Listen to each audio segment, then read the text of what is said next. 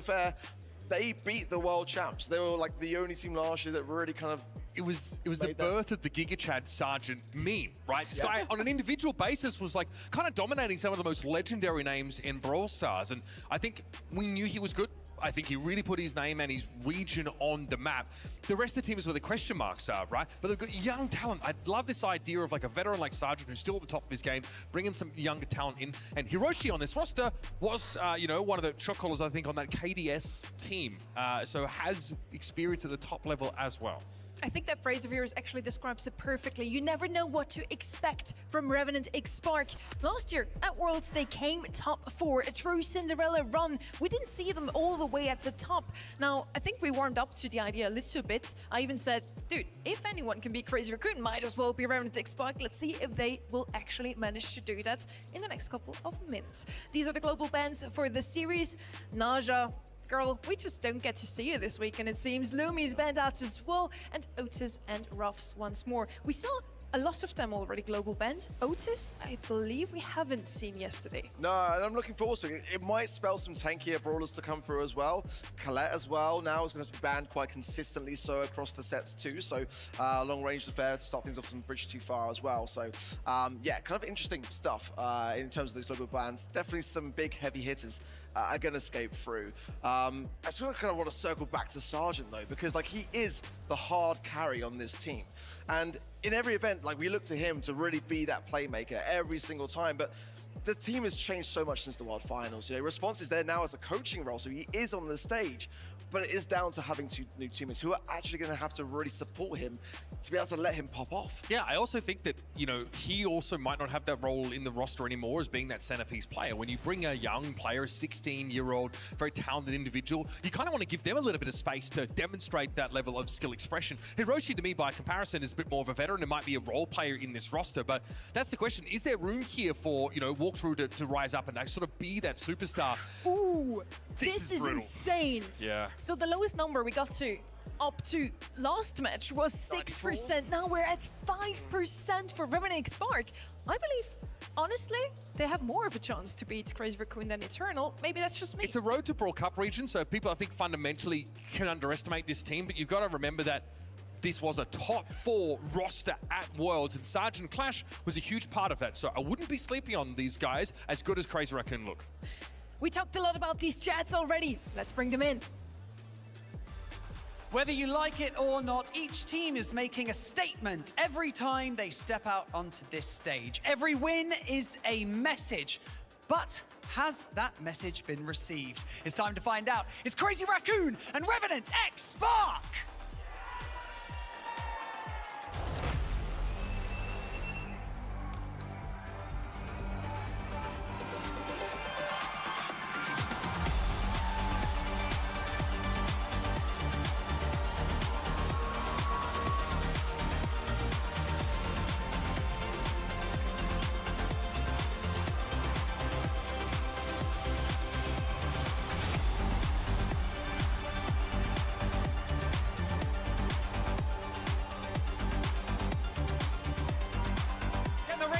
Champions have a clean run through the group stage.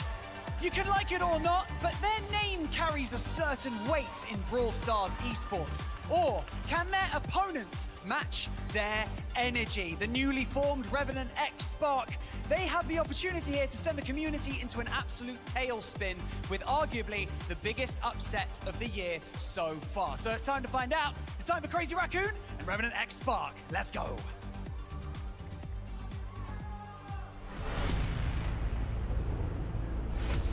Moya, Tensai, Milcrio,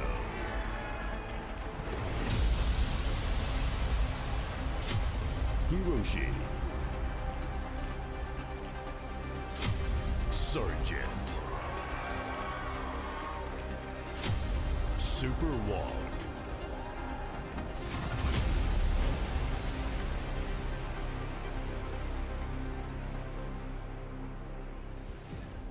They are looking calm and collected on both sides, which is lovely to see.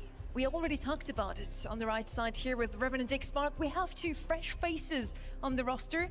A strong leadership core still, of course, with Surgeons on their side and the response as the coach. But again, they're looking super calm.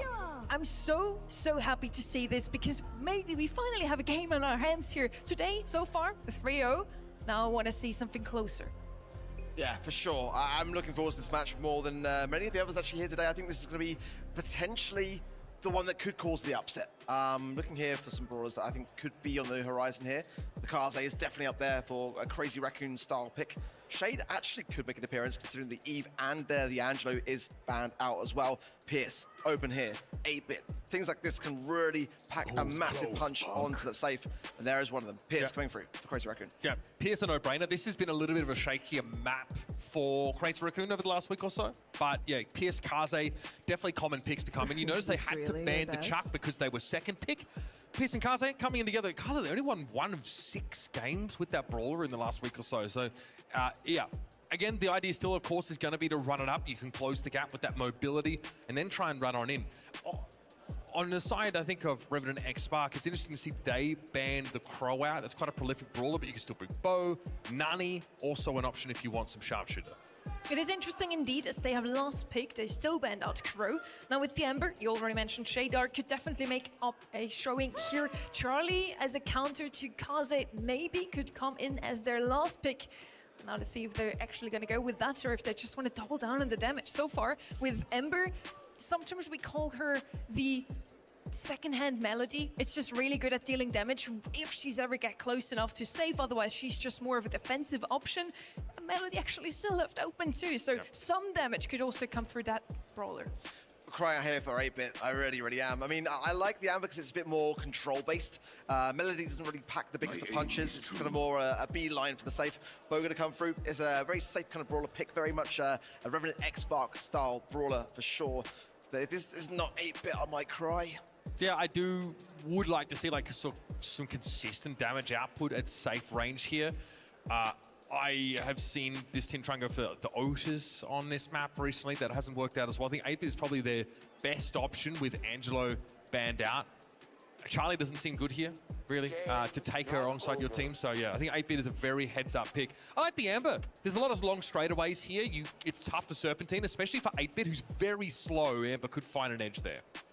And for you on the mic today, or for this match at least, we have Trev and Kenny.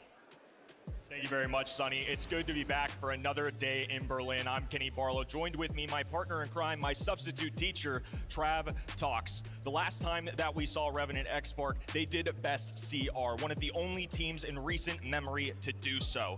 And at the center of it all, Sergeant Clash. Now an opportunity to double down with a brand new roster, brand new logo, and a brand new year. This is your defending world champions looking to go 2-0 in the group stage. Yeah, the Sergeant versus Tensai on the left-hand side, that's going to be one hell of a matchup. Superwalk getting a bit of progress on the big stage here, but early on, Tensai and all of CR destroying their lanes and getting full control. Just choosing to wait a little bit for this fan storm to come in, want to get a bit of value on the safe and on the opposition too. Nice daggers flying out of Tensai, who played phenomenally in that match number 1 just moments ago. A speed run, if you will, and so far so good for the East Asian Goliaths. The Super Walk has to back away. Sergeant respawn. He's gonna have a hard time until Shade really starts cycling this super. It's just a difficult time. There he goes, dashing through the wall, has the ability to walk over water. Moya in trouble. Now Sergeant just looking to clean up. It doesn't matter though, Tensai still escapes. Yeah, Tensai's going to get this crack as well as keep his super. Might try and stay alive. You saw him, he got the fan storm down just about, actually threw it into the air as he was falling, so a bit of damage from beyond the grave. Tensai here. Revenant getting their first signs of life and first damage on safe. Sergeant will cycle out that hypercharge, but chooses not to go for the defense. And extra credits there as well for the 8-bit on defense, but now it's all down to Moya. Really gonna have to capitalize here because they're already sub 25%. I think Tensai just knows the writing on the wall. They should have this in the bag, especially with another brawler up the middle. Moya from the distance. Smooth sailing for CR, just unfaltering the entire day so far. I mean, it was about a perfect start as you can get, I think, to be honest with you. 3 kills, a really early one from Tensai started things off, and then all of Revenant X-Spark just crumbled from there. And I'm sure they'll make some changes to not let that happen again, because they're falling behind on so much of that kind of area on the map, as well as the scoreline early on. And they're actually triple midded. Once Sergeant got booted up, the supers provided. They got a ton of kills off it, got some immediate pressure, but in a moment like that, I mean, tough beat. Now a double kill going down. Hiroshi doesn't have the range to contest with milcryo either. This might be a comp diff. I'm not sure if it's a skill diff. It might be both, for crying out loud. It seems like that's the case at the moment. Two of them on the left-hand side here as Sergeant kind of lurking around this wall, knows he can go across that water, but still great hits from Tensai. That's surely going to be a kill on Sergeant too. Superwalk's going to fall as well. And all control remains with CR. Fanstorm still in Tensai's hand, but they've managed to keep milcryo a bit further off the safe, but as I say that, he throws an extra credit straight.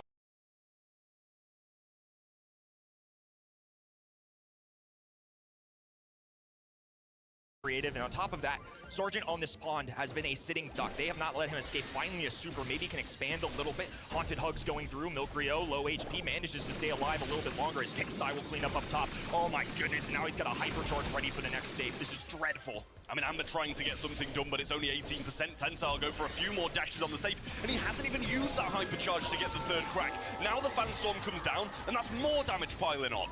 Running laps around Revenant X-Mark right now. Couple new teammates alongside Sergeant, a long time great in this game, but right now they are facing a heavy amount of pressure as Tensai dives in, and similar to their match number 1, making a light work of every opponent in front of him. I mean, I don't know about you, Kenny, but I think a lot of us here on the desk at least expected a bit more from Revenant X-Mark. So hopefully over the next few sets, they'll be able to sort something out. They're still looking as happy as ever. They're laughing. I don't know if that's just because of how hard they've got beaten and trying to be a bit lighthearted. But, you know, why cry when you can laugh? Sometimes if it's so bad, the only thing you can do is just laugh it off and move on to the next one. And speaking of laughter, I mean, nobody has made milcryo frown. He rarely does, but I mean, they just look so comfortable. And in the game, it shows too. I'm a big proponent of let your game do the talking. And CR just haven't even had to catch their breath. It feels like they've had their way with every single draft, every single moment. You can kind of see it here in the replay. I mean, it sounds like Sergeant's just kind of reassuring his team. Let's write this one off, on to the next. We'll go into Bounty with a completely different strategy, new outcome. Let's just try and reset. Absolutely. Like, as dominant of a set as it was, you know, there's still require 2 more to be able to beat them down. It's, you know, they're not out of it just yet. As poor as they seemed and as good as CR have seemed all day long so far, they've still got a chance at least. Sergeant, I think strangely comfortable, if you will, against Crazy Raccoon. I mean, we saw him beat them. It was the only team at LCQ. It nearly tripped them up on their trip to a 3rd World Finals for Tensai. I mean, that's a big piece of Brawl history. Obviously, a completely different roster. Having Response, I'm sure, is a little bit of a comfort blanket, if you will, having his previous teammate there. But these other 2 players, significantly less experience, and this was the big question mark rolling into this. It's why I struggled to pick this group overall. I felt like CR were a step above everybody else. After all, they're the defending world champs, 2 Grand Finals wins. You have to just let the results speak for themselves. But between Revenant, X-Mark, and Eternal, I really battled with this because one of the beauties of this tournament is the unknown. We have no idea how teams like Road to Brawl Cup are going to perform. Yeah, well, we've kind of got a glimpse of it so far, and it's not looking the best, Kenny, at the moment, to say the least. But should be able to see the draft in just a second. It is going on now, but obviously kind of not on the UI at the moment. Mortis, I believe, we heard him, so he was the first pick coming in, and that is going directly to the Crazy Raccoon side. Ban-wise, looking at the Edgar, the Shade, and the Kit on that side. Over the flip, Revenant X-Spark get rid of the Gene, the Colette, no surprise there, and also the Rico. Stereotypical start. It's going to all be about how they answer this Mortis. Do they grab some kind of anti-tank, which it's a little bit trickier to go into that. You see Otis in that global ban on the top right, so no mute button available, but still several options. It's just which specific one do they want? For Lair Cake, do they want something with a chest? That's exactly where I was going with that. They wanted Chester to kind of have that burst damage, because when Mortis dives in, it's a real issue. Especially with 4 bells on him, it's just so much for a Mortis to tackle. So as good as he is, this is, I think, an appropriate measure. Absolutely. It was on the tip of your tongue, Kenny. I'm not going to pretend like you weren't about to I think I got it on a buzzer beater. It was just about coming out, yeah, buzzer beater as the Chester was picked. So Superwalk going to be slotting on that one as, you know, as we keep on saying. It's just one of those brawlers at the top of the meta at the moment. So versatile, so good against so many different things. And those bursting shots and the array of supers can be so good against the Mortis. No Edgar, no Shade, no Kit. So a lot of those aggressive options were removed. So it makes sense even more why so they would pick the Mortis there. But Leon still available. Alongside the Lollipop drop, I think this is a very valuable asset for the team as a whole. Invisibility is always nice. There's so many good perks to this. Now if they go thrower as well, I might add, if they want to play from the distance, it gets a little bit trickier. Yeah, absolutely.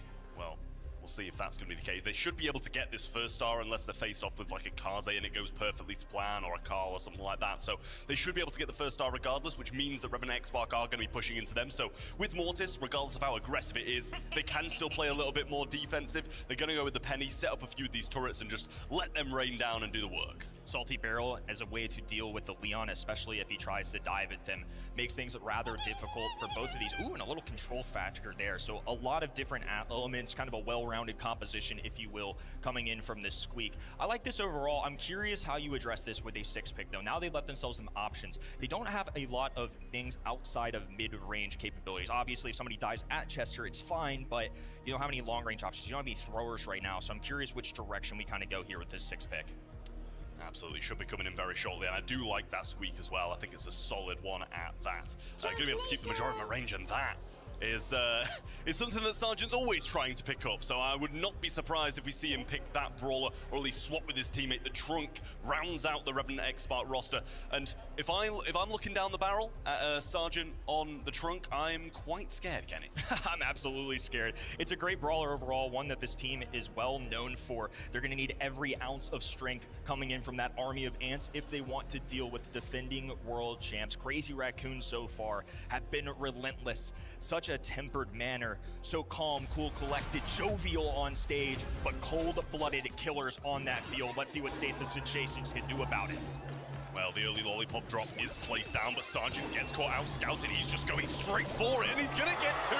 The trade's there, and the lead remains with Crazy Raccoon, but what a way to start. That's a confidence builder. Flashy play off the rip, though. I mean, that's significantly more than we saw maybe in the entirety in that opening set, so nice to see that Sergeant still got it. Super walk on this left-hand side, flanking, though, and especially with this early establishment of a Penny turret in the backline, it's going to be really difficult for the Revenant roster to take it down. It's just going to continue to kind of pummel at them, force them away, especially with the incendiary that lurks after that. It makes Revenant trip up a bit. Yeah, I mean, with Leon on this left-hand side, one of the few brawlers that Tensai might have a bit of a decent say in unless he's cycling out some of those supers, so not the worst matchup in the world for him. Sergeant just waiting for his teammates to start building something, but other than that, he's just feeding a lot of Penny shots the other way. There's a gadget from Sergeant again. He's going to go in, goes to the right-hand side, but doesn't find anything back from it. There's down goes one on the left, but Hiroshi trying to get Moya, and I don't think he's going to be able to. The lead remains with Crazy Raccoon after that big scrappy fight. Interesting choice there. Sergeant, I think, relying on Super Walk to get the follow-through kill, but just didn't happen quickly enough. And now Sergeant with low HP is going to have to dive away for now.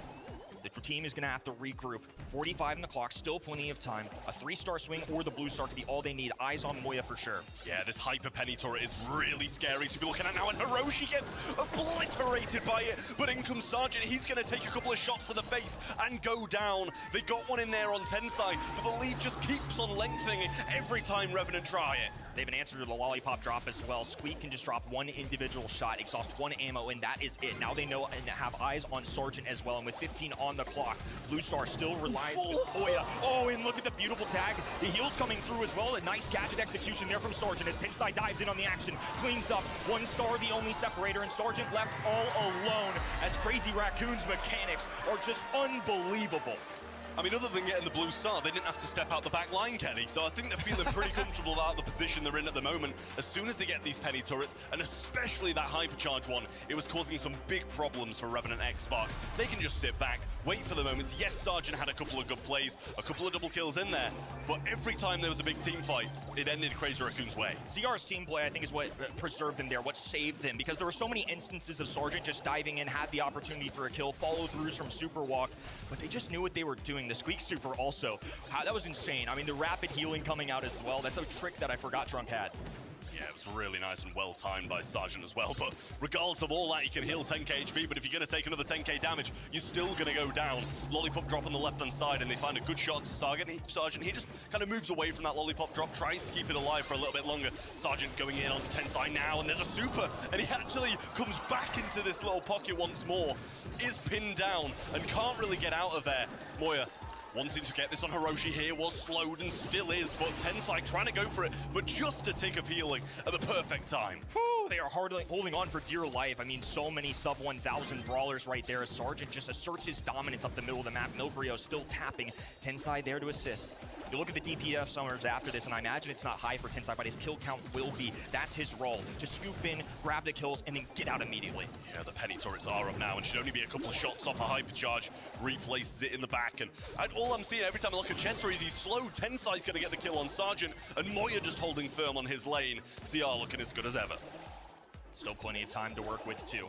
CR haven't really been forced to make any crazy moves yet. It's been Revenant who have been on the back heels the entire time. Now they isolate Moya on this right-hand side. That is ideal for them. If they're going to get one brawler, it's going to be the squishy one that can't do a ton of damage up quick. Sergeant, though, going for a hypercharge. He wants to go for all these brawlers. He will use the super, bounces and in and out. Oh, and a miss ricochet again, but Milkrio left all alone. Thankfully for Revenant, they have an exit plan. Yeah, they've got the lead too. 10 seconds on the clock. Tensai trying to make the move, but gets hit a couple of times right on the edge. In comes Milkrio, going to throw a really aggressive turret, and Moya trying his best, but all of CR fall, and Revenant eventually get the play that pays off.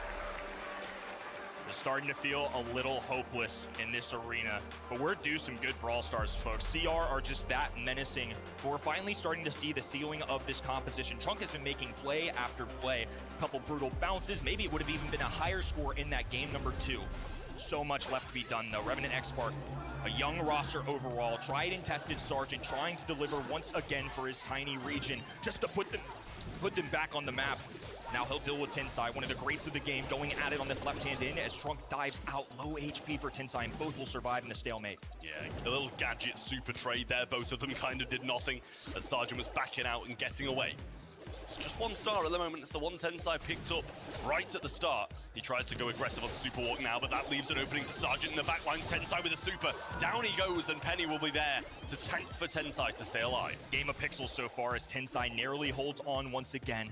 And most importantly, still resides the blue star with the blue roster as Sergeant gets a little invisibility coverage. Now they don't know where he is. Moya left all alone once again. Sarge diving in. Moya low HP, grabs one. But in the meantime, Tensai will take off for the top. It's an even trade favoring CR. I mean, that's all these games have been, even trades favoring CR. 1 for 1, and all the time the stars go CR's way. This one, big, decisive game though. 55 seconds still on the clock. It's going to be a question of if CR are going to be 2-0 up or Revenant even score. They're requiring a lot out of Sarge. Their fearless leader, hypercharge being popped, purple button going down, left-hand side, Milkrio, not a chance in the world at this, and a double kill alongside a red roster take the lead.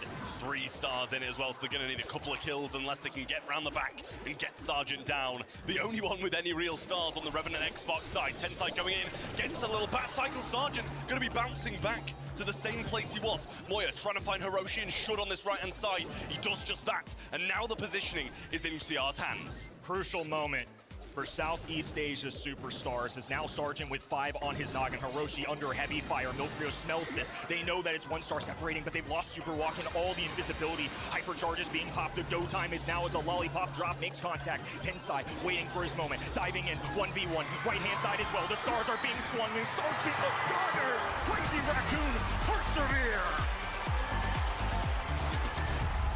Stressful one for sure for Crazy Raccoon at the end, but I just felt like they were non-stop farming Hiroshi at the end.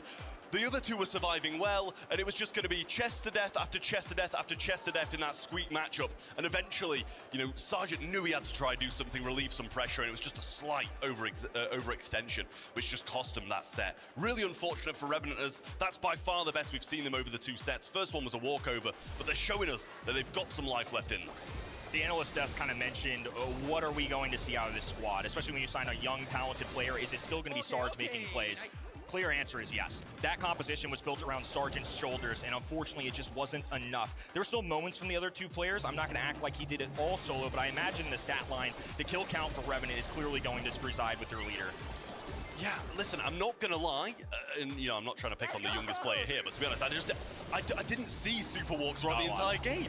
Like, he was, you know, providing a bit of backup here and there, and yes, he's got 3 stars, so he must have got a kill, but I just didn't feel he was that present, and I'm not sure he's kind of being really passive because of how young he is and how inexperienced he is on these big stages. but those are the kind of hesitations that you can't have. And as I said, Hiroshi was kind of getting farmed through there as well. But you mentioned Sergeant, going to be the one with the big stats, 10 kills, which is more than anybody in the lobby.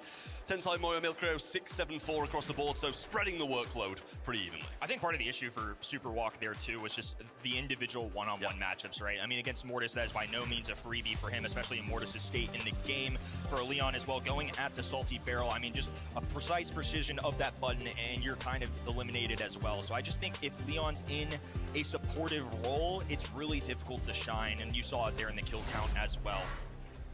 Probably one last chance. They only have one set to go, and Revenant X-Spark in a world of hurt right now. This is not resembling the same of what we saw at LCQ. They certainly haven't felt that. I don't have the same hope that I have. They need to find it within themselves, within this young roster, to try and provide for this very beloved, tiny region, just trying to prove themselves yet another year. Absolutely. The thing is, if CR win this one as well, it sets us up for a great third game in this group to decide who's going to be joining Crazy Raccoon in day 3 of the Brawl. Chester, as expected, as usual, going to be one of the first picks coming out. So versatile, so strong at the moment. Ban-wise from Crazy Raccoon, we're looking at the M's, the Frank, and the Shade. And over the other side, it was the Crow, the Colette, and the Mo. And then Nita going to be the first pick coming out of Revenant. Anti-tank, anti-tank. Especially with Colette ban, Crow ban, Ims. I'm going to keep calling it out because the order of operations a lot of the time this weekend is going to be each team ensuring that they have a way to deal with tanks. The game revolves around these beefy brawlers. You have to be prepared, and there are a ton of good ones in the meta right now. These are top 2 choices. I really like Chester, and obviously to get a spawner in Nita, not a bad consolation prize. Absolutely. I mean, the mobility that Stu brings to the table is really, really solid, and it does seem to be these more Asian-based teams who are picking the brawler up and playing it a bit more than the rest of the world. We're back over, though, to Crazy Raccoon to get their second brawler, and you mentioned so many anti-tanks off the board, so they've kind of got to pick the ones that are left. So, I mean, you know, there can't be that many to just be able to just go a tank. Yeah, there you go. The Ash is going to come out at the end. I was saying, we're expecting a tank to come down because there's so few tank counters, and you should be able to occasionally run through a Nita anyway. Sandy, can't say I would have expected that one, to be honest, but I don't mind it at all. I wonder if Trunks still comes through here for this squad. It's a brawler that shows up here. They kind of need a tank at this point. Otherwise, I don't know if they're going to have the damage. They don't have a natural goal scorer. I wonder if this Stu's going to have a hard time with Ash. I think this is a creative solution for that because all the robotic rats deal with the individual shots of the pyrotechnic on the right-hand side.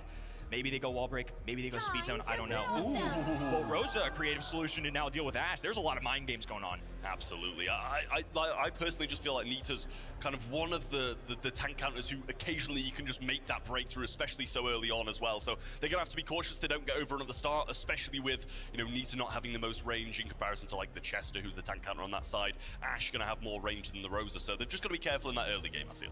Tensai's had a long road in this game, the most tenured in our history, and he's on a quest this weekend to be the first to survive the LCQ, to win multiple World Finals and a Brawl Cup all on top of that. Revenant X-Spark trying to stand in their way. So far, no good, but Sergeant taking off down the left-hand side. He and Moya are dueling. Advantage Moya. Now Tensai capitalizes as well. The robotic rats rushing at Superwalk as he tries to deal with multiple enemies at once and doesn't stand a chance.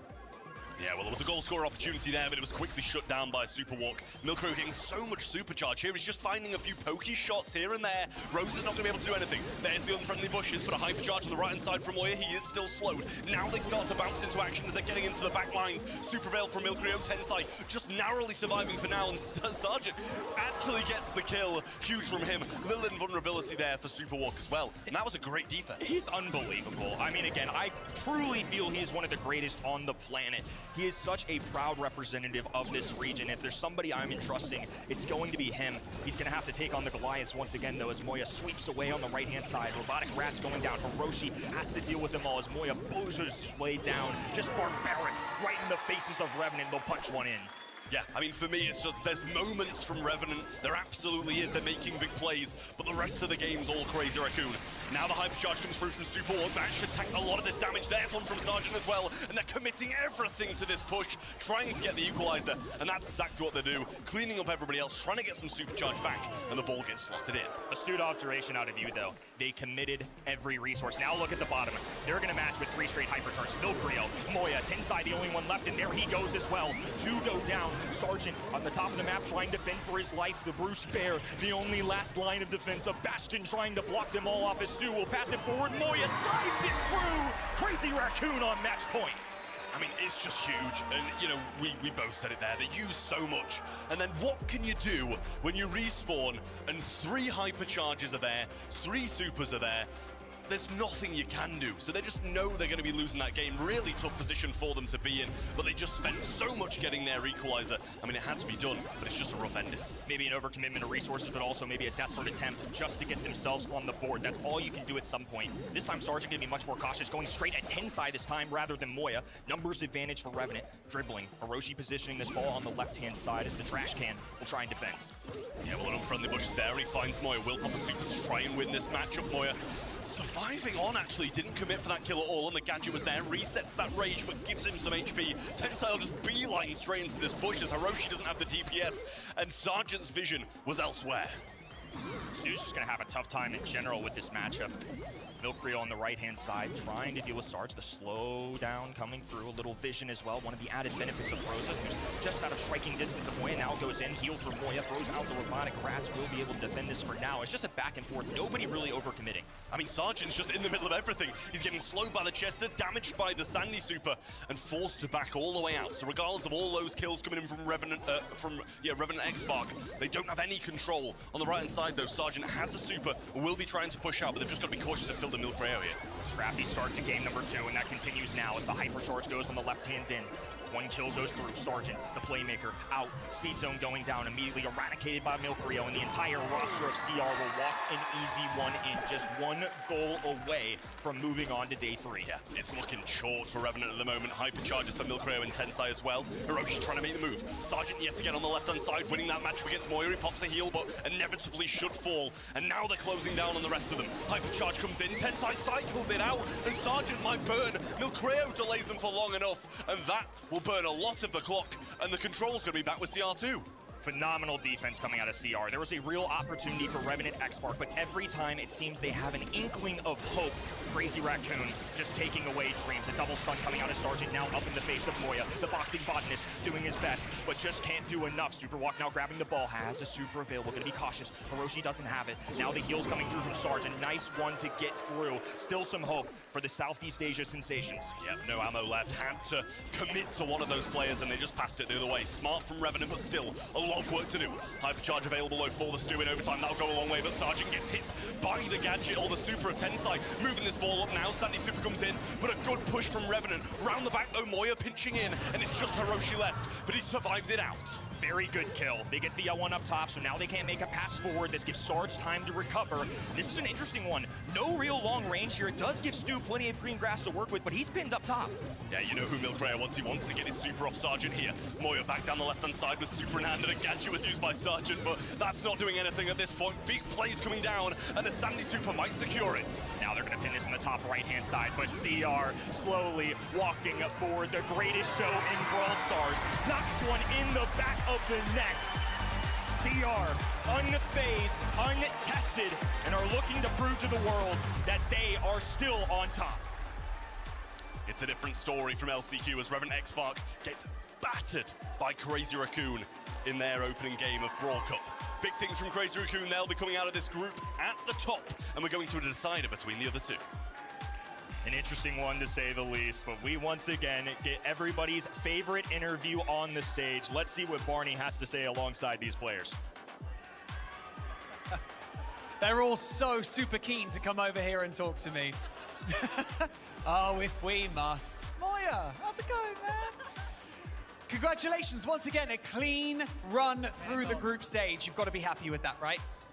おめでとうございます。嬉しいですか？嬉しい。Happy.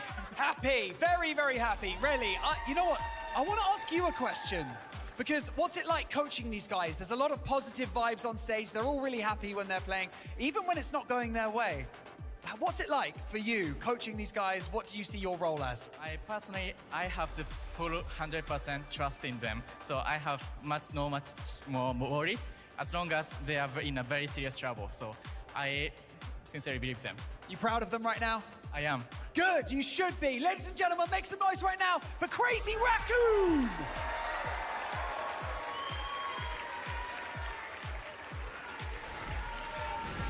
What a performance today of Crazy Raccoon. They're the first ones this tournament to make it a clean run. 6-0, not a single set dropped. We now got Trav here on the desk.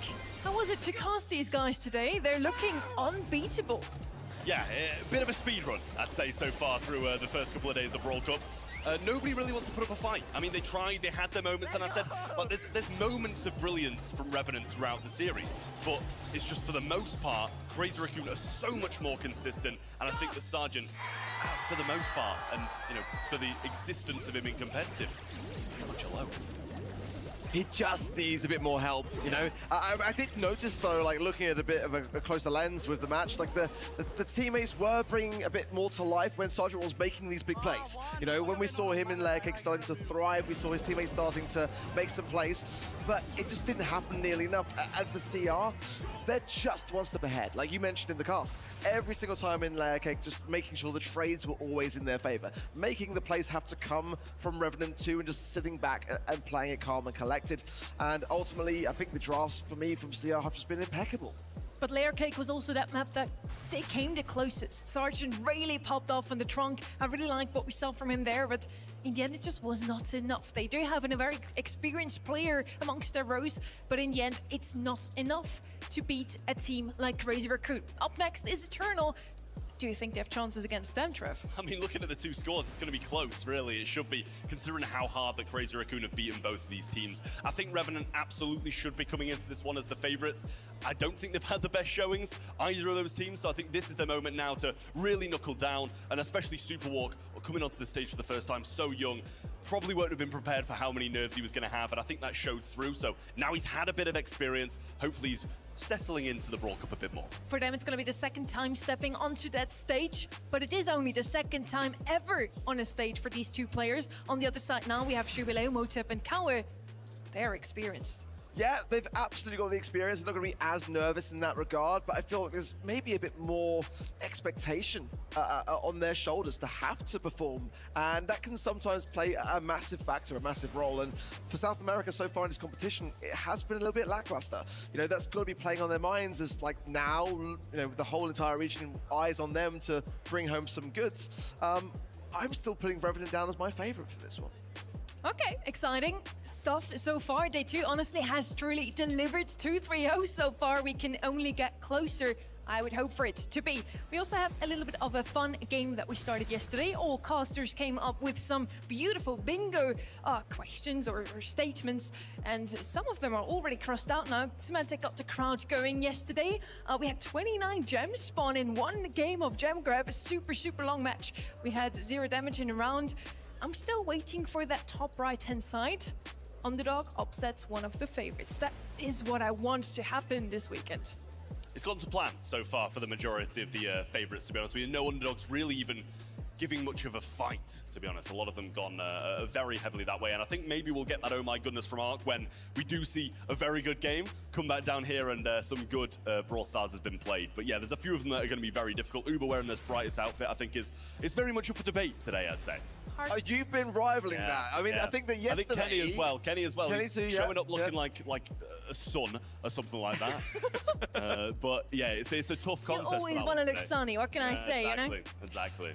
Yeah, I'm coming for that title for the brightest caster, I feel. Also up here, by the way. But yeah, we are still one more match in this Group C. So exciting stuff coming out of those two teams so far. Let's make it a bit closer now, please. Eternal versus the Revenant X Spark. On the right-hand side, once more, we have two rookies still. They collected some global stage performance experience today. And left-hand side, Eternal, we had them might even taken a couple of sets of Crazy Raccoon, and it did not look as convincing as they hoped themselves. Yeah, it just felt like they were just playing into CR's trap the whole way through. They just didn't seem to have much kind of communication flow. There wasn't really kind of any synergy going on. It was just kind of like playing through the motions of allowing a sweep to occur. On the other side with Revenant, I felt like there was a bit more of a attempt to make the play. Like, Sergeant was the playmaker, and the teammates that around him just got to support that a bit more and try to bring some of their own confidence forwards, and just less depend on Sergeant to have to initiate the idea. For Eternal, I definitely feel like they could be very much a contender to take this to a 5th and final set, but they've got to start to talk. I think it'll come with time for Revenant, though. As I said, they've got a couple of rookies to the stage, so once they've settled in, and I'm aware that this is now or never, there might not be more time after this one. There's no more second chances, so they're going to really have to knuckle down and kind of get rid of those nerves, back up Sergeant being that main player, because I felt like sometimes it does seem like he's playing alone, and yes, you're going to be a bit more standoffish, you're going to play a bit further back, a bit more composed when you're kind of new to the stage, but you've just got to let your mechanics speak for themselves. Let's see if Revenant Expert can do that. Mechanically, they're certainly up there. We have a couple of very young talent up there. Super Walk, fresh 16-year-old. And the 16-year-olds have been popping off in every single region so far this year. Yeah, it has been the year of the underdog. It really, really has. And, you know, we've seen that across the regions, not just in places like, you know, EMEA and also in East Asia, but, you know, across the board. And I think it says a great deal about Brawl and kind of how to really keep up and be the best in the world.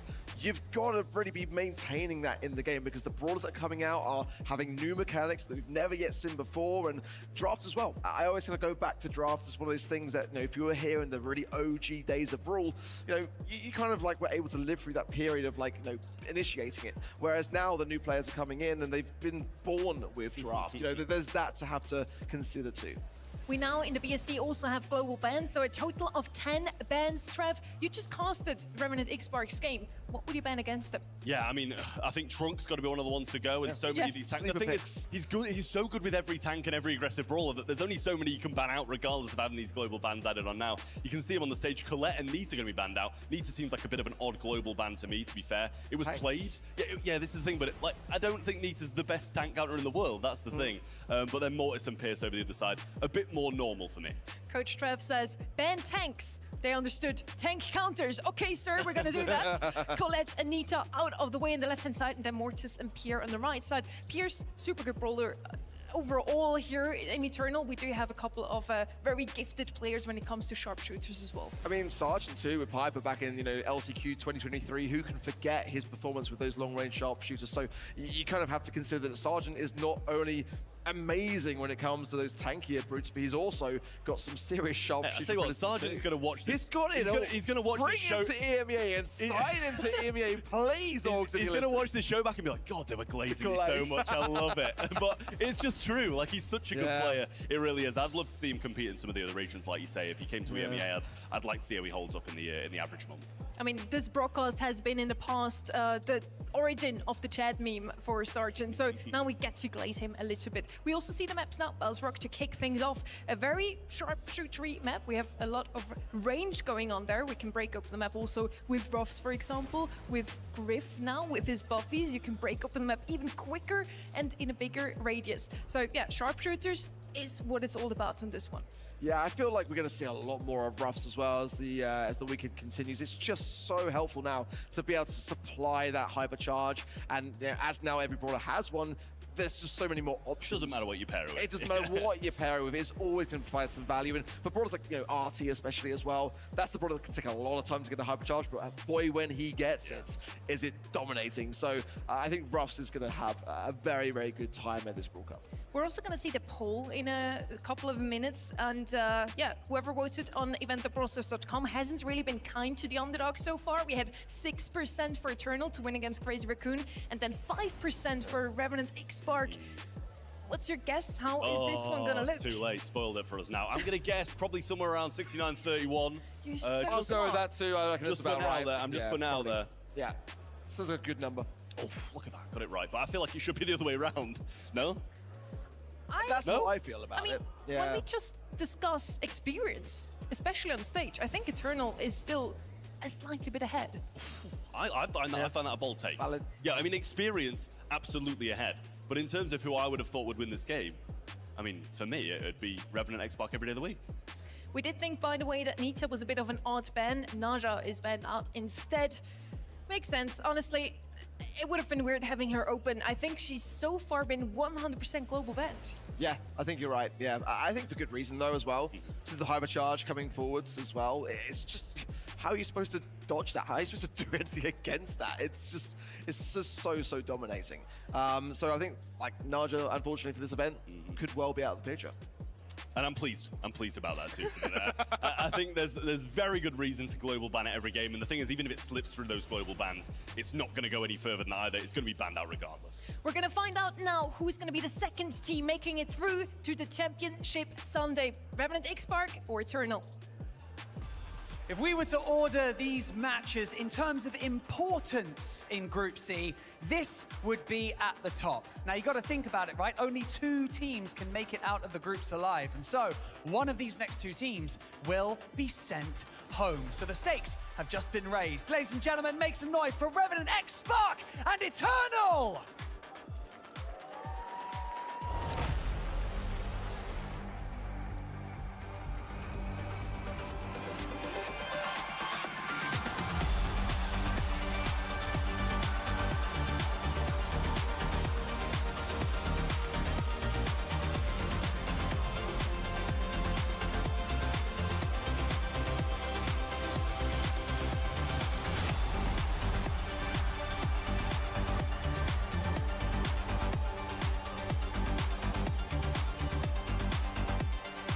Two teams in search of redemption, one with an entire region on their backs, and the other searching. They've got a score to settle, don't they? They have a score to settle with some of the best teams in the world. And so, both stand in each other's way, but only one can be the unstoppable force. Remember, this right here, this is an elimination match, so it's time to see who's got what it takes.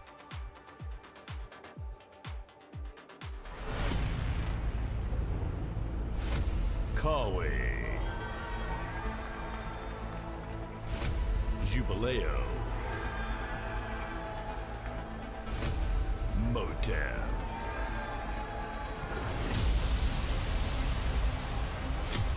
Hiroshi, Sergeant, Super Walt.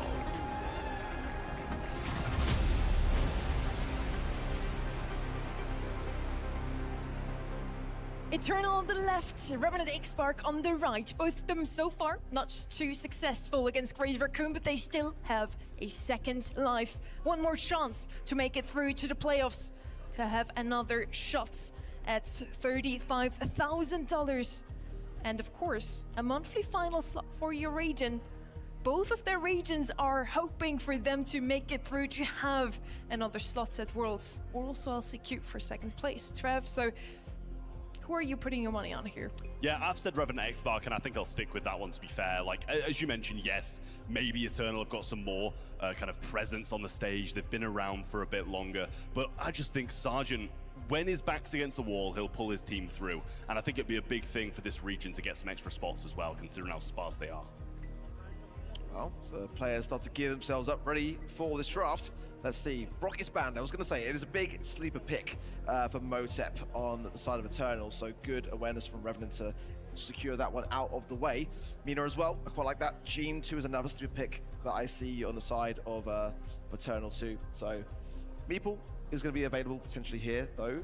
Bell as well, long range sharpshooter ideas. I do like that kit ban for sure, but it could open up the door to potential things like Edgar. That's kind of like a bit of a wild card brawler pick. Gus going to come in as that first pair of hands, and I quite like it. Do you like it, Dan?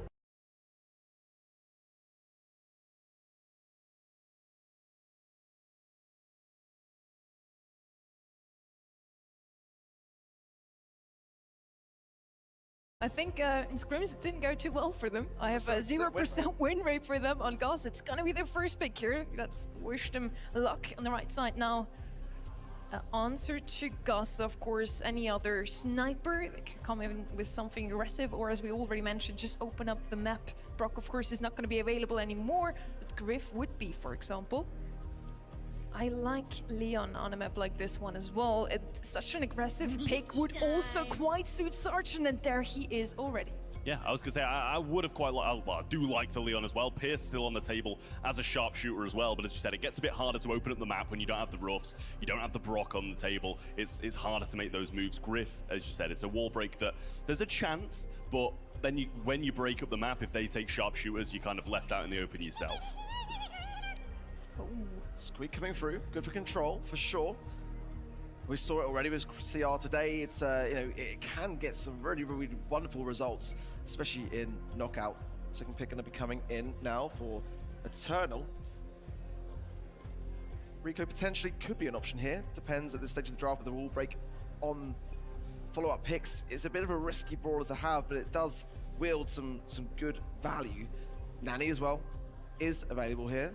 The question is what they're going to be combining this Gust and Shielding with Maple, which I said before, coming forwards now. It's going to be very good in knockout, and just the Manchester Meeple gadget normally tends to be what would be the preference on this kind of map. It's a brawler we haven't really seen from many teams on a map like this one, but quite often played in scrims from Eternal. Now Tick coming in as last pick.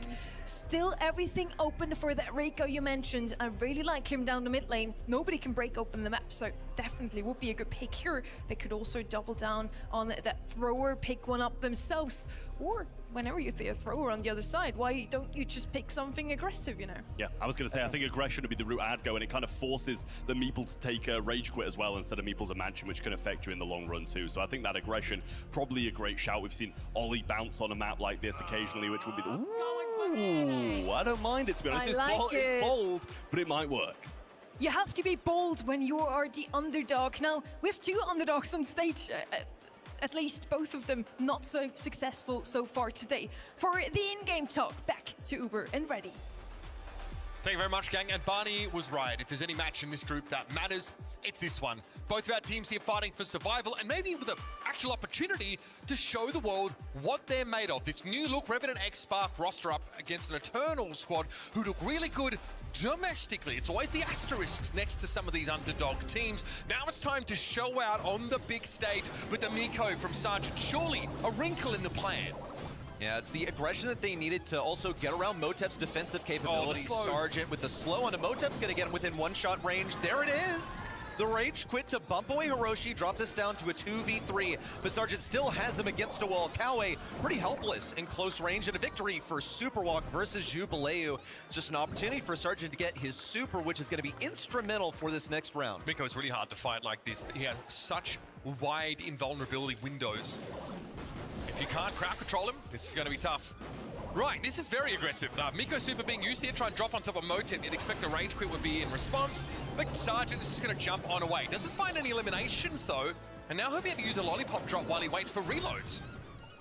Wonderfully done, a huge slow, the rebuff from Motep with the gadget, but now that's been baited out. Could open a window for a push in from Sergeant. He's gonna flank from the left as Jubileu tries to hold on to some sort of security on the right side. It's gonna be suppressing fire from Superwalk that keeps Eternal against the wall, and this poison is going to be spawning in at any second now. So Eternal need to push out of their backlines into mid. Sergeant here just looking for an angle on this left-hand side. Obviously dodge away from a lot of these tick might, and here comes the aforementioned gas. No supers really built up here for Eternal whatsoever. Crucially, no bubble here for Jubileu, and Motep is in trouble here. Caught inside one of those quick bombs. Jubileu is able to find a super there, and the double tap on Hiroshi. The Sergeant is in there like swimwear, and Superwalk fancies a chance to get involved himself.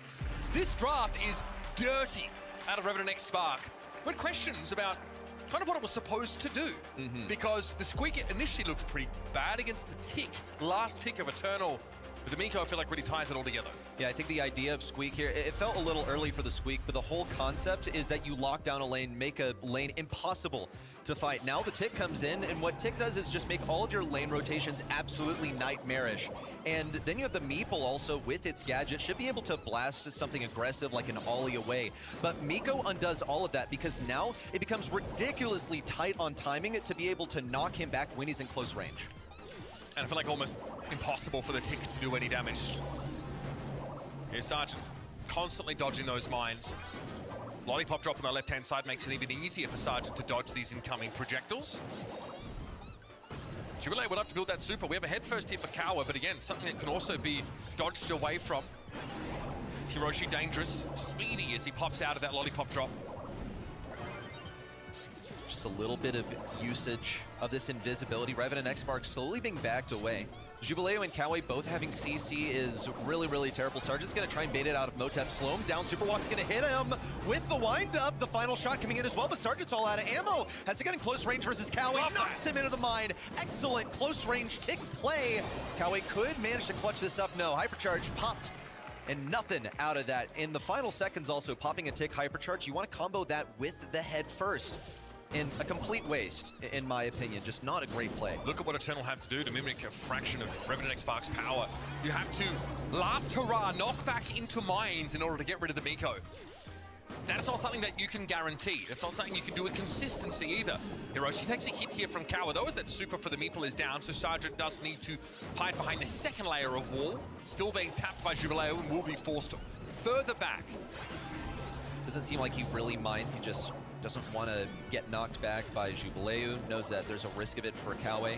He's trying to open things up, also keep the remainder of his roster from getting backed away too much. If he can slow a target, they're going to combo it with a walkthrough and just get that wind up. Almost found its mark onto Kawe. Now it's going to be used on cooldown for probably the rest of the round until the final seconds, where Kawe does have the super to use. Stun on the right side, but it goes in favor of Hiroshi. Hypercharge out now. One of them is going to hit Jubileu, but Superwalk's going to have to tank this head first. Kawe and Jubileu in close range. 2 versus 1. Superwalk knows it's over. Not interested in feeding anything to this tick. The Meeple hypercharge at the ready here. Crucially, it's Gus's, in fact, that Jubileo's been able to build up. He had to tank a bunch of squeak damage earlier in the round with that super. Kept him alive long enough to win the fight against Sergeant. You've got to respect this Miko. That was a whiffed combo right there. Sergeant went in and slowed Jubileu, but Walkthrough just didn't have a sight line to hit that windup on him. Keep in mind, folks, it's in excess of 4,000 damage with a single squeak shot, so it is a ton of utility. But they're going to just be playing around their 2 gadgets, synergizing as much as possible, just waiting for that next opening, basically. Though they are keeping in mind the presence of hypercharges. This is a countdown to chaos, as Miko would say, with Kawe ready with his hypercharge for when things are locked in close quarters. Trying to catch the slow one towards Jubileu. Sergeant, though, maybe has eyes for Kawe instead. Last hurrah is going to have to be activated now. Hypercharge from both the Meeple and the Tick. It does ward Revenant X Spark off, and the red side do not have any supers to leverage now. Sergeant could be close to one, however, he's just gonna have to work for it. There he is, gets it after one shot, might want to jump to the sky, now in a safe spot, away from Motep. No! Stunned by Motep's gadget, and no impact from Superwalk, can't even get the kill. Oh, it's a tied up set 1, and this one is brutal. Starting to see some of the weaknesses there for Miko. That wind up that he needs to enact before he can get up into the skies. Is this one of his most vulnerable states? It's why that Miko super rarely gets used. In fact, it's rarely an escape tool. Usually just to get free positioning. Also, while in the super, you move ridiculously quickly. It mirrors the high speed in the game. Whoa, what a melee to start things off for Revenant X Spark as everyone goes into this prison of bushes to expire one after the other. Now Motep is just going to become super fodder. He'll probably keep shooting, so it would be best to dispatch him now instead of try and, extract more supercharge from him. Really efficient round 1. Not the greatest play for Eternal to bunch up at the center, and I cannot believe Superwalk actually managed to pull that one off, blindly aiming a shot down the center. Yeah, bunching up into a choke against the squeak. Not ideal at all. Sergeant takes a lot of map control just by standing on that left-hand side, but eventually has to respect Motep's super. There's already a shot through the wall. Now might be an opportunity to force a gadget out of Kawa. Yep, there's the last hurrah, knocks Sergeant back. Head first here should be kited away from fairly effectively. He'll tank the hit instead. It'll live to fight another round. Yeah, Superwalk missed both of the shots on that tick super that he needed to hit, but now Kawe doesn't have it. He's going to be halfway to his next super, laying down as many mines as possible to take Sergeant. Now has to path away from this pretty fed tick super. Superwalk's able to dispatch it, but it costs him ammo and an opportunity to heal up. Eternal going to play off of this and attempt to push into mid. Yeah, there's that super getting thrown down by Kawa, though. Motep's there with the taps. Now as much of the map opened up. Hiroshi? No, blown up there, a little bit too close to the sun. That's all going to be on Superwalk here. This one's going to go to the wire. Revenant X Spark, back him all the way up into the poison. He's not going to feed any abilities if he can help it. Some win conditions now manifesting for Eternal. Kawe ready with his hypercharge. However, this just puts a bigger target on his back. It means that Sergeant's going to find a way to get to him. He's going the left lane, but ultimately his target is this tick on the right lane. Just trying to play around, maybe open up some opportunities for Superwalk to land that windup and get some meaty damage with the sweet gadget. Hiroshi, speed boost here coming out of that lollipop drop's going to be forced to catch it out of Kawa at least. Head first also used and going nowhere in particular right now. Jubileu, dangerous moment for him. Somehow, a stay of execution extended. Jubileo is going to need this this super pretty soon here. Sergeant continues to press him. On the left side, Kawe sticking close to Motep, you know, minding that they need to stay spread apart, but he has to stay alive for the end stages. So where's the damage on Jubileo? Hiroshi out of nowhere, no! Whiffs a couple of attacks, Jubileo with a super just in time, but now he doesn't have that knockback. It means that Sergeant gets a free meal on the right side. Hiroshi cleans up the kill. It's 2 versus 2, but Hiroshi and Superwalk on desperately low HP. Dangerous spot to be for Hiroshi. Has the super to try and get away. Now it's on Superwalk. Not a good matchup against the Tickhead at all. 1v2 for the youngster. Might just be too much to ask. Kawe into the gas. There's the super out of Superwalk, but not enough time. Not enough connection with those globules. Here come Eternal. Hard-fought series so far. In the first set, they'll notch it up. The scrappy set 1 in the match that matters most in this group. The one where a team risks getting sent home, and in all likelihood, the one that was most prepared for. You face up against Crazy Raccoon, you understand that, look, I'm the supreme underdog here. Probably not going to be walking away with this win. You know, not a reason not to prepare, but certainly a trade-off. I liked the way Revan and X-Spark were super heads up in their draft here with this Miko last selection. It was not enough, however. And I think one of the biggest problems here for me was Superwalk just missing some crucial attacks. Seeing a lot of Leon from Superwalk in general. But again, it is very execution dependent, especially when your composition involves the Miko. Yeah, there might have been just enough time there. If that super had connected a couple more of those blobs. But here's our count back. And this is a little bit tough to look at here, especially someone like Hiroshi on the Leon needs to be able to get a heck of a lot of damage done. Doesn't quite pay off that position. Don't expect high DPS in general from That's Miko fair. there. Very technical brawler for Sergeant to have to play. And you put yourself in harm's reach. Playing that brawler, you take space, but you've got to take risks in order to do so. And looking at the stat line, I feel a little bad for putting even more pressure, putting the onus on Walkthrough, considering that he got so many kills. He was a DPS squeak out here, and folks, I am partial to a DPS squeak. It's just so entertaining for me to watch. We're going to be moving over to dueling Beetles, where a control brawler like Leon could be more at home. I think it was a huge struggle to play that one, and to tick just like not really a great matchup for Leon. You're going to be feeding a lot of those abilities. Lumi, Mina, Crow Band on the Revenant X Spark side. We see, yeah, Meatful, M's, and Pierce taken away. Poco is a no-brainer. Eternal really like to try and play some of these tanky brawlers. Poco obviously pretty potent here with that hypercharged super that gives that sort of lingering shield. If you are going to combine it with tanks or anybody with larger health pools, it can really pay off. Also have the ability to nullify any sort of crowd control. So if someone gets a sweet idea and decides, you know what, it's time to play Lu to counter this sort of death ball strategy, the Poco double tank that we saw in the days of yore, not going to happen. No, you're going to have protective tunes up in your face. So here's the Pam. Very curious. I can think of a lot of different ways to deal with this, but considering that Revan and X-Spark have the last pick, they can probably counter anything that is tailor-made to deal with Pam's turret. Something like a thrower is a pretty common reaction to this, but picking that on the 4-5 turn is a huge risk. Still remaining is Otis. Leon is an option to be snapped up. Kenji, we've also seen from time to time on this map. You're starting to think about what kind of tanks that Eternal are hoping to pair up with the Poco. Surprise! Penny is an option, and yeah, okay, going for the Chester here, obviously really solid side laner, and honestly, which was just with insane damage output, especially the gadget that gives him a random buff. Honestly, getting extra reload speed or extra pure damage is kind of nuts. Red Chester, man, it's all about Red Chester. Just pop that gadget and pray that you get the reload speed, because you get to push all the way up to the enemy side. Of course, it's possible to mess up, but it's just such an insane buff for this brawler to have, you know, just another thing up his sleeve in the bag of tricks. So you got to commit with this Poco. Yeah, pair it up with the Lu. A lot of times, Giga Chad Sergeant in the crowd. It's true, though. It's true. He really just is that guy.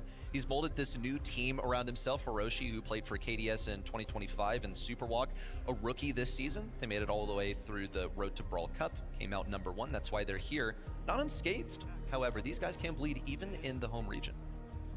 Did Hiroshi play on Coco Loco at all with Jay? Back in 25, he's been floating around a couple of those top teams out in East Asia. Either way, his Kaze to round out the draft for Eternal. So pretty aggressive in your face with strong crowd control. It's going to be a little bit hard for Revenant X Spark to draft a comp that shrugs this off effectively.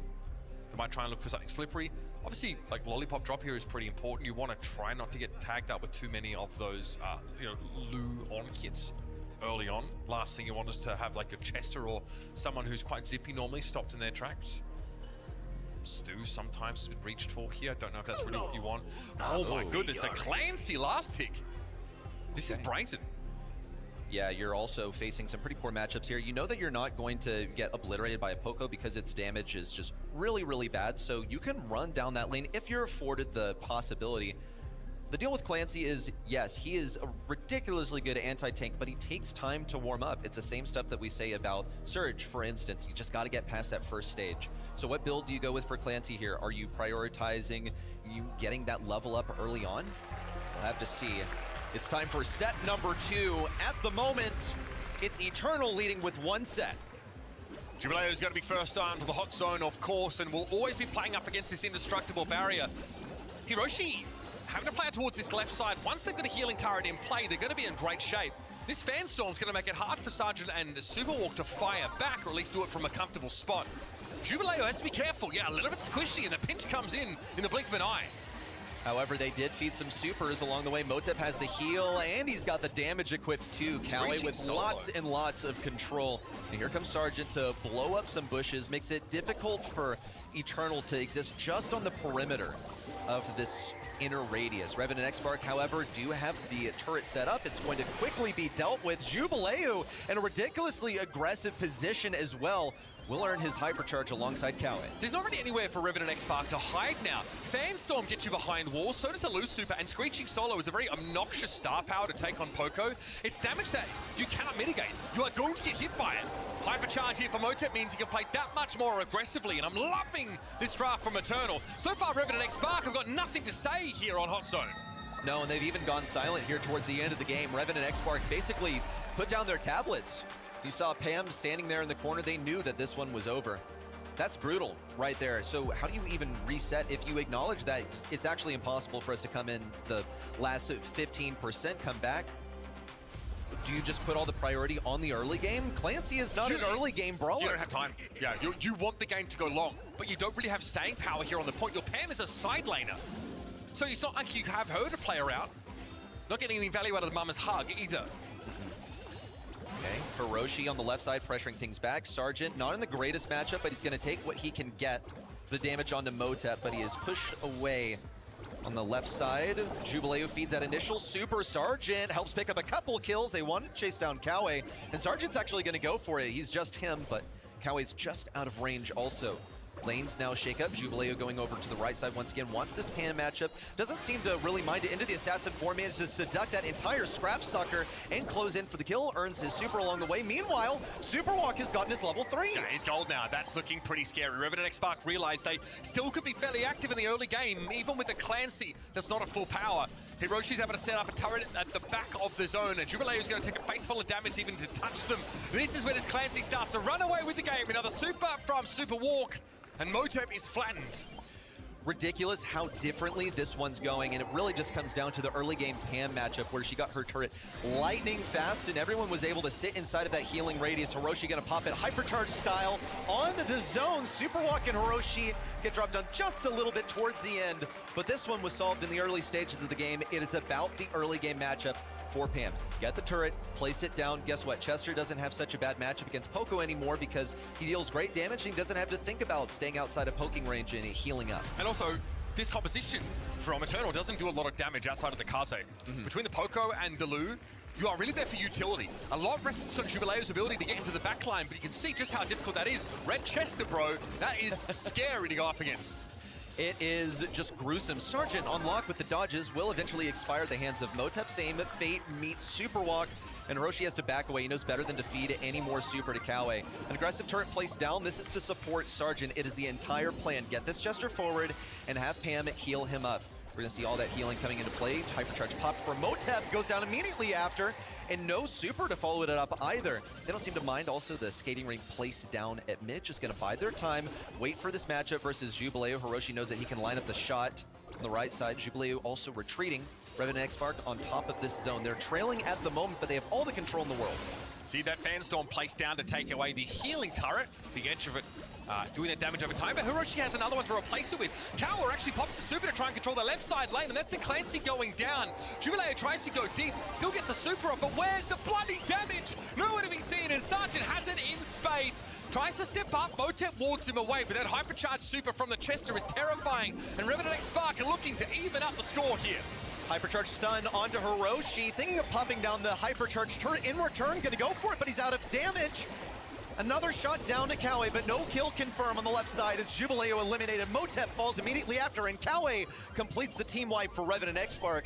But the battle's far from over, is still trailing by 15%. Kawa just cycled 3 supers back-to-back, and that still wasn't enough to take Revenant and Xspark down because their Kaze was not there. Jubilee's gonna hypercharge super, but simply vaporize in that moment. And Eternal don't have their large damage source to lean on. Superwalk now is a hypercharge, terrifying position to be going up against this Clancy. Watching unsuccessful push after unsuccessful push for Eternal. Revenant and Xspark managed to push them back every single time, but they still seemingly have their backs against the wall. Superwalk's ready with his super. Jubileo managed to debate it out without taking that much damage. Still gonna see a kill on the right side. Superwalk on desperately low HP. It's a successful hypercharge for Lu, and Superwalk still, with just 1 tap of HP left, is going to make this a close one. Super out. Gets a kill on the right side. Sergeant pressing in, but Motep is still alive. A last-second victory for Revenant and Xspark to take set number 2 and equalize the series. Insane fight there on Dueling Beetles, and it doesn't get much closer than that. Not quite a tie, but Eternal slowly lost their grip on the game. Multiple Lu supers thrown in, but the damage follow-up just wasn't there. It's hard to pilot the Kaze in this situation, especially against the anti-tank brawler of Clancy. Clancy had enough time to get to that level 3 in-game. With the early round aggression from Revenant and Xspark, they gave themselves more of a buffer to get Superwalk where he needed to be. You think about the timing here, right? And we're often tempted to look at the clock, but really what matters is how much time can you spend in an advantageous position, getting the chance to hit enemies. And that right there is provided by Pam, getting the turret early, placing it down. Superwalk's able to sit inside of it. Same goes for Sergeant. That's how they get their damage. That's how they have their sustain, their survivability on the point. In so many situations, however, the raw aggression that we saw from Eternal made this possible. You have to also play ridiculously evasively around this. You cannot afford to feed Lu supers. That was one of the biggest differences that I saw from game 1 to 2 and 3, where Lu is getting far fewer supers, but it picked up in frequency in game number 3. That was a pretty slow game. You see, we talk about this comp not having a whole lot of damage when your Poco is doing the lion's share of it. That tells you kind of all you need to know. Good throwing from Motep here. Just a little bit limited in range a lot of the time. And trying to push a Pam down without your Kaze feels impossible, especially if she's able to sit there and get some healing. So that aside, we now have ourselves a tied up series. We're headed over to Hideout, folks. It is bounty time. A big change in tempo. It's going to be all about kills, slow and metered play, or will someone be picking up that momentum? All your questions answered in more in a moment. That blue star hotly contested off the bat. That's going to be the first bit of action that we see in one of the hugest things that we consider in the draft. Mortis globally banned, not a concept here. Gene also gotten rid of. Does assist in diminishing any possibilities where someone would grab that blue star and immediately play defense. Pierce, a no-brainer. First pickup here. It was left wide open by Eternals, so they did plan for this, and Revenant and Xspark just believe that they know better. I want to put this on your radar now. Look out for like a random last pick Edgar, if there's the possibility to run that on this map. Obviously Edgar with a bit of extra mobility now, with that scarf gadget, allowing him to cross the map a little bit more effectively. Get the little move speed boost off the back of it. Eternal like to draft more like those. It's interesting, they usually like to draft the gene-based comps. They've actually got rid of that, so they might want to try and go for like an early Jaeyong pick here. It's going to be a Nani off the bat, and there's that Jaeyong I mentioned, so they want to have something to answer the sharpshooter presence, bring a premier sharpshooter in. Oh my gosh. This is locked in so quickly. The glowy, pretty powerful out in the open, but the Max feels like a bit of a throwback pick. Yeah, I'll tell you how this is going to work. Essentially, they're going to try and press Glowy and Max into this one lane, and you saw this many, many different times before in different ways with like a Byron and a Max hammering down one of these lanes, just trying to get into the enemy spawn. They're taking full advantage of kind of a lack of DPS from Eternal. Jay isn't going to have really that much damage. Like, yes, he has Weaken Warrior, but overall, he is a support. And for Nanny, really high execution to get that done in close range. Lumi is going to help slow this down. She'll be able to hold down this combination together. I honestly think that Lumi should be able to do this lane solo. We'll see whether this was really accounted for. Lumi late in the draft was not fully accounted for in a notable match yesterday into a Shade matchup, so it's possible that this one has actually just flown under the radar. She did get a recent buff that kept her pretty low-key until the last few weeks. Yeah, look, I mean, the biggest thing that was attacked for Lumi early on was her massive health pool. That was brought down. It's actually been, you know, nudged back up a little bit more now, make her feel less squishy. But it's that projectile speed. That means she's able to get those Morning Stars out much more quickly and get them back quite fast as well. Blue Star here for Motep. Going to go in and snap that one up with the absence of Kaze on the map. Here comes a combination on the left side. It's what we expected. It is Max plus Glowy, and Jubilee's attempting to hit these shots. He's already used his gadget. Hiroshi and Superwalk is saying just outside of the range. Actually haven't been hit by a single Morningstar so far. And we'll see Superwalk get the initial kill. Another one onto Kawe. Jubileu at risk of being taken down at the hands of Sargent, who's provided a wide open mid to work with because of the aggression in the space created by the Max and Glowy combo. Yeah, Max Glowy, this is extremely obnoxious. Superwalk here can shrug off all manner of poke damage and start to play that more aggressive. Weekend Warrior didn't really leave a scratch on the Max at all, and if you need B, there's Phase Shifter. You also have your Super to give yourself that burst of speed. This is tough to play into. Like, how do they even push Revenant and X-Spark to their side? They're able to move backwards so easily. Jubilee on the left side is still working on getting this matchup going, and it's not going so well. He had to back up so much off the beginning. I really thought he would like genuinely be able to slow down his opponents. They do catch Sargent in a rough place, but no one's there to take full advantage. They don't have Nanny over there on that lane to play against the Pierce. Instead, Nanny's been forced into this horrible matchup against both Max and a Glowy that keeps Superwalk at max HP at all times a day. Here's the peep. Spray, a bit of damage, not bad. Hiroshi does have a dash gadget though with that insta-heal component. Here's the hypercharge coming in from Motep though. The same though from Superwalk on this. Max, can they pressure Motep down enough? Grim and Frostbitten used, and a blast speed catches out the Pierce in the top right corner. Sargent has his hypercharge. That could be a kill in the back pocket. Superwalk going to defuse this peep on the left side, and here comes a hypercharge. Really ambitious, and Sargent's going to miss it. 10 seconds to go. All the speed in the world, all the health, but lacking on utility for Eternal. 5 seconds to go. They don't have these guys close enough to the corner. Or could they? Hiroshi has that hypercharge. He's ready to use it. 1 second to go. Everyone's alive and healthy for Revenant X-Spark. And this is such an intelligent combination. They knew that no last pick would be able to disrupt the duo of Max and Glowy. The evasiveness, the HP, the tankiness of Phase Shifter, combined with the constant healing of Glowy. Combined, yeah, don't forget, the burst heal potential off the gadget. It's just impossible to eliminate either of those brawlers. And Revenant X-Spark build a lead ready just off kills that happen in the neutral game. Motep here traded for Sargent. That means Blue Star goes over to Eternal, all things said and done. We'll finally see Revenant X-Spark on the aggressive for the first time in a couple of minutes. Could easily go back the other way. A miss. Good Rooney. Whoa, he dashed right into it. Definitely a misplay for Walkthrough, not impossible to recover from. It's not even going to be damage for Sargent. He went down right before his super actually procced.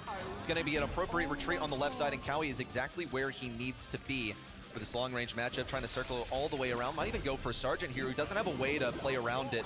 So not too much damage onto him, just going to drop him within a couple of shots from Jubilee, who's having an excellent matchup on the right side. Now finally finding his groove with 5 stars to his name. Yeah, he's brimming with confidence, and that was an amazing blast beat to catch out the low health Pierce.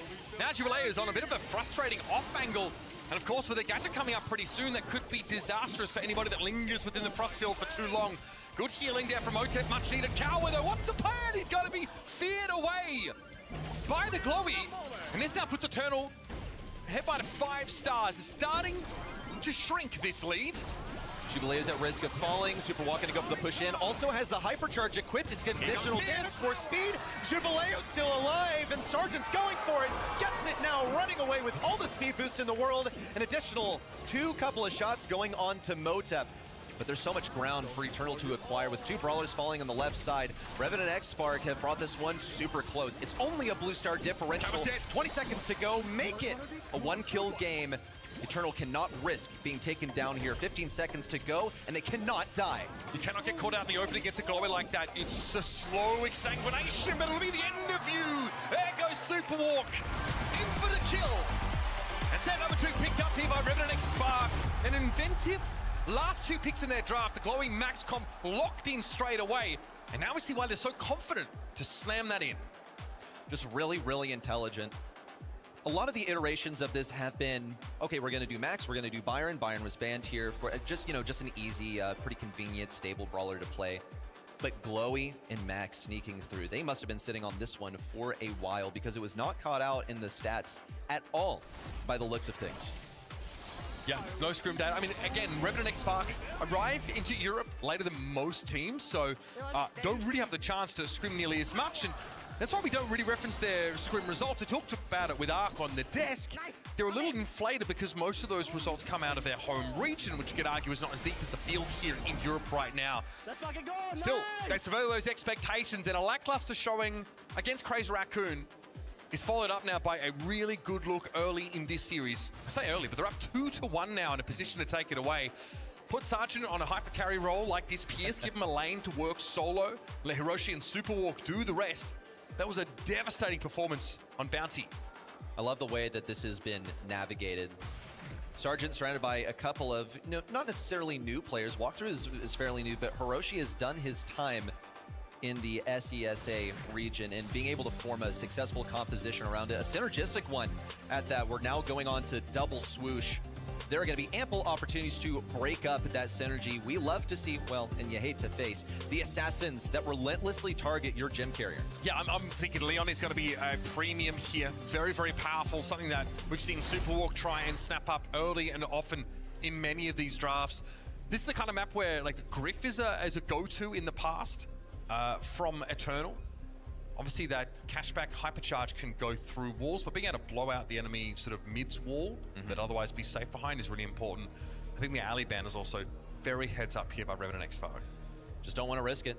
Mortis also banned. Don't want to face this aggro stuff that gets into your backlines. You see that Eternal have accounted for the last pick possibilities also. Really safe first selection here, but pretty much par for the course here on double swoosh. He has the versatility of being able to play the bad side. If we're talking from blue team's perspective, it's nice to have that fat splatter to open things up in the early game on the right side. Just pick Chester into this, really. Yeah, I think so. Though I think you're banking really hard on like an aggro later on in the draft. Revenant could use this to open things up for themselves, but they also have the benefit of last pick.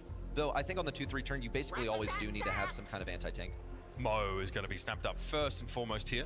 So now you've got some gem carrier pressure.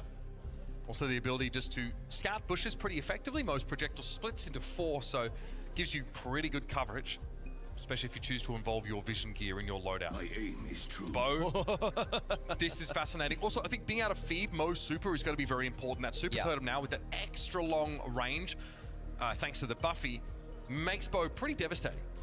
The only drawback of Bo, no pun intended of course, is that he has no close range capabilities basically. Like, he'll churn out damage, sure, but unlike other sort of like mid-range brawlers that would be strong as a mid here, he has no escape. He's no stew where he can dash away. Of course, it's been banned. Janet's wide open. If there were any threat of anything being dashed on, Meeple is going to be also quite solid. You can rage quit, you can box the enemy, box up one of their lanes, disrupt the bushes, and I feel like this is time to run mansions of Meeple so that you can keep good tabs on the rotations of other brawlers that get close to where your gem carrier likes to sit. We're talking about the swoosh. It's the swoosh of the bush that gets close to the other side. That is the common avenue for an aggro brawler to push your gem carrier. Eternal also have gone and tried to draft 2 of Revenant X-Spark's most played brawlers on this map. Rounding it out here with a very safe mid in Janet. I kind of like that option. Obviously, she has the old very frustrating boombox gadget. Can reveal those bushes quite effectively. Penny is going to round things out now for Revenant X-Spark. I think we witnessed the Janet versus Penny matchup already today, if memory serves, of course. Penny should offer way more control. I'm noticing a lack of wall break here. All of those cards belong in the hands of Bo. He will probably be destroying the common strongholds for brawlers on this map, like the edge of the swoosh, as I mentioned earlier. Also in the mid, where the gem carrier likes to sit. It's where Janet's going to be most of the time. I think it's a losing matchup for Janet into Bo, personally. So when you're fighting at mid-range, Bo just has way better damage. And I know Revan and Xspark are certainly hoping it's a winning matchup. They're just one set away from keeping their tournament lives alive. Yeah, advancing out of this group also very important at this stage. I set on Championship Sunday here at Brawl Cup. Sergeant bullies Jubilee there, no two ways about it. He pushes him with a salty barrel and flattens him. Hiroshi already getting these mines down where the Janet would like to sit. It's going to be important to win these side lanes to enable that mid, and an early turret is ridiculous for Sergeant. It's going to be so difficult for Jubilee to push in on this right side. All he really has is a fat splatter to deal with it. Kawi going to bait all of these mines out. Also, notice the star power choice for Hiroshi. He's going for additional vision in the bushes. That's quite interesting. He's able to see a little bit deeper now. Superwalk just dominating this left side. There's just nothing to say about it, I think. That's supposed to be Eternal's safe side of the map. The Superwalk had a super very early on and won't be shifted away from that part of the map. Yeah, sure. What's this Meeple supposed to be achieving, though? Kawa can really only try and force them all away with the mansions. He achieves that goal. More of those mines being dragged out now. More of these hypercharged turret bombs being thrown in. Sergeant quietly is kind of taking over the game. Another salty barrel kill on Jubilee when Motive is barely alive. Forced to try and limp away as Revan and Xspark have begun their countdown. 10 seconds to go for a miracle to happen here for Eternal. You can see the frustration in the pins, in the posture of how they walk to the enemy side. Revan and Xspark are going to be bringing us to match point after an incredibly dominant game number one. And you see the smiles on their faces. Oh, they know this is a winning draft. It's going to take something special for Eternal to keep themselves in this. Just not close, right? Really powerful side laners here for Revan and Xspark. It's a mode that just steamrolls that left-hand side. And Sergeant Clash is exactly the person you want in a really crucial 1-versus-1 matchup. Jubilee is swapping lanes with Kawa here. I don't know if that's going to fare any better, really, for the Meeple now, who does catch Sergeant in the mansions. But Motive already has to gadget jump away.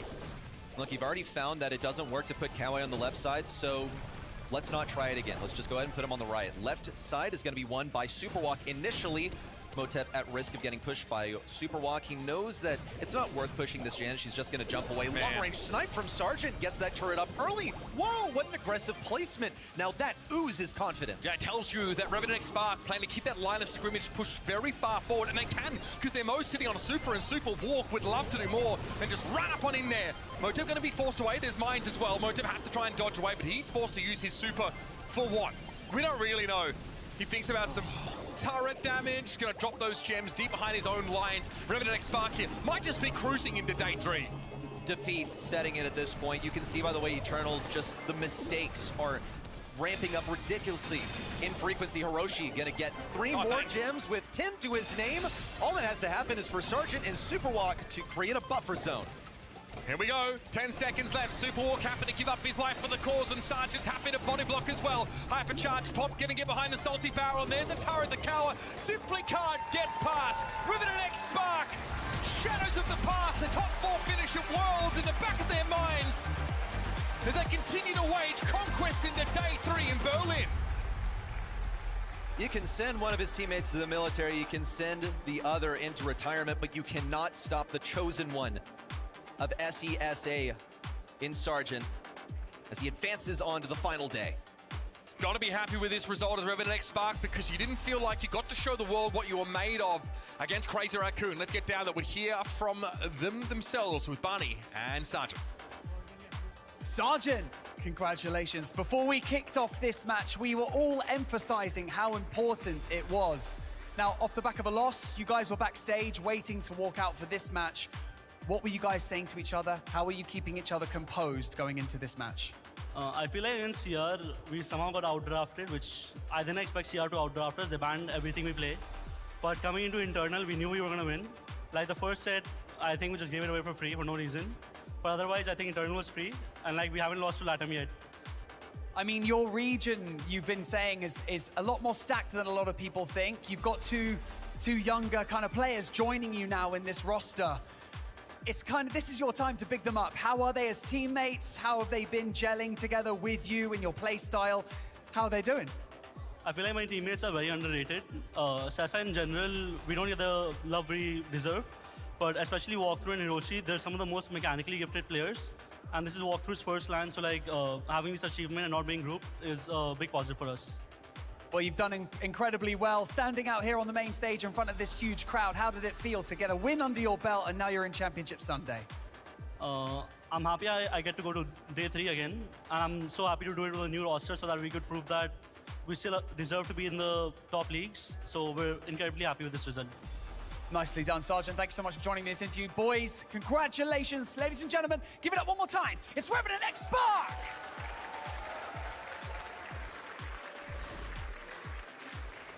The applause is yours, Revenant X Spark. They bounce back and make their way through to day 3 as well. As Sergeant already said, I think the region is a little underrated. We underrated them as well, and now they punched their way through. It got super close. This was, by the way, the highlight of the weekend so far. What an insane clawback, that hot sunset. I already saw in Eternal's hands, but that was the moment where Revenant X Spark completely turned around. Yeah, it was a good job that I wasn't near the button when that happened, because I would have pushed it. I would have absolutely pushed it for that moment. That was definitely an oh my goodness me, if there ever was one, if I was on that desk during that moment. But I've got to say, you know, we were saying a lot about Sergeant coming into that match being the key leader, the key playmaker, but I really did notice how Walk stepped up into that sort of realm of confidence. Starting the day against Crazy Raccoon is a really tough matchup, you know, to have. And going into this one, I felt like there was much more confidence being displayed, and for Hiroshi as well, playing a valuable support position, not necessarily so flashy on the after stats display, but certainly for Walk, he was doing his bit, and that's donuts all round for Eternal. That wasn't on the bingo card, luckily. True, but that really hurts to see. And in the end, Brawl Cup is all about the battle of the regions. CISA now has their only contender still in the race. Welcome to the desk now, Spen. Of course, you're a big household name in Brawl Stars. You yourself, looking back at your career, what has been your greatest achievement so far? Pushing to 15,000 trophies with ARC in 2019, or winning a World Finals, I guess? I mean, I did World Finals back when dinosaurs were alive. I mean, I've still got a hug answer that, but I guess playing with ARC's a pleasure. You qualified for that World Finals too, right? We don't talk about that. 2019 was also the last time Liverpool won the Champions League, by the way. Oh, it's been a just while. throwing everything out there now. I can't catch a break. We did our research. Oh my. We don't talk about last night. We don't talk about last night. But it's been a while, yet still you stayed a content creator, you play the game every single day. So who else should we got up here other than Spen, who is our analyst for this one? You know the draft, you know the players, and now you're gonna be here for the next match, which is Tribe. Excited for that one? I mean, I'm excited, but I don't know what to actually expect, especially with the situation, which we'll go on to in a little bit later. I really don't know how these teams are going to face off. A lot of question marks on both teams, but it should be a banger. It's the game of the day, so I've been waiting for this one. We now have seen 3 groups already, Art. This is the last group we're going to see today. What do you expect coming out of this Group D? As Spen said, like, this is a bit of a tough one for me to kind of predict, honestly, because Tribe have been playing really, really well this year. They've got some really interesting scrims, and the way that they are kind of choosing to pick the brawlers. Like, Killer's an amazing... What did you just do? I don't know. Corey did it, so I can't take him. Well, let him have one. We'll have But yeah, whenever we press this button for a highlight moment, a hype moment during any game, you get 100 points over on the event website. So you better make sure you're locked in the next time we're gonna press it. Event.brawlstars.com, lock in your predictions. MVP votes actually get even more points than having the right prediction, I just saw. Yeah, as well. Like, I mean, Sergeant was probably going to take that one, I think it's fair to say. But yeah, I mean, the event's such a fantastic tool for us to be able to utilize. And I have actually just gone and got the spray. So it pays to be on, already. You're talking to the guys, Ben. Come on. You're living on the broadcast. Come on. Yeah, how do you have time to do all of that? You're supposed to work. I've got multitasking going on here, but you're on your wildest dreams. Even production were like, oh, you got like So many laptops. What's going on? We now want to head over to Group D, where I'm really, really hyped for this next matchup. I was waiting for it the whole day because I finally think we have a close game on our hands. Foot Esports versus Tribe Gaming. And then as we look to the left, we see a bit of an unusual roster put together here. Guest unfortunately couldn't make it due to visa issues. Lena steps up and jumps in. Are they still going to be as dominant? Is the huge question in the room. Yeah, and a real potential for a Cinderella story, let's be honest. You know, for Lena, February was February with Navi, and then he got dropped and hasn't been picked up since, despite being such a fantastic player. A guy that goes back the test of time in Brawl Esports history. Now, for Foot Esports coming into this event off the back of April, which was a stellar monthly finals, they did not drop a set. Two of the matches that they had in the quarterfinals and the grand finals were clean sweeps. So he has got some massive boots to fill. Gesty, of course, has been the household name in the EMEA region that we have been praising throughout this this period of the season thus far. And, you know, it's definitely a big blow for Foot Esports. We can't really sugarcoat it. You know, we were expecting that to be the thing that we should propel Foot Esports to go all the way. But for Lenan, he's certainly capable and a player that you've gone against yourself, Spen. Yeah, I mean, I've always said Lenar's always been one of the best aggro players there's ever been. But this season, it seemed like he wanted to take a different approach. He wanted to step back from a lot of the aggro brawlers, because he even said to me himself, like, he's just annoyed at having to play the bad matchup 24/7. So he tried to give that over to someone else. That probably worked against him, because why would you now switch, like, what you was always known for? Like, you see Lenane on Kenji, these aggro brawlers, he's always doing so much. He's always getting 1 versus 2 and making so much space. So for me, it'll be interesting whether, like, how he'll fit into Foot's roster, because Gesty's got a little bit of a different play style. Angel Boy plays mostly aggro. Gesty plays a few like Mortis, whatever. So it'll be interesting how they gel. But if anyone can do it, I really think Lenar can do it. I really do.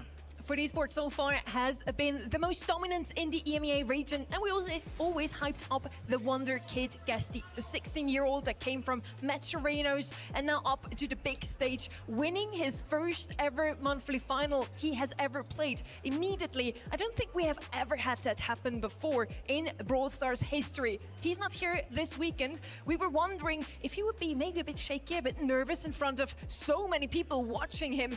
And now we have Lena. At least he brings up some experience from LAN events. You know, Angel Boy, Nob, and him, a trio of 3 true and tested players. So maybe it's a good thing almost that Lena is playing for them. Here, at least, we have no nerfs showing from their side. On the other side now, we have Tribe Gaming. Talking about true and tested, Tribe has been the standout team 2025 already, playing for the NA region as the first seed in the Brawl Cup. And then disappointed a little, if we're honest here. Spen, you watched it too. Now this year, they're bringing in Diego Gamer. Is that going to be a better run for them? I think so. I think Diego Gamer will be able to give them something that will probably lack in last year. Last year, I thought, especially at Brawl Cup, it was more to do with the drafts. You know, even myself, I was a bit questioning, like, for the draft picks. You know, NA's always been known for their kind of quirky drafts, per se. But I think now with Diego Gamer, they've been looking a lot better with the drafts, and you can see with the global bans that most of them are just pretty standard. You'd expect most of those. I see no Naja in the global bans. I think this is the first time we're seeing it today.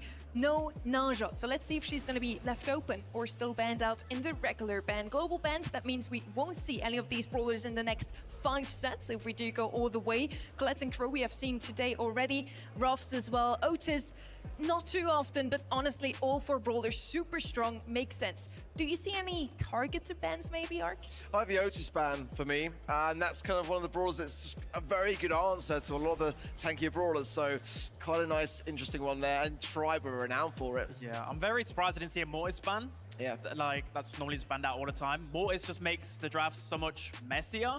I suppose he's only good in 2 to 5 maps on the screen, but yeah, I'm surprised Mortis has slipped through, because you got Lenar on the Mortis. We all know what he can do with the trick shot, and so Yeah, that's the thing with Lene. He does really like to mirror a lot of Guesty's brawler picks, but like you said, he hasn't really been playing in that role for a while. Yeah. So how that's going to fare for esports, we'll have to kind of see on the field. But he's certainly got that LAN experience. 13% only for Tribe Gaming. That's probably also a first. Usually the Tribe Gaming fans show up over at the website. This might be the first time they're actually below 50%, and quite heftily so with only 13. As you mentioned already, Lena now not only playing tanks, I'm still super hyped for this one because it's RBM versus Lena, the two best tank players in the world. What an exciting match we have here. Yeah, I mean, I'm just kind of blown away by that poll because this was a 50-50 prediction for me. I genuinely struggled with this, so I didn't know how it's going to fare in that regard. I think Tribe are being a bit underlooked, to be honest. I'm looking forward now to hopefully the closest match of the day, Tribe Gaming. Let's see if they can do it this year. Barney, bring them in. As one group closes, another one opens. And coincidentally, Group D is known to be the most devastating group. This first match that we have is essentially raw skill versus heritage, their name being synonymous within Brawl Stars esports and mobile esports as a whole. Ladies and gentlemen, make some noise. We have Foot Esports and Tribe Gaming.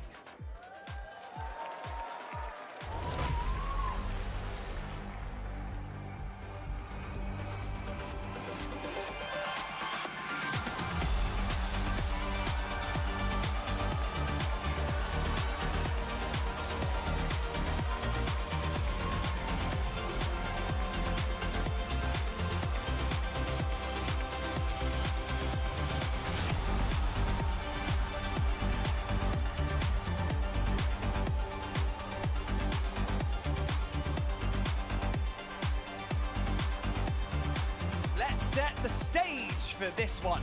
On the one hand, you have arguably the most dominant team in the whole of Europe here with Foot Esports. And on the other hand, they face off against one of the most experienced teams on LAN. Maybe you guys can call this one, but I certainly can't. I mean, even in the side of Foot Esports, they have a fresh face in the form of Linan. It's gonna pop off here on the main stage. I know it, you know it. Let's get this one started.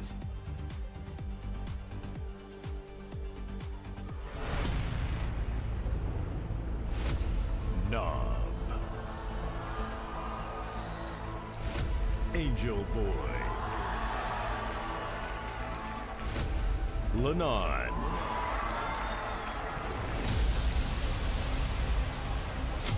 Diego Gamer, RBM, Luffy,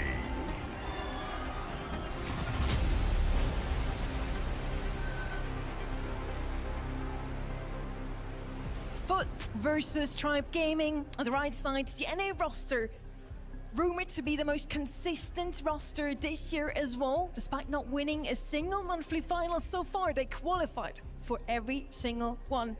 On the left-hand side with Foot Esports, they have been looking good this year. One semi-final entry and then 2 times winner of the monthly finals in EMEA.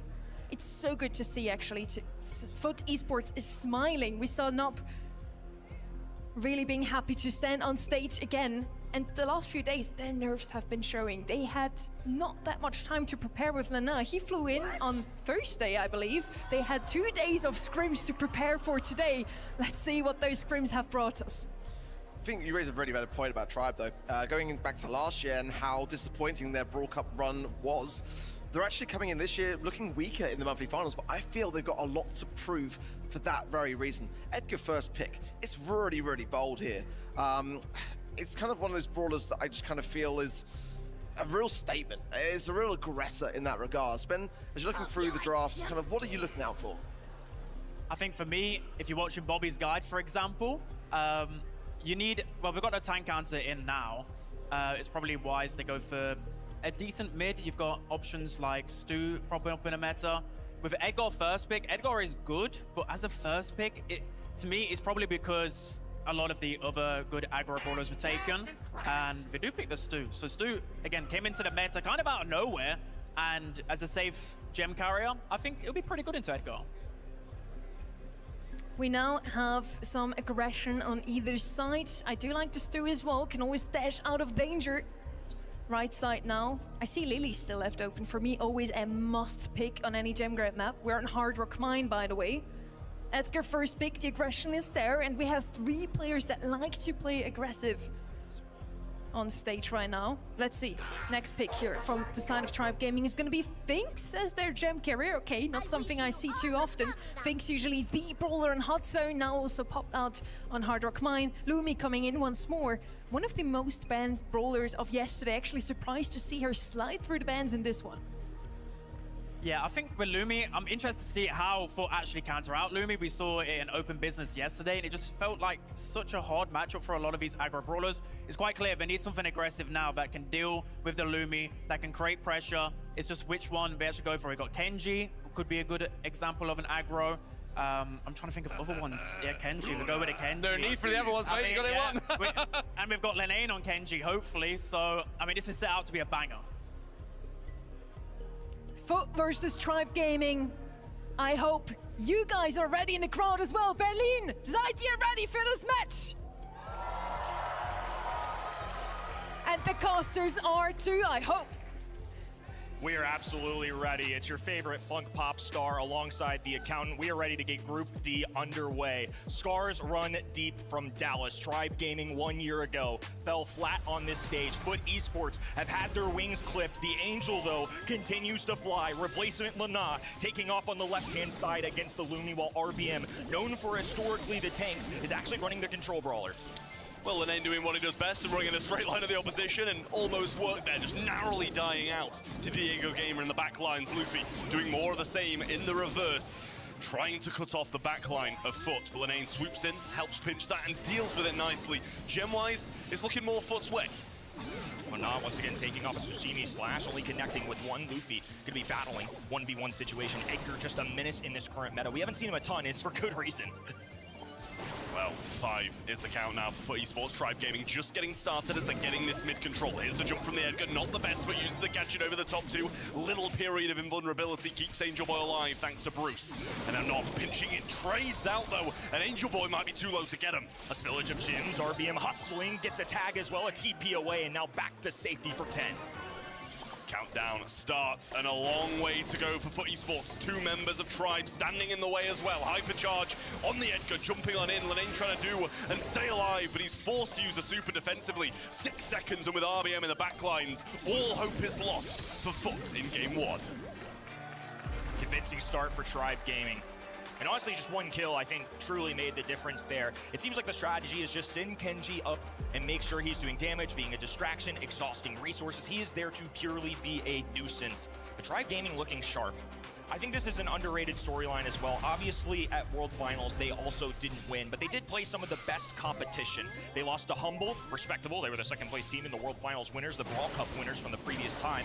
And then they lost to CR in a buzzer beater, a double match point. Surely they've got something in there. Great play from Lenane there, showing why he was the one they picked up.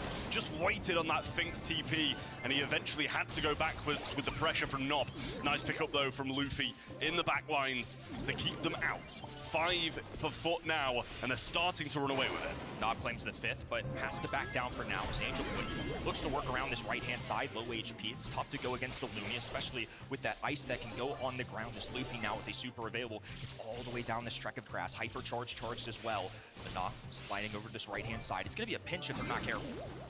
Lenar really doesn't fancy that matchup. In comes the hypercharge now, and Luffy not able to cycle it out. Needs to be pinched in this moment, and Kenji just taking so much time over the top of that Finks super, and Luffy will be there on the landing to get the kill. RBM falls low, but Diego Gamer still firmly in control of this bush, and since Nob got 5, he's not seen a sniff of the zone. Nice slide away. This is why Spin LC called out the stew. It's because he can dash away at a moment's notice. Edgar gets up to 2 dives at once, so just being able to cycle that super really easily, create some space for himself, preserve your life. It's a big deal, but these Finks time warps have been real lethal. Angel Boy going to fall once again. This time a hypercharge going down, the Nob popping out, but Tribe there to deal with it. Now Nob just has to force away. There goes Luffy for 2, cleans up and now scoops every gem. Beautiful from Luffy there, jumping on in, and they're looking quite good again to be able to fend this one off. Diego Gamer hypercharge now being popped, and still 2 in the backlines. Luffy using his, jumping on top of Lenane, and will get the kill yet again. Diego Gamer remains aggressive, and RBM has a hyper to use as well. Nob going in, trying to get the damage, doesn't quite quite get it done, and they were still safe in the backlines. What a start for Tribe. I don't think they'd have thought they could do any better. Still calm on the left-hand side, though. Angel Boy has been in this position countless times, and for me, on paper, this felt like a team that was going to be real threatening. 2 monthly finals, grand finals, when the only time they lost was last year's Brawl Cup champions, Humble. Very respectable showing. Finally, Angel Boy gets the roster he's been looking for, and it's stripped away from him just days ago. I can't imagine the mental that goes through that. Now you're changing up the language of comms. You're putting even more on his shoulders. He's done this for so many years, and he's trying to complete the run. Never really made it past the quarterfinals. Always a group stage kind of guy. Always so close, well regarded. Kind of the sergeant of this region, if you will. We talked about him a ton earlier today. Obviously a lot of stars in EMEA, but this is one that I think's due a trophy. Yeah, really nice from Tribe though. Well drafted and well played. Obviously not able to get the job done for the side of FUT Esports. Yes, they're kind of operating not at maximum capacity at the moment, without Guesty being kind of their star man throughout the first half of the year, but Tribe nonetheless going to take full advantage of that and really do a lot of work. Not sure about that sign. We'll choose to ignore it, but acknowledge. But we'll acknowledge the stats. 0 for Angel Boy, not what we usually see from him. Linane doing his job, coming in as substitution, as we just mentioned, and getting 4 kills. It's a good start for him, but not for FUT. I feel like there were several things going in the Tribe Gaming draft favor as well. It felt like the time warp was just an immediate answer, and to Kenji, for somebody like Stu, when those projectile shots go through, they are also super slow. So I think you just take 2 of the bigger strengths from that FUT Esports roster and immediately render them useless. Now as we go into Super Beach, it's going to have to be a changing of the tide here. FUT Esports showed a lot of promise this season. Still 2 of 3 of them remain. It is still a strong force. The desk talked about it a lot. Spin showed a lot of praise for this guy, and I trust that opinion a lot. I mean, after all, he nailed that draft pretty hardcore. He did. You know, there's reason we bring him up here. All knower. Not because he won the World Finals, but because he occasionally gets a few draft picks right, but, you know, nonetheless. Bans are in then for Super Beach on Brawl Ball in set number 2. The Griff, the Stu, and the Shade for the side of FUT Esports. Over the other side, the Sirius, the Chester, and the Willow are banned out. Obviously, in addition to the global bans of Otis and Ruffs and Colette and Crow. Lumi going to come in this time for FUT Esports, as I'm sure after being battered by it in the last game, you don't want to be playing against it again. It has an incredible win rate through the entire weekend. It's just so frustrating to play against. Control, the speed at which those Morning Stars can go out, ice on the ground, a super that can literally stun you. I mean, there's a lot that the drummer can do. So they grab this control-oriented brawler. I'm curious if Tribe Gaming still go anti-tank here. I think you almost have to. It's just the way of the world at this point. We see Chester removed, Colette removed, Crow removed, Otis removed. Now they have to get creative. This is somewhere where I think maybe Im steps in. I've seen Gale come in as a creative solution as well. Let's see how deep in the bag they go. Well, they take one of their opponent's brawlers, and they still leave them with the one that I think was probably the biggest issue in the Edgar. The super, obviously the gadget being reworked to be able to throw your scarf and grapple on someone if you kind of fall short or just need to evade a few more shots whilst being in the air. It's really strong and kind of thrown him right to the top of the meta. We've seen him banned out so frequently, but it just doesn't seem like something that FUT are scared of, and I really think they should be. Yeah, Edgar's threatening. It's not just a fan favorite, but it's also a very powerful brawler right now. Now they pair this with Mo, who can be a side lane, it can be a mid, but most importantly, I think it's a great goal-scoring opportunity. It's a hybrid of the aggression that they want, plus burrowing underground for invincibility, and you know how fast it can be. If you use that hypercharge, you can just pop up in a moment's notice at anybody's face. Could be a kind of unique way to dodge out something like the drum beat of Lumi as well from that super. Yeah, absolutely, kind of trading supers either way and making sure you're going to be in good ground. But as you said, it's one of the best goal-scoring capability brawlers there is. Throwing the ball forward, you pretty much super the perfect distance to land directly on it, and then have your super again. So especially when you get to overtime or when the map's a bit more open, you can really score some great goals. Cordelia's going to come in then, being a bit of a defensive brawler to the Edgar, to the Mo. I wouldn't say it's not uncommon here, but it wouldn't be one of the ones that I throw out to start with. I think it only shows up because we just have so many anti-tank brawlers. I just feel like there's better defenders in the current meta. I mean, access to the Shadow Realm goes without saying. Very valuable. But the one thing missing from this composition right now is any form of aggression, a goal scorer of their own. There it is. They're going to go with Mina. Yeah, I mean, it's a great brawler if you can play it well. It just takes a lot of skill to be able to make this brawler work at the highest level, and I'm not going to doubt that they're able to do just that, because, you know, either one of the aggressive players and Angel Boy or Linane both going to be pretty capable on that, and a bit more maneuverability to avoid the Edgar when coming towards you, or the Mo popping up as well. Nita going to come in then as an anti-tank. It's been kind of brought in here and there over the past few series. Unusual order of operations, but nonetheless, I think the right-hand end gets a well-rounded top position. Very solid start for Tribe Gaming, trying to right the wrongs of their 2025 showing. Diego Gamer getting an opportunity with the new team as well. The expectations lower for Tribe Gaming. That just means they have less to lose. Now they're taking on Foot, #1 from EMEA this season, who have been nerfed a little bit. Lenaw's still a great player, but gotta get settled in. It's a big ask of this guy just to step in and be the man. Yeah, big boots to fill when you're playing instead of Guesty. Angel Boy going forwards, managed to avoid a few of those shots. Diego Gamer just about clears the ball through him, and Luffy slowed enough to not have a breakaway play on the left-hand side. Lenane throwing out that super, just bringing Diego Gamer out of the way so his teammates can thrive. Angel Boy positioned on this left-hand barrel as Diego Gamer has charged up that super, exits the Shadow Realm, now going at Angel Boy, is trying to dance away, can't do so though. Diego Gamer up in the faces of the enemy, it's gonna corral and Foot on the entire left-hand side, and dive in from Luffy as well. The aggression, too much. North America on the board early. Brilliant plays from them, and just seems a little bit up in the air as to what Foot Esports' plan really is. Luffy jumping up and going to be followed up by the Mo here as well, but Angel Boy will cycle those out and almost get the two-piece. Now, Lenane going to be able to just realm him up and try and get Angel Boy to score this goal, but the super's missed, and a big opportunity is as well. What a scoop. Now that ball's going to be positioned top right-hand side. What looked like surely a Foot goal, or at least a possibility, is now going to take them a long time to wear through this Tribe defense. RBM in the face of it. Ice Ring. Luffy goes skating, dives in. Gadget, a bunny hop as well. Another one followed up by Luffy. Fisticuffs to the face, and down goes one. A good trade. Nob rushing to this top right-hand end. Angel Boy low HP. This could be a close call. Nob fumbles the ball a little bit, though. Oh, no! Tribe Gaming deny! Yeah, I think that might have been a goal if he grabbed the ball. It took him a couple of tries to get it. It wasn't just one miss, it was two, I think, to try and grab that ball. And it's not the first time we've seen Foot Esports do this year. Really unfortunate for them, but a minute on the clock and so many hypercharges available. There's one thrown out as well. Diego Gamer taken out of the mix. Luffy will go over the top towards Nob and really do some good work. He will be killed, and Lenane trying to get it in the backlines, but he's just in the goal and he still doesn't get it. Time on the clock, but RBM has a hypercharge. Diego Gamer, one of his own in the pocket as well, and this ball is in prime SK Gaming positioning. It is on the top left-hand side, castled away. A full line of defense as well. It's going to take everything Foot Esports have in their artillery to get up there. There's the ice rink. Diego Gamer just going to go really aggressive, even though he's caught out with that, and a hyper bear on the left-hand side available.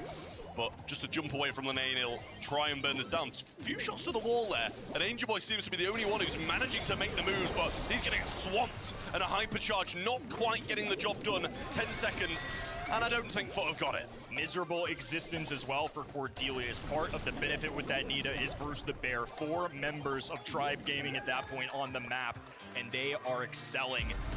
Looking to bury the demons. They get a little lucky. I mean, it's looking like it right now. Foot Esports, I think, safe to say, were the favorites coming into this series, leading into this week. But obviously, life happens. You can't win the match on paper. And Angel Boy, once again, going to be tasked with leading a roster through a difficult situation.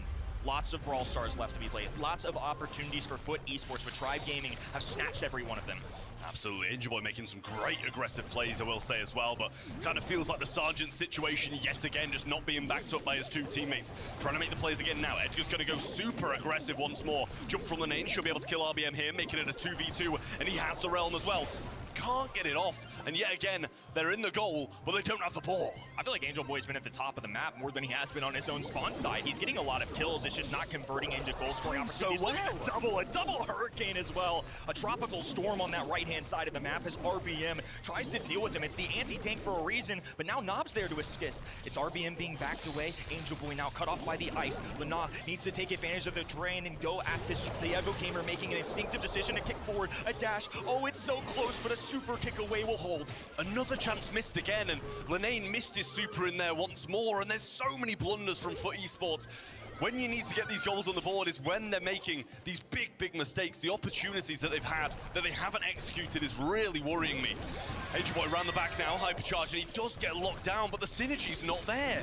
Now RBM forced onto the ice rink, will back away. Diego Gamer unafraid though, holding his own against this ball right now. Neither team has scored in this game, but Tribe Gaming, of course, with less pressure on their shoulders. They've got the lead. It's Lena hovering over this wall. Diego Gamer looking for the angle. Now a dive in. Lena getting really aggressive. There's one looking for a second as well. The Shadow Realm going through as RBM manages to stay alive, but Angel Boy should have an open shot. Oh, a little trick shot!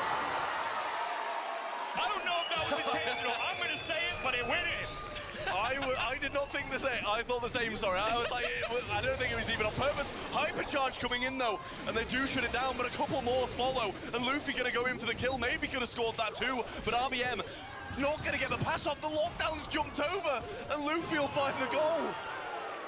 Nob had a slim chance at stopping that, but a missed super and a well-timed Edgar jump will get them the goal.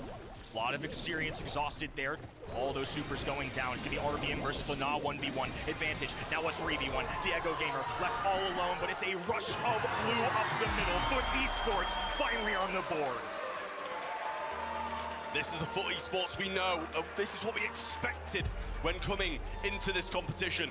Lenane really doing some good work there on the Cordelius, and I think both of those goals partially could be credited to him as well on that right-hand side, realming people at the right time. And yes, we've seen him with a few mistakes, we've seen a few misses with that realm, but when it hits, it really works. Foot Esports now moving their way up the left-hand side as Luffy dives in looking for Nob, grabs the kill. Luffy respawning. Oh, and he gets away with it! Right up the middle, a dive forward and an easy bucket, taunting his enemy as well. Track Gaming with an early lead. Yeah, the lag walk only adds to the frustration that Foot Esports are going to be feeling at the moment. Hyper aggression coming through the mid now, though. Bear being placed down, Lenane going for the south pass jump over, and a little immune there from RBM. The ball, but they're just giving it to each other.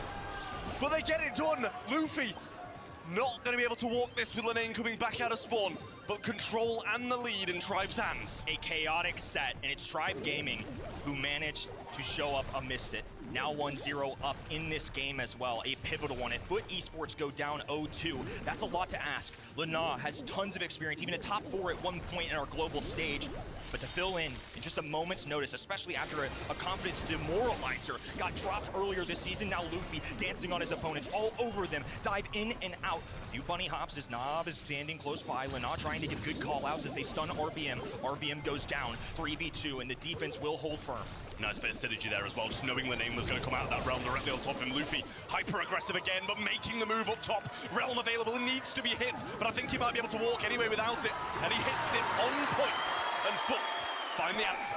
Fireworks in set number 2, Foot Esports finally showing the potential that they have. It's been jittery, it hasn't been clean, but they're still in it. Now Nob with a kick forward, Gadget going down as well. Angel Boy, a star of this set, looking for another opportunity. It's a double stun, a scoop up from RBM. Now one in the other end, Shadow Realm for Lana as Nob stands up top alone. Damage gear coming out as he slowly reheals. They know where Bruce the Bear is, they have to take it down. Yeah, just trying to keep him in the realm for now.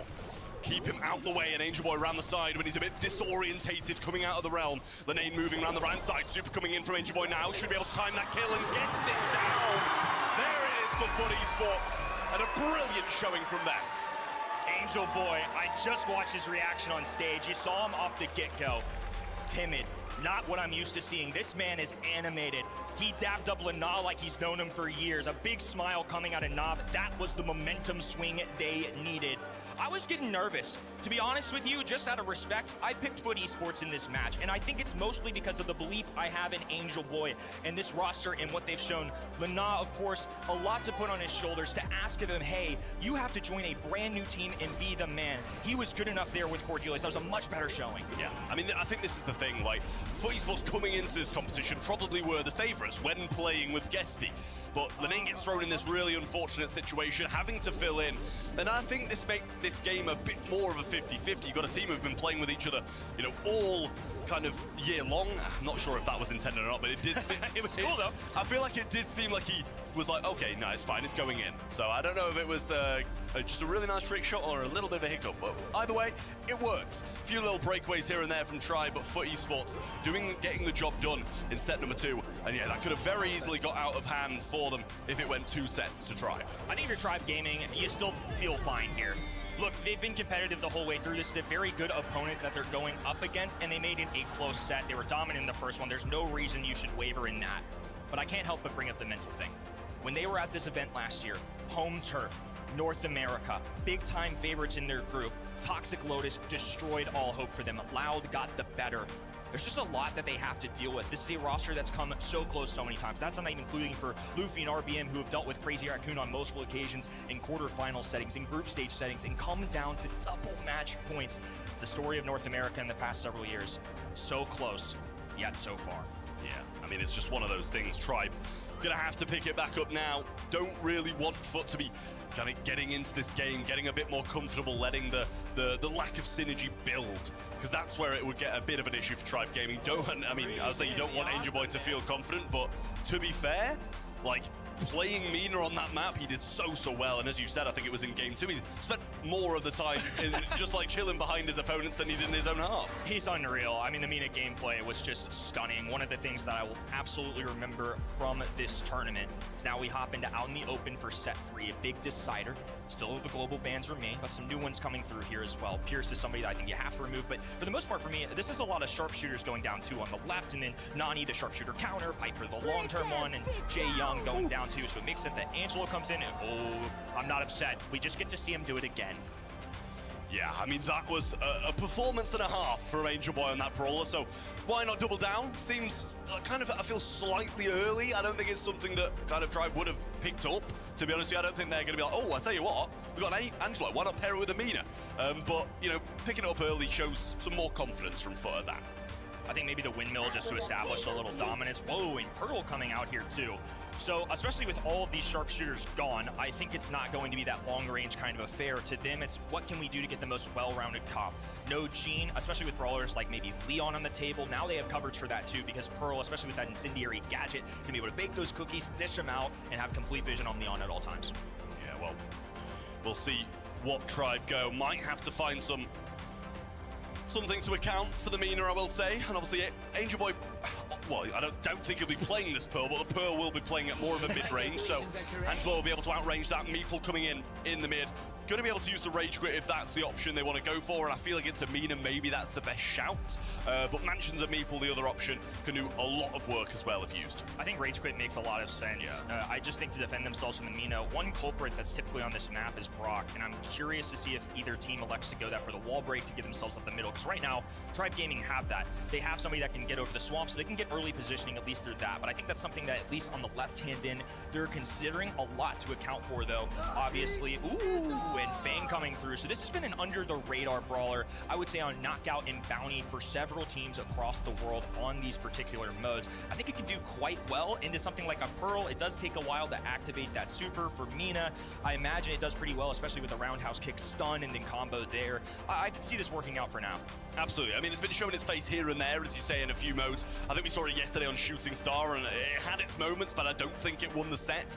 But it was played very well, and I don't think it was the Fang's fault that they didn't win the set. Multiple stars over his head at certain points, and a Byron to back up the two brawlers on the side of Foot Esports. Going to be able to just go heal on Amina. And Angel Boy in that brawler in an aggressive position with heals in his back is dangerous. Set 3 is going to be a marquee moment of Group D. Either Foot Esports can live up to the hype, despite losing a roster member in a fill-in.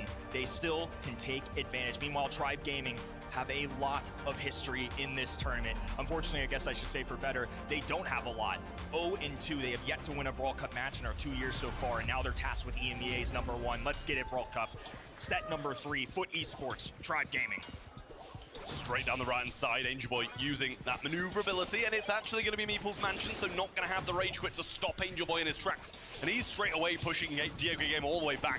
Takes a heavy hit to the face, though, a Nob requiring some heals towards Angel Boy. They just got to keep an eye on Luffy, make sure they're not feeding too many kicks to the face, otherwise they're going to get a Fang supercharged up rather early, and that would give them a huge advantage. Angel Boy, once again, unafraid, going straight at the enemy team. He's going to be harping in this grass, and now he has Nob there to assist him as well. It will reveal his vision a little bit when you're giving him heals, but nonetheless, he's still in prime position.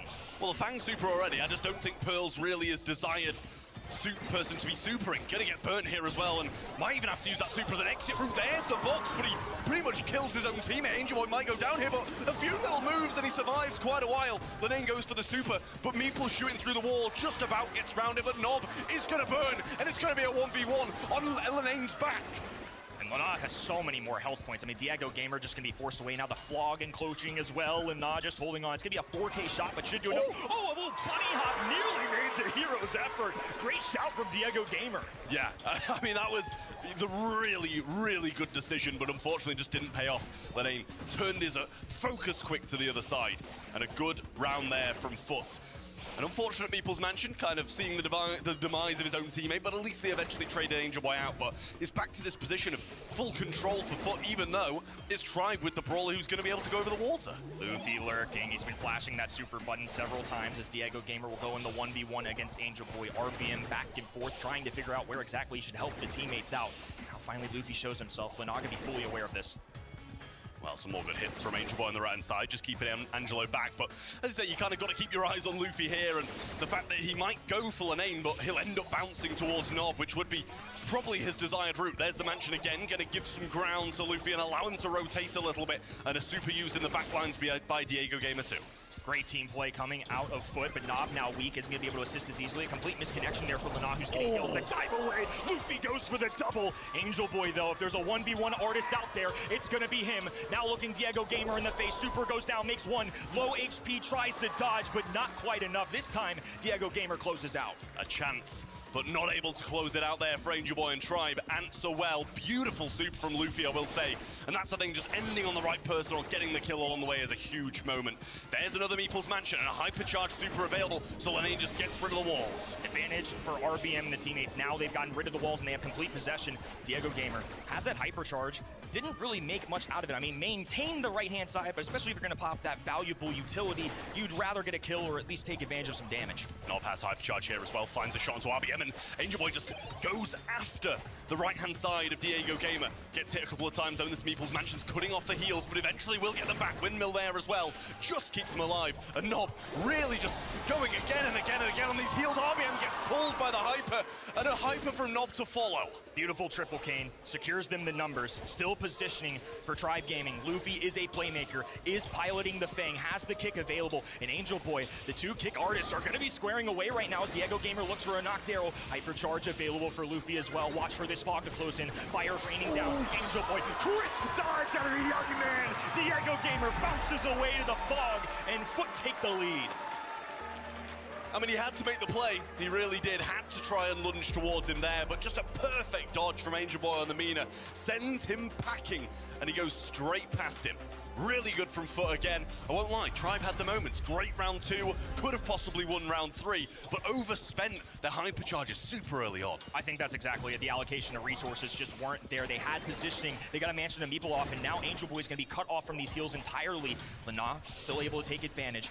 Now it's Foot Esports retaliating, pressing up against the wall. Long-range affair on the right-hand side. Angel Boy, though, watch the smoke up close. Gadget going down, looks for one. Contact made. Diego Gamer diving. Angel Boy, relentless, looking for blood as Lina's taking on the left-hand side. It's a trade. Red roster down to 1 just again. And Diego Gamer isn't there to survive. They just don't care. Like, Angel Boy's just beelining straight into the spawn. He's like, all right, 3 of them around me. I'll pop a gadget. I'll be fine with a few heals from Nob on the way. Really good stuff. Good trade from Lane, I think it was, on the left-hand side for Luffy as well, or could have played out differently. Meeple's Mansion, Lane all alone on the left-hand side here, and it's kind of gone unpunished. Confidence exuding out of Foot Esports right now. Now they've got 2 supers of their own as Diego Gamer works the right-hand side, fanning shots coming out of Nob. They've done their scouting report. They know where RBM is. Lina, of course, maintaining distance as Diego Gamer goes low. Super goes in, a bounce away. It's a back and forth the whole time. Now tags going down onto RBM, who's slowly dwindling away from the poison. Barely survives, but Angel Boy cleans up left. Nice dodge from Lina. Not quite enough, though. 2v2 situation. Luffy dwindling away as it now becomes a 2v1 RBM. A Meeple. What on earth can he do into a monster like Angel Boy? Hypercharge going down. He's just going to stay in these walls. He's holding as firm as he can. I mean, he's done a great job. I just don't think it's winnable. And there you go. Angel Boy will close it out with the healing help from Nob. Brilliant set from Foot Esports. And Tribe had their moments, but just couldn't hold firm. I was asked, what kind of player is Angel Boy earlier today by our media crew? He is a dog. D-A-W-G. A loud bark on that guy. Just fearless. To come into this week, especially having the hand he was dealt, him and Nob both for that matter, Lina stepping in immediately in that set really showed the synergy that this team had. The Byron heals plus Mina up in the faces now for 2 straight sets. Learn your lesson, Tribe. It's got to be a ban. Yeah, I think you'll find you did it a lot more American than what you came across there. You were like, he's a dog. I mean, I can't change what I am. Absolutely true. This man is just showing us why Foot deserve to be at the top of the EU region, even with substitutes coming in, even with different teams, and you're not against a bad team either. And they're still getting wins on the board. They're 2-1 up, and they've got the capability of closing this out in 4. Tribe not looking bad, but just left a little bit to be desired. That's a great point. I think that's a very important thing to harp on. Sometimes in matches, it's a one-sided affair, but in our scoreline right now, it may only be 2-1. It may only be Tribe gaining down 1 set, but they're playing well. So the fact that Foot are excelling the way that they are just goes to show the quality of team we've got. RBM was 0. I'm not overly concerned. That's a meeple after all. It's really Luffy who has to be there. Diego Gamer maybe for some follow-up shots. And it was a solid showing. I feel like Diego Gamer just came down the wire a lot of times. They were able to get those early kills on RBM, who I'm a little surprised is playing this brawler, just a control-oriented one where he's more known for those tanks. But sometimes that's what you got to do. Luffy, after all, is oftentimes an assassin player. Well, bridge too far on Heist might be our last set between these two teams if Foot Esports manage to get it on the board. Tribe Gaming gonna try and have something to say about that. Bans are there, the Kaze, Colt, and Chuck. And Chuck is gonna be banned from both sides as well as Tribe add it to theirs along with the Angelo and the Nanny. Big things needed from Tribe Gaming. It should be a long-ranged affair, but I suppose the last one probably should have been too. Well, they've removed a lot of them too. I mean, we've got no Nani, no Angelo, and as a result, Pierce slides through. Very quality first overall pick. No complaints here. I mean, you saw it in the stats pre-show. It's one of the more banned/pick brawlers. You're gonna have the name called out a lot. It's consistent, it's safe, makes sense for a number 1. Yeah, absolutely, especially with the range of this map as well. It's just one of the more well-rounded range brawlers at the moment, because you're still able to occasionally burst people who are in your face down if those ammo pellets land nicely around you. 9 seconds left now for the Foot Esports response to it, and as you said, a few of these sharpshooters are taken out of the way. But who needs sharpshooters when you can just run it down? And I said, you know, it should be a long-ranged affair, but it seems like Foot Esports just don't want to take that route today. They're going to pick up the Shade, and it's worked well previously, and I think it's fair to say there's been a few sets where the Shade hasn't really worked so well in the Brawl Cup, but I think I've got faith in this Foot Esports team to be able to make it. Look, if it's in Angel Boy's hands, I'm not ruling anything out. Now they pair it with an 8-bit as well. So the one thing I will say about this Pierce versus 8-bit matchup is advantage to 8-bit for damage you can do on the opposing heist safe. And then on top of that, it's going to take a lot of ammunition. And Pierce can obviously cycle through that rather quickly. But nonetheless, the beefy arcade machine's going to do well. The hardest part about this to me is now you have 2 brawlers who really rely on their super, and especially for somebody like 8-bit, really relies on positioning. If you're not getting to the other end, you're just playing entirely defense, which is not what you want in this game mode. If Shade can't get supers quickly enough, I could see this going awry. Well, in need of a bit of safe damage, but they're going to go with the Finks. It worked well for them in the one set that they've won, which was Hard Rock Mine and Gem Grab right at the start of this series, so haven't managed to get any sets on the board for a couple just yet. But Finks, it's been brought out here occasionally, and I don't mind it. It's not something that I love, to be honest with you, but when you can play it as well as they did in that first set, I think it's fair to bring it.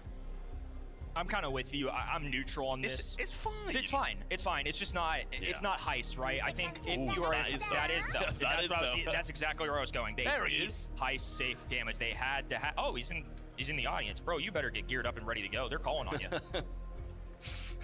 Get ready to head to bridge too far, buddy. He said, "Ooh." He said, "Ooh." Better get running.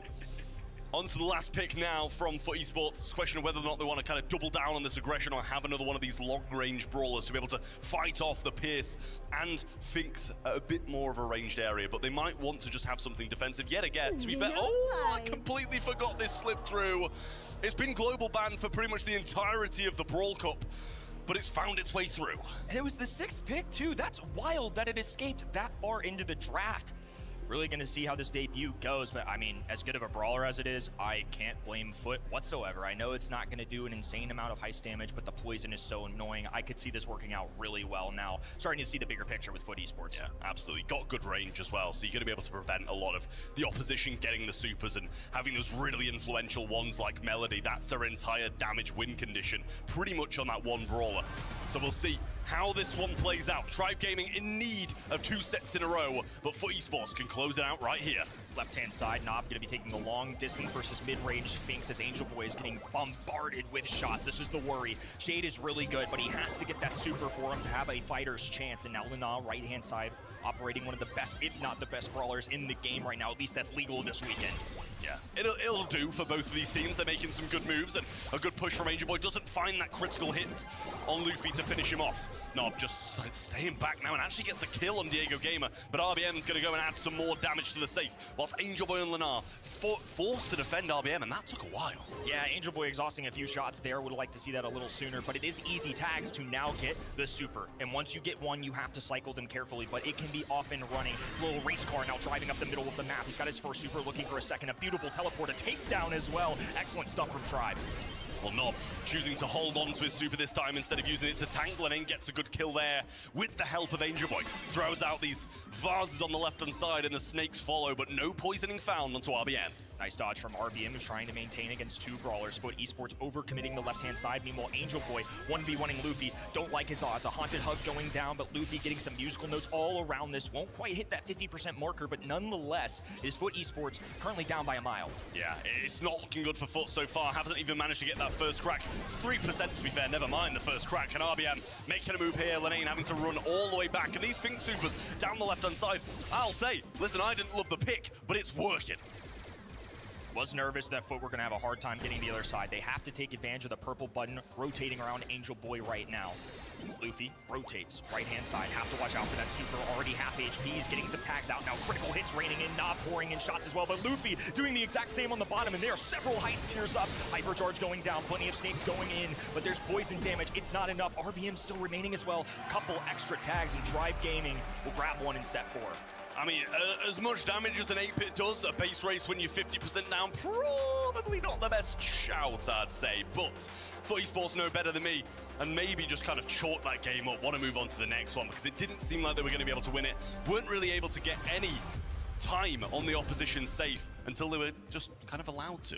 I think Foot Esports' road to victory in this set is just going to be a little more difficult. It's a lot of control-oriented brawlers on the left and mid lanes coming in from Tribe Gaming, but Luffy was just able to escape their clasps several times and get onto the enemy end. This is better, though. Angel Boy survives the start, gets a couple tags. You just got to work your way to that first super, then your job becomes so much easier. Yeah, RBM doing a great job here, going really aggressive, knowing he can just turn back the clock and TP away. A super used defensively again for Angel Boy. He's now trying to move over to RBM, who shouldn't have a gadget and doesn't manage to get away. And a much better start in terms of damage. Yeah, they've only done like 10%, but that's a better start for Foot. They need to find a way to walk Nob up the map, but a perfect slowdown there from the Time Warp as now the right-hand side is cleaned up by Nob. Diego Gamer still holding down the middle. RBM rotating away. Oh, a nice tag from Angel Boy. Perfectly executed tag, and now this is going to be the whole Foot roster up the middle. This is fantastic. Shots pouring in. The first high safe. Pierce, good stuff from Foot. And a wasted Fink Super before he went down there as well. I don't think he thought that Angel Boy could reach him. He's slowed by the Pierce shot and forced to run away. Lenane, knowing he can't do too much damage, he's just getting the kills, trying to get his teammates to come up. You can hear the vases break up top, and the damage followed suit. Lenar's been doing a good job in this game in particular, really occupying space on the right-hand side, getting kills, and now Diego Gamer close to one of them, not quite, no turret going down. Nob letting loose with the gadget, and another high safe tier going down, well below 50%, but Nob pouring it all out for Foot Esports, now down to the final life of that high safe. Yeah, Diego looking like he's going to burn here as well, and does. Luffy on the right-hand side, can't get across to stop Nob and Angel Boy just yet. There's the turret, extra credits thrown down too, and that's going to be match point. Up next. A lot of EMEA fans in this building cheering on Foot Esports. All the fans of SK Gaming, Reply Totem, Big, all the like that we saw even in our show match in the arena today. Really hoping that EMEA can help grab those spots. It's something that's very important and what we're all looking towards. And meanwhile, Tribe Gaming, they had a hot start. I really thought this might be the match for them to finally reclaim their status, to get some confidence back. But Foot Esports on match point might keep Tribe Gaming completely and utterly defeated at this event. Well, game plan change and Melody down the left-hand side along with RBM, the Finks. But it's an even worse start this time for Tribe Gaming, which isn't boding too well. But Luffy, early super, doesn't even get away as Angel Boy will get the kill. But RBM, free reign of the mid now, but it's the same for Lenane on the right. Not overly worried about Finks, at least for Foot Esports, because up the middle of the map, it's not going to do a ton of heist damage. Angel Boy, of course, rotates forward now up the middle, does have a little assistance from the turret. This is going to allow Nob to expand with space. Pierce from the long distance trying to rain shots down, but Angel Boy is speedy, quick, lightning fast. Lenar still hitting tags on the right-hand side, doing a great job of puppy guarding Luffy from moving up. I mean, Nob just stopping everybody from coming down this left-hand side, and Luffy being kept at arm's length now by the Naja on the right. The Nane doing a great job here. Has been given pretty much free roam with the right-hand side for the most part. Hypercharge on the left-hand side. RBM not going to be able to TP out of reach, but still doing a great job here and finds the kill with the help of his super. This is a good start for Luffy. Gets a few tags. RBM there to close out as well. One extra, now down to 75%. It's only a few percentage points remaining. They're on the same tiers as High Safe, positioning for Tribe, or at least was past tense, as now Angel Boy is able to go. Well, the Snake's back again, trying to find the poison on Luffy, and does. That should be a kill for Angel Boy. And Hypercharge will follow as well. Just narrowly survives. And RBM, with a slither of HP on the left-hand side, stays on his feet. They're gonna hold firm in the mid. Little breather here as Foot releases, hypercharge middle. It's gonna be a trade on both ends as now Luffy goes down the map. You can see how much damage this is truly doing. The hypercharge from Melody is so coveted for this game mode, and Luffy ran it to perfection. Well, that's what he needed, and that's what Tribe needed as well. There's the Super 2. Angel Boy's gonna go down, and all of this map is being controlled by Tribe Gaming. Diego Game going to burn down, but not without getting a final blow onto the safe. Up comes Luffy, and Angel Boy, another super, and forced to defend. 30 seconds left. Great cleanup crew from Angel Boy and Lana. They had to do it. This is getting rather close. They still need to get that 50% marker. RBM dashing a trade as well. Massive, but look at all the poison up top. That's gonna get them that 50%. All of a sudden, Nob with a fighter's chance. Left hand in, extra credit. Body blocked entirely by RBM. What defense would tend to go? Angel Boy not within striking distance. RBM holding firm. Luffy diving down the bottom of the map. And Tribe Gaming will go to 5. They'll finally have an opportunity to conquer demons from Dallas.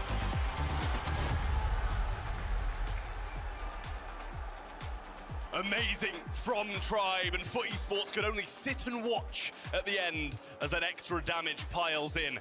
We're going to a set 5 to decide it all, and I think Nob really wanted to close that one out there, kind of head in hands at the moment. It's not over yet, still got another set to play, and you've got to think, mentality-wise, Tribe are in a stronger spot. I think we're in a real treat for this group stage.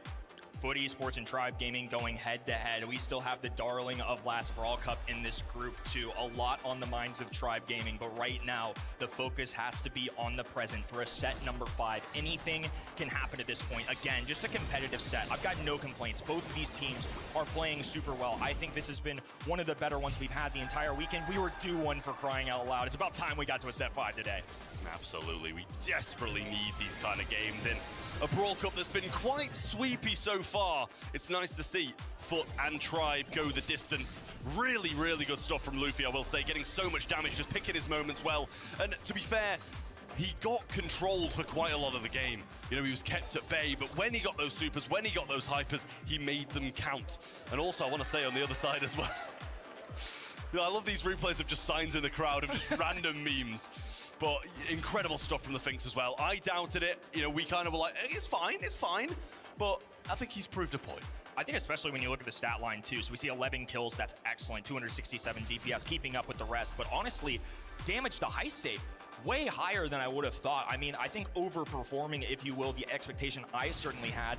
Something I commented on before, but I just thought Foot Esports draft right there was manageable, certainly winnable, but tough. And we've shouldered a lot on Angel Boy. He has his entire career, and now once again, the young man will be tested. Here we go to Layer Cake for a set number 5. We see some interesting stuff from Bounty. The ban stage here is always a variety pack of brawlers. Sometimes you're gonna see the throwers go down, the tanks go down. Then you gotta keep the ones like Anti-Tank and Chester in mind, especially with our global bans. None of those super duper apply, I would say, to this map all the time.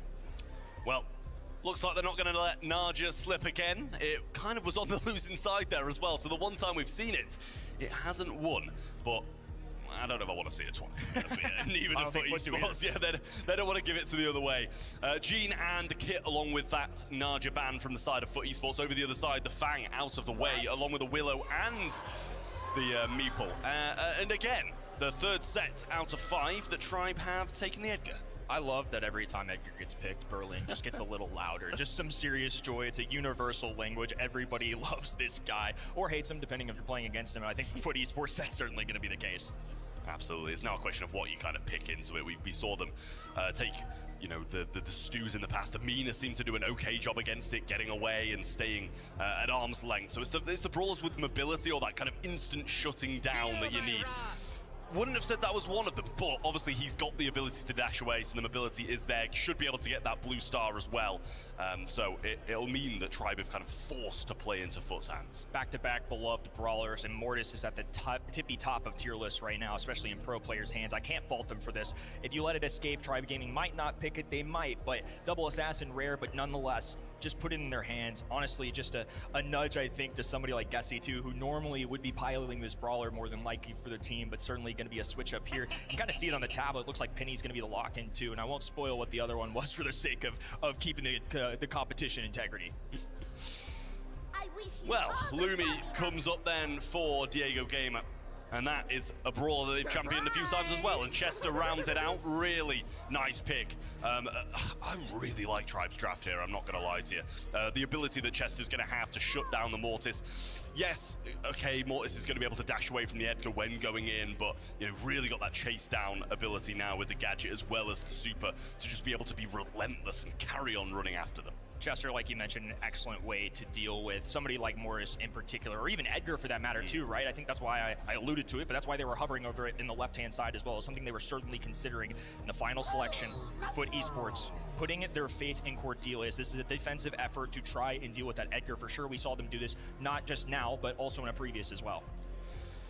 Well, it's definitely going to be a big set for both of these teams. Still a couple games to go after this one in the group, but should be a decisive one nonetheless, and one that Foot Esports, with this substitution of Lenane, desperately want to get on the board, because neither of these teams will want to be at risk in the next. 1 year ago, disaster in Dallas for Tribe Gaming. Foot Esports facing disaster earlier this week. How will these top teams adjust to the adversity? It's time for set 5. Angel Boy off to the races up the middle of the map, and now continuing to apply pressure. Normally when you grab that blue star, you dip, you get back to the same side, but instead he's trying to catch all the smoke. Let's say it's actually not even Lenane on the Mortis either, which you would have expected. Angel Boy going to go in really, really deep there into two of the brawlers, and that's not a matchup he's going to come out on top of. Lenane on the right side, just trying to get some supercharge, but Chester gets there first. Now a heal coming out of RBM2. Nice roll of the dice there in terms of what he could have gotten out of that hat. Luffy, though, has finally charged up that super, and he's lurking. Top right-hand side. They haven't quite scouted him out yet. He's going right at Lana. He has a super available, but knows it's not enough. A nice dive. Angel Boy gets juked hard by Luffy, and now it's 6-1. Foot Esports can't even boast a kill. I mean, incredible. Just jumps over that super, prevents him from getting the heals. Really nice stuff. There's the penny turret down, though, and now Luffy goes into the back lines, jumping straight over Angel Boy again, and he's not having a fun time on this Mortis. No, not at all. And now he goes down again. Angel Boy has just been cycled out so many times. A disastrous DPS for Foot Esports right now. No kills at all. Lana maintaining, but Tribe Gaming perfectly comfortable, especially with Chester on their team, of holding the backlines low. The Diego Gamer with the gadget available. Finally, Lana's able to do something about this. Tries to hop away. Luffy jumping in his own, though. And Angel Boy can't pursue the kill. He's been cut off by Diego. So difficult to do anything there, and the penny turret getting brought down to Nob should only be a couple taps off a hypercharge, so might hold off on this one just for now, but he's actually going to throw it really aggressive into the top right-hand corner with only 30 seconds left. Work to be done.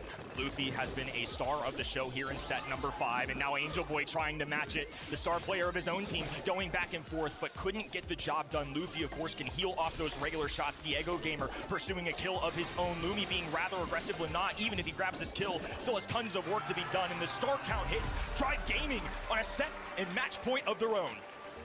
I mean, about as smoothly as it could have gone for Tribe. I feel like Foot definitely not going to play the same again. Hyper aggressive from Angel Boy. Basically got the blue star and went after them, and then continued to go after them, and was just getting bullied by the Edgar. Letting this slip again is really not panning out well for Foot. I'm terrified for Foot right now. This is another time where maybe they thought they had an answer to the Edgar, but Luffy has been a problem on this brawler. This time, Angel Boy, like you mentioned, not going to go nearly as aggressive. This time, backline. Let's take the blue star, change up our strategy. We're not going to go overly aggressive. Let's be a little more passive. Yeah, definitely the thought process to use. And Edgar going to be getting a bit of passive super along the way. So you definitely kind of need to think about that. You know, he's always going to have that upper hand on you in that 1v1 situation for Angel Boy. He's going in, trying to bait something out, trying to get some supercharge, but I just don't know what he's going to find. Yeah, especially now into Chester. This is an intelligent rotation coming out of RBM, as Luffy is going to be in the middle of the map. Diego Gamer is going to outrange Lana this whole time. He just has to rely on a little cheeky tag, or maybe just charging up that super by pressing up against the wall neutrally. I mean, I think it's a smarter idea to force Edgar to come into you and try and, play it for that. Because when they were going towards him, he was just bullying them, evading everything that they had. And Nob still deprived of a super. As I'm saying it, he gets it. And it's a defensive one this time. They've established the turret as well. This is completely different Foot Esports. Fully off the gas pedal. Angel Boy was guns a-blazing in the first one the entire match. I would say that's been their play style. But they're really counting on the fact that Edgar is going to try and make one final push. This may come down to literally one kill within the last 15. It literally is just going to be Edgar going in, and if he gets the kill, he gets it, and if he doesn't, Foot should run away with it. Big stuff, and he's jumped out too. Angel Boy only narrowly survives, and now they've got 30 seconds to make the big play. Angel Boy trying to get up the right-hand side, super available for Chester, but it's a question of which one he's got, and that might decide this game. Lenane with a super on the left. Let's see what the Mad Hatter has in his pocket. Lana takes the victim down to the Shadow Realm. It's Diego Gamer waiting patiently, 15 on the clock. Tribe Gaming have waited for this date for a straight year, trying to right the wrongs and atone for the sins of the past. Lana caught in a trap, now a cutoff on the right-hand side. Angel Boy needs to dash forward. One star being the separator, dives in, but can't quite get it done. North America, Demons conquer. EMEA's #1 slain.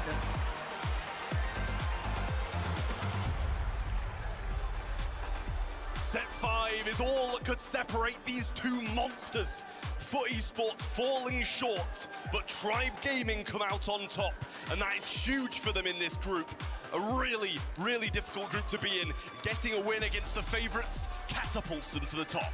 Excellent showing from both of these teams. Easily one of the most entertaining matches. By no means are Foot Esports done. Regardless of who you're a fan of, this is still our group stage. Still a lot to prove, but for now, let's go down to the winner's circle. Can't wait to see what Tribe have to say. Welcome back. What a match that was. Can we make some noise for that match? That was insane. Let's make some noise. Wow, that was the best match that we've seen on stage so far. So, I just have to say, right, last year, you guys put so much pressure on yourselves coming into the Brawl Cup.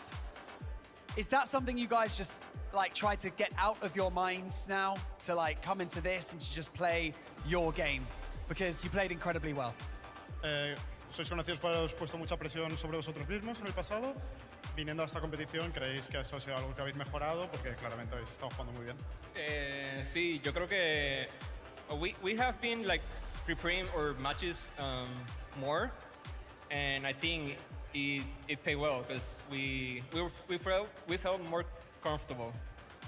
Well, you look more comfortable as well, and being able to bounce back from being at a loss and going ahead, it was an amazing match to see, that's for sure. Now, I need you to kind of think forward to your next match. You're going to be against Toxic Lotus. Now, last year, that was a big moment in the Brawl Cup, let's be honest. Do you feel mentally prepared for them? And, what's your thoughts ahead of that match? Bueno, vuestra próxima partida es Black Lotus. Es un partido muy importante. Fue un gran partido en el pasado. ¿Cómo sentís? We feel excited to have our revenge. We are prepared and we will do our best. I love that. It's a good answer. It's a solid answer. Ladies and gentlemen, give it up one more time. It's Tribe Gaming!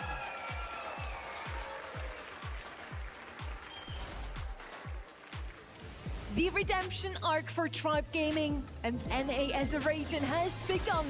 To actually take this win 3-2, another 5-map banger coming out of the two of them. Finally, we get a close match today. I'm super happy about that. At the same time, you got to feel for Foot Esports. They already had the 2-1. They were in the lead. They had the chance for a match point, but the last two maps just weren't theirs. Yeah, the ambiance in the stadium was honestly electric. So much support for Foot Esports, despite obviously not having their full roster. And I think with that in mind, a really great showing regardless. They'll be kicking themselves a little bit for that fifth and final set. Definitely had a bit of a tough game, considering the first one was going so heavily against them. And definitely some thoughts here on the desk regarding drafts along the way, Spain. I mean, I'm quite impressed with Tribe. Their drafts definitely have improved. And I'm a little bit surprised how Edgar just kept sneaking in and it wasn't getting counted out. I mean, it might show that Edgar's a bit too strong, but at the same time, I think Tribe were just playing brawlers that they're really comfortable with, and it clearly worked out. You could see by the last game stats as well. I mean, it just didn't look comfortable for Foot. It was a bit of a draft diff, but at the same time, they didn't really have any answers to Tribe. We're seeing here the stats of this last set. Layer Cake definitely went the way of Tribe Gaming. It was one of the only 2 O's actually this round, so we really went the long way in this one, just as we expected, kind of. Those 2 teams really at the top. Now, Toxic Lotus is the 3rd in this team. We already called it the group of death. Is it going to be just as close in our next match? The thing with Toxic Lotus is it's very similar to Ace Zero from yesterday in the fact that we don't really kind of know how they're going to be coming into this event. For me, I've always thought to myself, well, hang about, like Ace Zero is the #1 seed in the Chinese mainland region. That doesn't necessarily mean that Toxic Lotus have lost their touch. They've been dominating for the most part, even on the world stage. You know, last year at Brawl Cup, Toxic Lotus did the unthinkable. They beat Tribe Gaming. You know, that's the level that we've got to remember, and it is the same Tribe Gaming roster with just Diego Gamer coming in and replacing Zeus there. So, like, they've already done some amazing scorelines. They went on to beat Loud following that as well in the 3-2 scoreline. So they are still that same squad in my eyes, but we'll have to wait and see how they'll fare against it later on for sure. A huge storyline for Fit Esports today as well. Guesty isn't here. Lena is jumping in, coming in, and it looked insane what those 3 players have actually put together within just a couple of days of preparation that they had coming into this. Lena arrived just this week and they scrimmed for the very first time together in this roster, and I think for that it looked fairly good. Honestly, big props to them. I expected it to be close, but I think their team synergy with how little time, how little practice, it did look pretty good. It seemed near enough seamless. I mean, their name was playing absolutely fantastically. I think the biggest problem that they probably would have had was just figuring out who was going to play like the role of Guesty. There was probably like a lot of confusion about that, like in that last set. I thought maybe Lena might have been on the Mortis and Angel Boy on the Cordelius, but yeah, we were wondering. Yeah, we were wondering, but I think they might be able to figure something out for this Toxic Lotus matchup. What is super interesting in this roster now, they usually just speak in Russian together, Nob, Angel Boy, and Guesty. Now Angel Boy as the IGL is kind of coming in and talking English to Lena, Russian to Nob, and somehow makes it all work. This is so interesting to me. So really, props to them. They made it super close. That could have been their match as well. And we're going to see them again in just a couple of minutes. By the way, I always think it's above getting a Swiss person on your roster, so Lena being on that stage with them, not a bad thing. Bias. But for Tribe Gaming, you know, I mean, they've already done better than they did last year. So there's definitely a great amount of prep going into this. And we were impressed with the drafts. We were saying, you know, how Killer has been really nailing that side of things and not getting too overconfident, just getting it solid. So very keen to see more from Tribe. Now, you all get rewards when you watch over at eventtheprocess.com. Lock in your MVP votes and also your predictions for the next couple of matches. For everyone here in the arena, we now have something as well. Liebe Leute, wir wissen, ihr wollt auch was mit nach Hause nehmen. Wir haben ein bisschen Merch für euch, nicht hier bei uns, sondern da hinten bei Barney. Wenn ihr euch ein Brawl-T-Shirt abholen wollt, geht doch einmal nach da hinten. Er wird gleich ein paar T-Shirts in die Menge werfen. Barney, I heard you have something for them. Ladies and gentlemen, I have some urgent news. They were looking for a T-shirt cannon, and this is the only cannon in this room. Right here. Oh my goodness, it's like zombies attacking me. What is going on? Okay, I have 4. Are you ready? I said, are you ready? Okay, here comes one. I'm gonna try and not punch the camera, but here we go. There's one. I know they call me the Tom Brady of the UK. Here's two. Who wants it? Who wants it? Come on. Don't hurt yourselves. Don't hurt yourselves. In the middle. Boom. I have one more right here. Who wants it? Ladies and gentlemen, down there.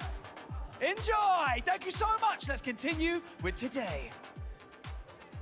It really is worth it to come out to any of our LAN events. You get T-shirts, you get some beautiful postcards to send to your loved ones. So make sure to get to the next one. We already know where that one is. There's also a little guesswork going around right now as to where World Finals could be, but LCQ was confirmed already. It's going to be in China. Yeah, there's actually a poll going around as well as to specifically where, and I saw your little tease starting as to where we might be thinking for World Finals, but it's still yet to be found out. Maybe tomorrow we might go into that in a bit more detail. Maybe, we might. First up though, we're gonna find out who will make it through Group D. Next up is Foot Esports. They step out onto stage once more versus Toxic Lotus. Toxic Lotus, I'm excited to see these guys play again. I mean, again, they've got a few question marks, not even winning a monthly final in their region, but I can't doubt these guys. After what they did to my own team at Brawl Cup, I can't forget. And to be honest, I want to root for them secretly because they are the underdog. So, but to be fair to their team, they play so well together, and I really believe in them. I really believe in them. If they're to qualify, they need to beat Foot right now because Foot won't be weaker than this. I mean, no shade to Linane, but you know, they're without Guesty, so you need to strike now. In Brawl Cup 25, they knocked out a couple of the biggest names in that tournament. They faced Loud, the #1 seed of SA, knocked them out, eliminated Tribe Gaming as well, and nearly also defeated SK Gaming. So let's see if Toxic Lotus can repeat that also now against the first seed of EMEA. Foot Esports, we discussed it already, not in their usual roster, but they should still be the favorites, or not? It's very tough to say, you know, because I think that the way that we've seen Foot Esports come into that last match was actually a lot better than I was expecting, to be completely honest.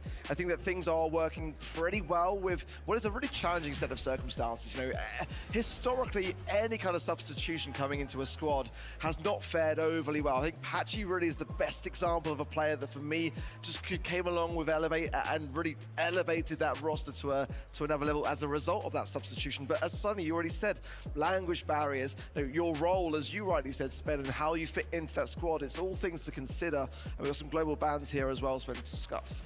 Yeah, the kit ban, I mean, probably the map set might favor the kit ban. I mean, normally that screams to me they don't want to get cheesed. They don't want any unpredictability with kit, what it brings to knockout, to bounty, etc. So, I mean, pretty standard overall. You got Naja, you got Mortis, that's open. Naja's actually open. Again, it seems like Foot clearly like Naja and like that meta, so I like your analysis on the kids, Bando. We do start on Gold Arm Gulch, definitely one of the most annoying brawlers to deal with there. There's so many cheese clumps going on with that one. You can still come in with the dog. It's also on our bingo card still. I am waiting for a dog pick. Now over to the pole. It's not as close as the 5 to 95, but pretty close here as well. For Esports, supposed to win that one. The poll also said they're going to win against Tribe Gaming, though, so I don't know if our viewers are correct on that one. Yeah, like I said, this is the first showing of Toxic Lotus in this event, so I think it's kind of tough for me to kind of side with that poll in that regard, because I think that it could be unexpected, and we may see some upsets. Now let's see if Barney already made his way back from t-shirt throwing back to stage. Bring them in.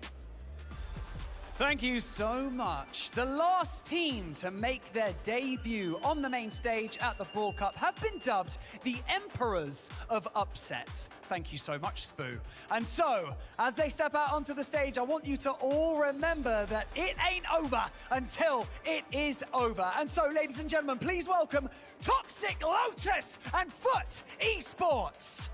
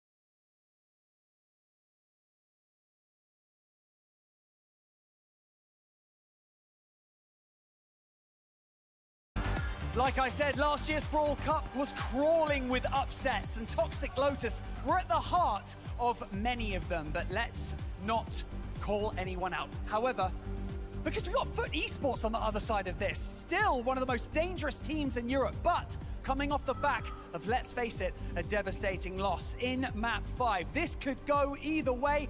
This is Toxic Lotus's debut right here as well, so it'll be interesting to see how it all pans out. And so, with that being said, it is time for match number 5 of day 2 of the Brawl Cup. Let's do it.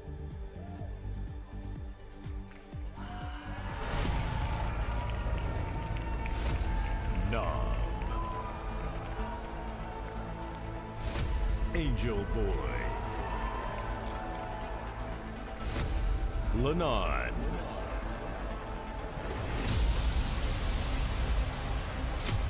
Engine. Talk. OU.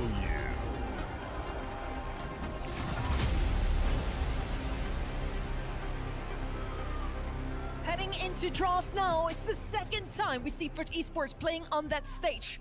Toxic Lotus didn't really get to warm up too much on the stage itself, but they have been scrimming just seconds ago, still warming up for their opponent now. Spen, you as an ex-pro player, is it an advantage that they come out of a 5-set match already, or a disadvantage that they're tired now? It can work in both ways. It depends what type of player you are. If you let the previous loss bother you, it might affect your gameplay going into this, but I think they should be able to put it behind them. So we've already got a few picks in here. Colette first pick on Gold Arm Gulch. Oh yeah, Colette just sneaked in somehow. And then Jean, Angelo, pretty standard response, because with Colette, normally a bit of range, especially a knockout, can normally counter it, but Colette's just so strong. It's going through as a speed run of a draft right now. We were discussing the potentially as well. Colt is being played quite a lot here, and we saw Sands on it yesterday. Kind of an interesting brawl that's kind of rising forward slightly in terms of the picks and the bans. I think Jean is actually still open here as well. Very safe one that Tox already picked up on the right side. Russ kind of come in now, and we know what that supply drop can do, especially to hand over the Hypercharge to Colette. It's quite dangerous. Okay, so with Foot's comp, I think they're lacking maybe a little bit of health, especially once the gas starts to close in.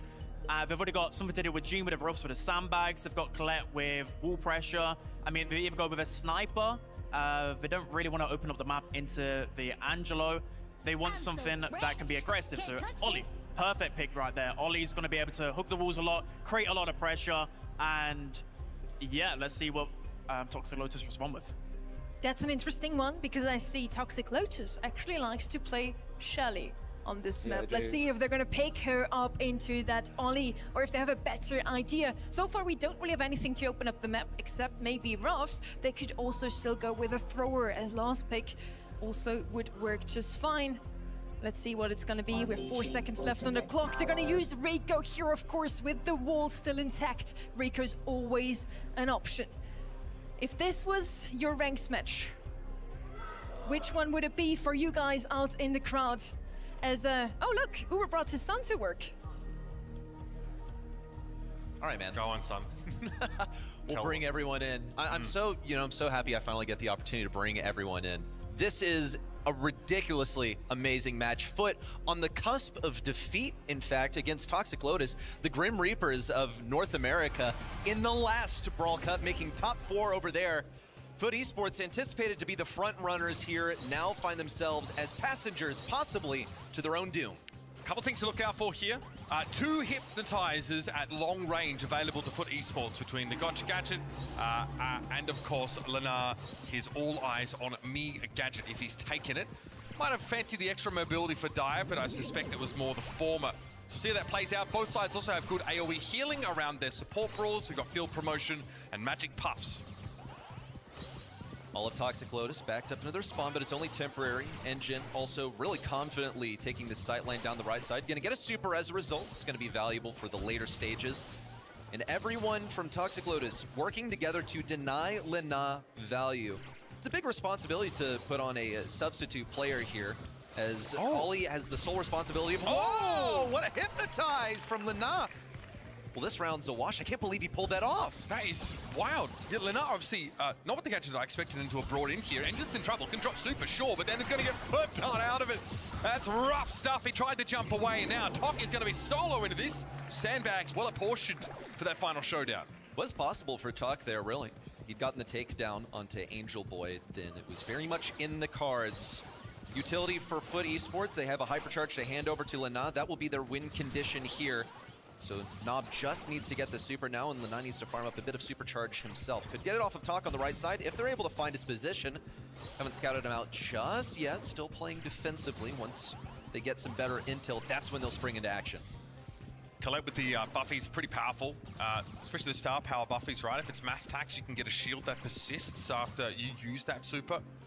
Or Push It has a stun component attached to it now at the very end of her range. Toxic Lotus creating pressure with this Gene super. No one from Foot can get too close. They've already used the bag, so they definitely can't push up now. Poison's bound to close in any second from the top first and then from the sides. That's going to be a pull onto Angel Boy. Opens things up early on in the round. Engine is trying to hang on to his hypercharge and super as well. Best case scenario, OU gets a super for himself. Nob is going to see about that though. Lena on the right side gets a hypnotize. No damage. One more shot to finish off. Tuck falls in unison. It's kind of the problem when you lose to Colette though, isn't it? You do not have the damage. If it's just Ollie, you can't even take a Rico down solo. You need that team involvement. You need 3 players. Still Toxic Lotus playing on the backlines here, letting Foot make the first move. Lena gonna come in with a hypercharge and super. OU tries to snap him out of it with the super. You either pop it or you drop it. That's another hypnosis onto Tuck, but he stays alive. 2 versus 3. They knew that they had to go into action then to hopefully equalize things on numbers, but it's just not happening. Best thing they can play for now is Talk super, and for Engine to get a super to pair with his hypercharge.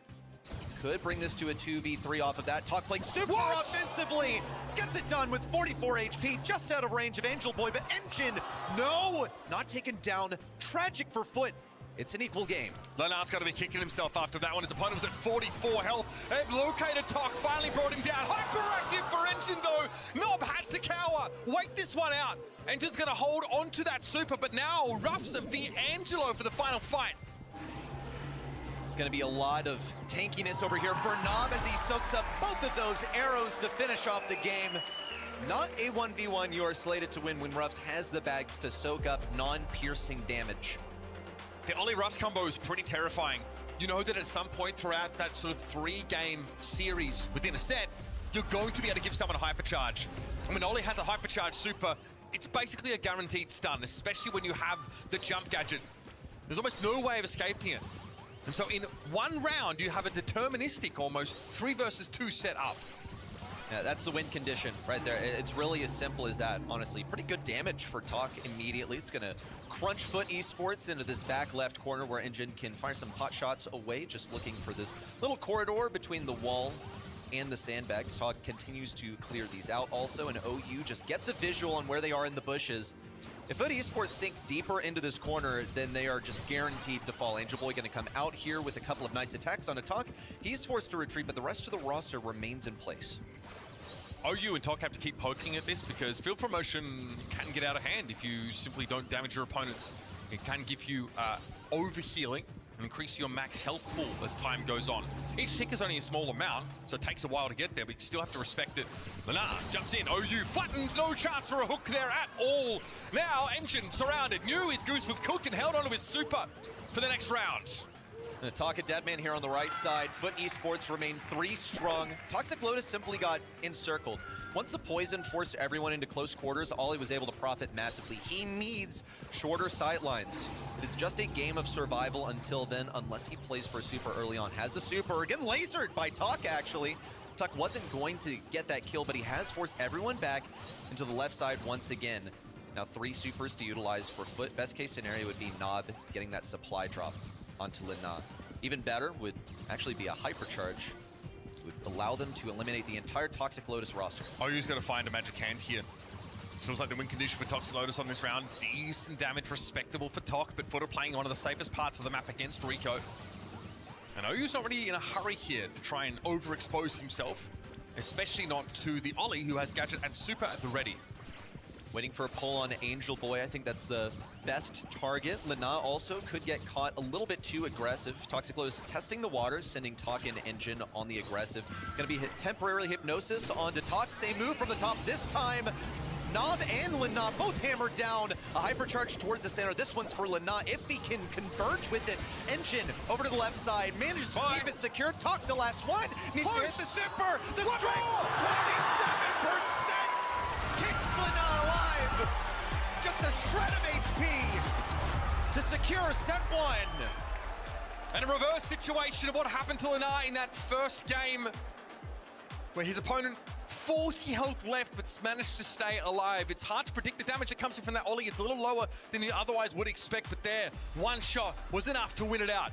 A very close end to that round, but honestly, in general, that set felt like Foot had a chokehold on it from start to finish. A powerful composition that featured a lot of crowd control. And even though Reddy, it was a little bit lower on the damage front, when the gas started to close in, they had enough utility to skew the fight in their favor every time. That's what Knockout's about. It is about the setup and then the execute. Each round just follows that same pattern over and over and over again. But you can deny that utility. You can keep Lena from getting a super, but he actually did a pretty good job. Also got the hypnosis pretty early on in some cases, which impressed me. I feel like putting Lena on a tank is definitely the correct match. However, as a substitute for the team, that is a pretty tall thing to bear. Yeah, I mean, he's one of the best tank players, I think, globally, is generally what his reputation was, which is kind of why that previous matchup was fun in many ways. This matchup, obviously, promises to be pretty spicy as we go forward, because this Toxic Lotus team, mechanically, are considered still that best team in mainland China. But the consensus is that they were outdrafted by A0 on multiple occasions. But if you get Toxic Lotus on a good comp, then they're a team to be feared. I will say that they used the Miko comp on Heist pretty frequently last year, right? With the first to really bring it onto the world stage. Miko has a star power that lets him do more damage to inanimate objects or non-player entities. So a bit of a no-brainer there. That cat is out of the bag, and some teams have figured out ways around it. It's still scary if you run into a Heist game in this set. If Toxic Lotus can last that long, expect to see that be banned out against them. But this is a team who've worked very, very hard on that individual level. The coaching's been solid. Star Dragon is someone who's been pretty vocal about there's a lot to be excited about. Coming out of that mainland China region. And getting to see another one of their representatives here in A0. It's a shame they've already bowed out of the competition, but Toxic Lotus now have to basically carry the expectations of that entire region alone. Putting that on everyone's radar may have been a mistake. Not that it's Star Dragon's fault. Is it their fault for winning and showing everyone that they have the skills that they deserve to be respected? It was pretty quickly adapted to in the subsequent months, led to them not making it all the way to the World Finals. Yeah, losing out at LCQ was heartbreaking for this team, right? It's kind of not what we expected after Toxic Lotus had such a strong finish at Brawl Cup, but I mean, Crazy Raccoon almost didn't make it out of LCQ either. It is really brutal. That was that rival esports team that gate-kept Toxic Lotus. Yeah. It's a new year though, same team, same expectations here at Brawl Cup from their fans.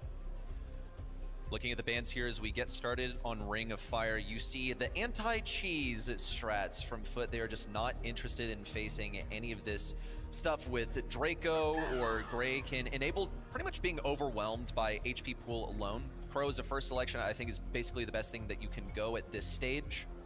The response from Toxic Lotus into something that they knowingly left open. Look at also the respect. Mina ban.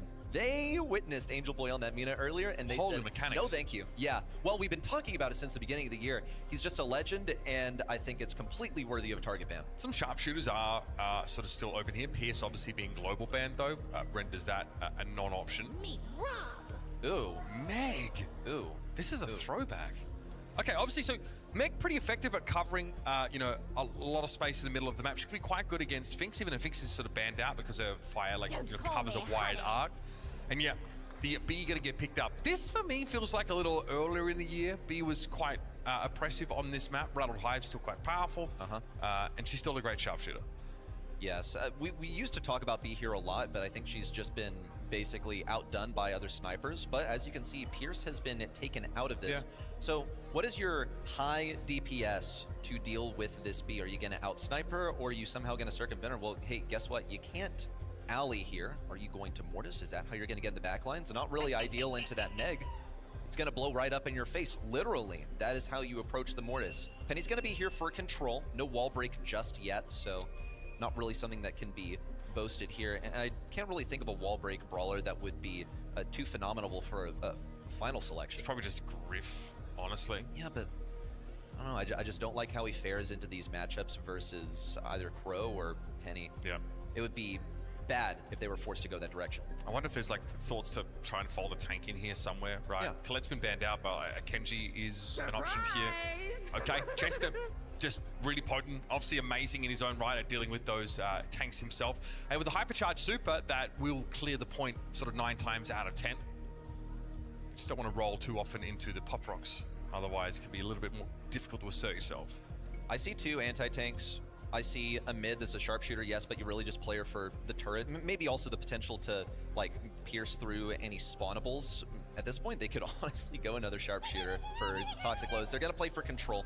Control is always going to beat anti-tank. You know, there's sort of like a triangle, sometimes a square if you want to look at it, like what counters what. You play control into tank counters. I like this so far. I think Meg is going to have a rough time. She's not going to be able to juke the Chester shots. It's not really something that you do, but she will have some pretty good survival. You have the long range enforcement from B, where if she's not contested by another like real sharpshooter, I wouldn't consider Penny to be a fair matchup for her. Then she can pretty much sit around and auto-aim for the majority of it. Pretty easy brawler to play, and if you're in a losing position at the moment, you're down 1 set, you want something that's consistent, not a bad direction to go. Meg does offer you pretty good staying power, though, as you functionally have 2 lives. Getting knocked out of the mech means you can continue to stay on the point and accrue that capture percentage. Then a little bit short-ranged here into that B matchup, so Angel Boy looking to assist. Red Chester, of course, was at large, so you got to respect it. Engine is going to give a bit of ground here on this left side, but that squeak is always going to be a pain for Angel Boy.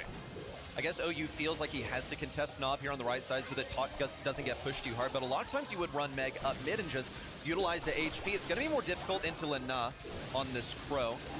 As he gets pushed back, OU going for the matchup onto Knob. Knew not to waste his ammo So on clean. that turret. Knob survives, but only for a moment longer. He's just here as a distraction so that Lena can push up in mid, and it works. Knob strafes right into those shots from OU. Now it is finally time for Toxic Lotus to get on this point. They desperately need to do it, but Lena is just so quick. He's outrunning every single one of these Bs. Yeah, fantastic dodge work here, of course. If you're a consummate tank player, you definitely know how to use your mechanics to avoid these shots that come in. Angel Boy is a problem. He just dove deep onto the B, and now there's no room to get the B set up on that angle. OU here, able to survive, finds a super swing, but Knob simply steps up where the Crow left off. Angel Boy deep in the enemy bushes. This one's just unwinnable for Toxic Lotus at this point. They are outgunned. OU expiring on the point as Foot Esports sit in the zone and fire at their logo. Another game for Foot as they outplay systematically Toxic Lotus, and perhaps an outdraft. I think Pro is just too quick for B to run at this rate. There is potential, of course. You still have to execute on this. On the Brawler head-to-head, this is often the discussion. High base move speed and access to flat damage reduction off that shield. Crow is a real problem, even for high burst damage brawlers. In fact, that's where that shield is its best. Okay. I kind of get it. You don't want to run out of spawn? Yeah. We have a tech issue on stage for those that are wondering right now, so that's why our players are sat still. So we're going to see this round get rolled back, I imagine. There's the game admin up there right now just trying to make sure everyone's devices are appropriately plugged in. Now, what we saw in that previous round, I think I want to address, because you think the B in general can do a fair bit of work at long range, so you outrange every brawler on the Foot side of things, but able just to walk up as the Chester. We saw them just dive in, get aggressive with a more of a mid-range brawler. We're just rehosting the lobby right now, is what's going on. Not sure, Knob is feverishly opening star drops, I assume. Or maybe just like smearing any grease off of the tablet that has accumulated over the course of the day. Is they have undoubtedly been using every single second to prepare for this moment. You got to slot a new player into your roster. They took Tribe all the way to the final set. You would expect that at least they can take down Toxic Lotus, a team that has struggled in their home region versus a team that already folded on day one. There's a challenge here because we are one game in to this set. So when you rehost the lobby, we can't necessarily roll back to a 1-0 scenario. Basically, it means that Foot just had to win one more round. I think we cut the game off there, would be my expectation. There was a player on Toxic Lotus who was unable to move out of spawn at all. So we've been resolving that. It looks like, from what I can tell, our players are just redrafting now, so we shouldn't be too far away from running this back. For those not in the know, in the industry, we consider that a big issue when someone's not able to move out of spawn. Yeah. I made a joke about it, obviously. I could see why they wouldn't want to play too much when they feel like they've been out-comped, but... Yes. You gotta have faith in Toxic Lotus. They have had more international opportunities than the rest of their region. And also, you get a decent amount of land experience playing out in China. Your qualification process for events like this is usually much harder. It's like a road to Brawl Cup-esque process. But there are quite a lot of lands at the end of these qualifiers in mainland China. They always make sure the players have a chance to turn up in person to compete for those international spots. That's the same, obviously, for what we've seen from them in the last couple of years. So that's kind of why Toxic Lotus came to LAN, and sure, while they had jitters, like everyone else did, were able to find a lot of success at Brawl Cup. They knocked out Tribe. Loud, I think, also fell to them. Some big names notched into their belt. But since then, they've not really been able to reassert themselves. We felt for a while that mainland China was coming. The global, I guess the complexion of Brawl Stars was about to change forever. That's still up for grabs. It's still a possibility. Here we go, folks. 1-0 in the set. One round in favor of Foot Esports. Already the adjustments from Toxic Lotus, they put priority on getting this residue at mid to halt Lina's progress into mid. Oh, looks like they've gone idle once again. No loot required sometimes to get your opponents to freeze, but we're going to get that resolved. I've been just confirming, though, that was not, in fact, live. We'll be live very shortly, folks, is what I'm hearing. Should be simple. I think they, jumping back into the draft very quickly. Could also be an issue of, needing to give the win to Foot to properly simulate the 1-0 lead, right? Because we restarted the lobby. Technically, it was at 0-0. So Foot, we need to give them the first round, get that out of the way, and then we can jump in with the rest of the series. So hang tight with us, folks. We're just getting the game state back to where it was before our tech issues crept in.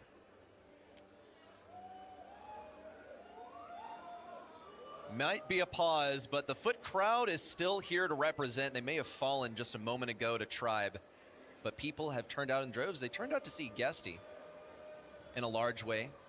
His teammates, of course, Angel Boy and Nob.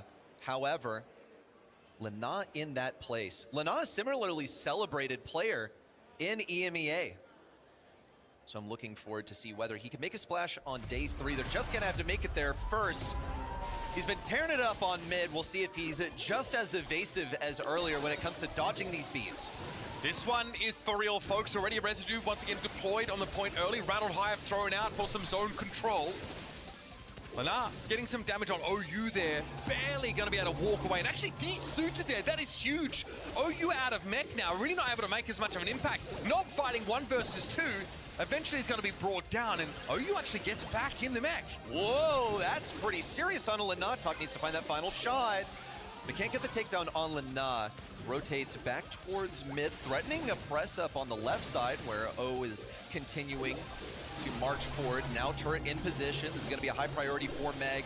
Yeah, go ahead and use the super there. A couple of blaster shots, but look at the aggression from Foot as they hammer down these 2 brawlers. It's a full team wipe for Foot. I mean, Nob into Talk was such a sick matchup. And yeah, this is where Angel Boy wants to be. He was here in the previous round. Engine, though, this time's going to stop by and clear him out. They don't know where Lina is, necessarily. He's about to walk up on Engine and ruin his day. Dive in the direction of Talk here. It's about shutting down the B, making it impossible for Talk to get control.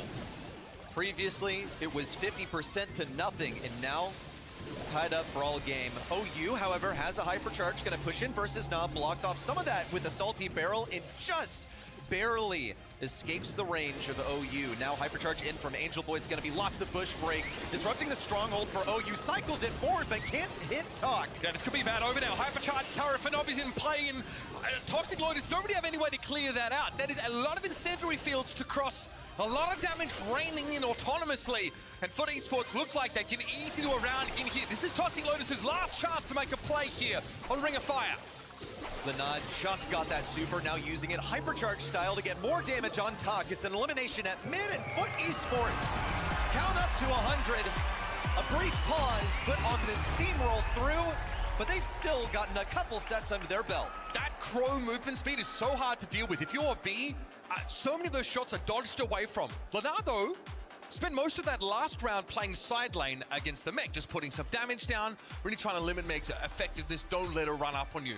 And so Nob is actually put in a matchup against the B. Now, your Penny, outside of having the salty barrel edge, which is nice to tank some shots, you don't really feel favored in that matchup. Nob straight up just beat the brakes off the B in a 1 versus 1. And that elimination allows Leonard to play deep inside the Toxic Lotus bush and just pressure Tok every time I come off spawn. There was no chance. Look, like just like this, Angel Boy and Leonard just both diving on the B every time she tried to come off spawn. It's just pretty rough, but B here a lot of times can be a great selection.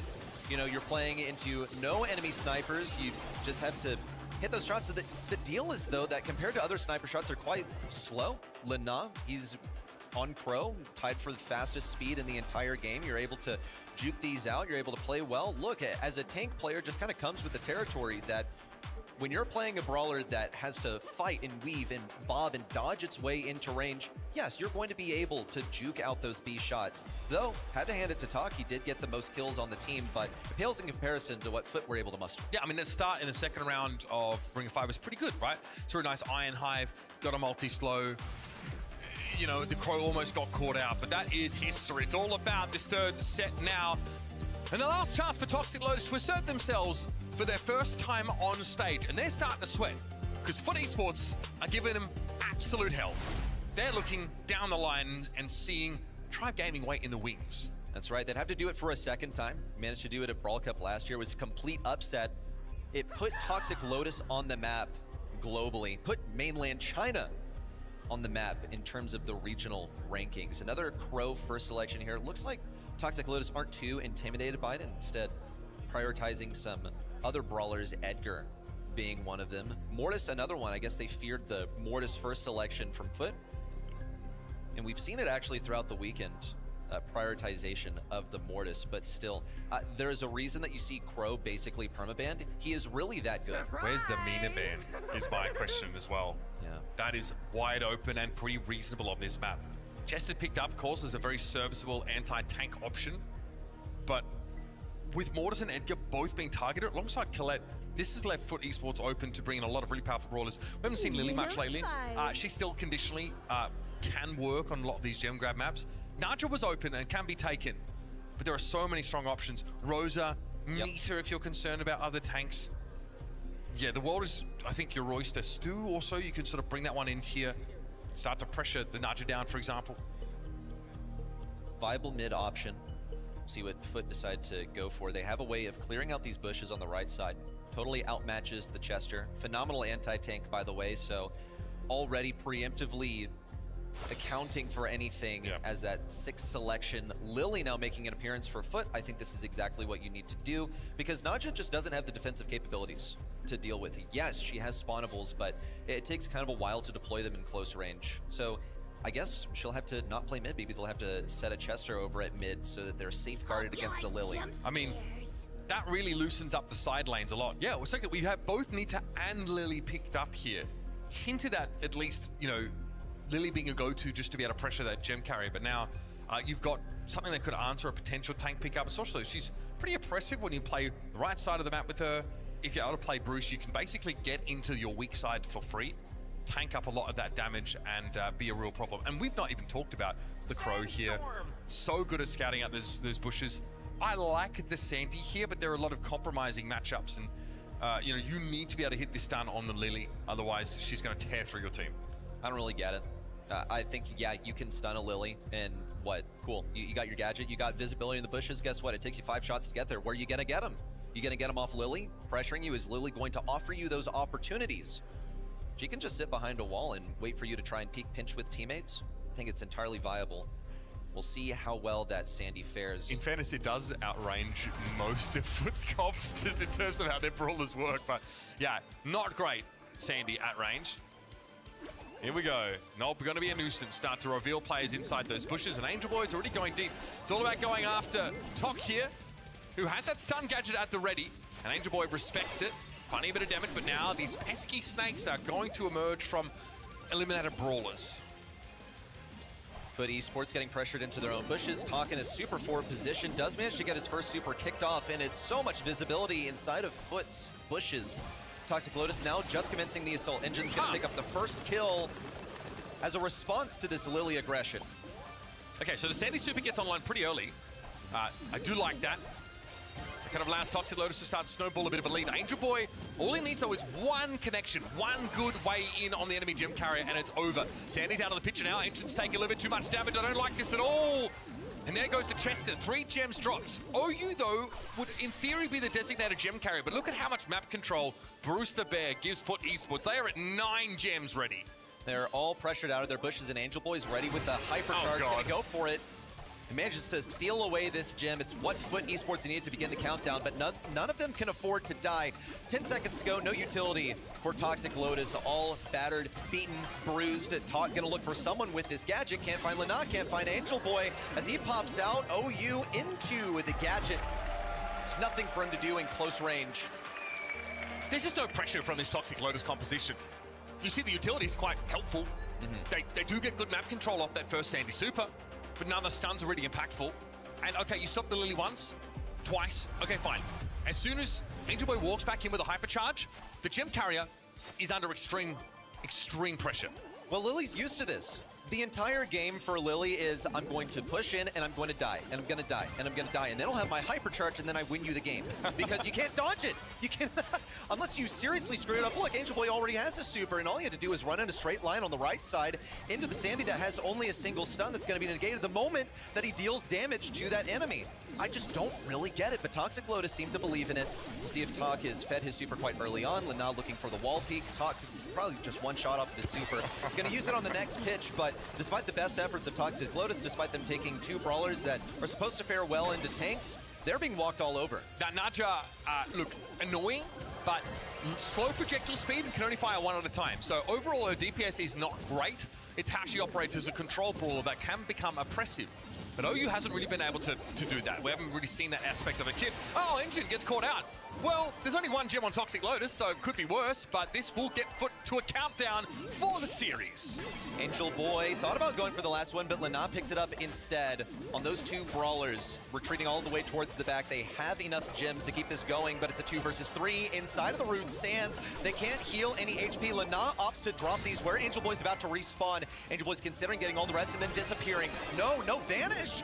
Lana now picks them all up once again. Nob sharing 1 gem. How long can Toxic Lotus persist? They've got 10 seconds to act. Yeah, at best they go 1 for 1 here in many of these situations. Here's Talk for the hypercharge super. Nob stunned up, jumps out, still on the Rude Sands, and he escapes with a sliver of health. That'll do it, folks. Toxic Lotus wilt under the pressure of Foot Esports. It's been a bit of a stressful week for them, and they've had to make substitutes, but they certainly looked a better team in this series. And now Angel Boy gets to run roughshod over them. Yes, a brief countdown interruption, but the result is the same. Deterministically, EMEA will send another team into day 3. Foot Esports now on equal footing with Tribe, the team that they lost to just 1 match ago. Now it's on to Toxic Lotus. If they can repeat last year's action, we could be seizing our final opportunity to have a fully tied round-robin stage. Yeah, that's the only way that Foot get kept out of day 3's play.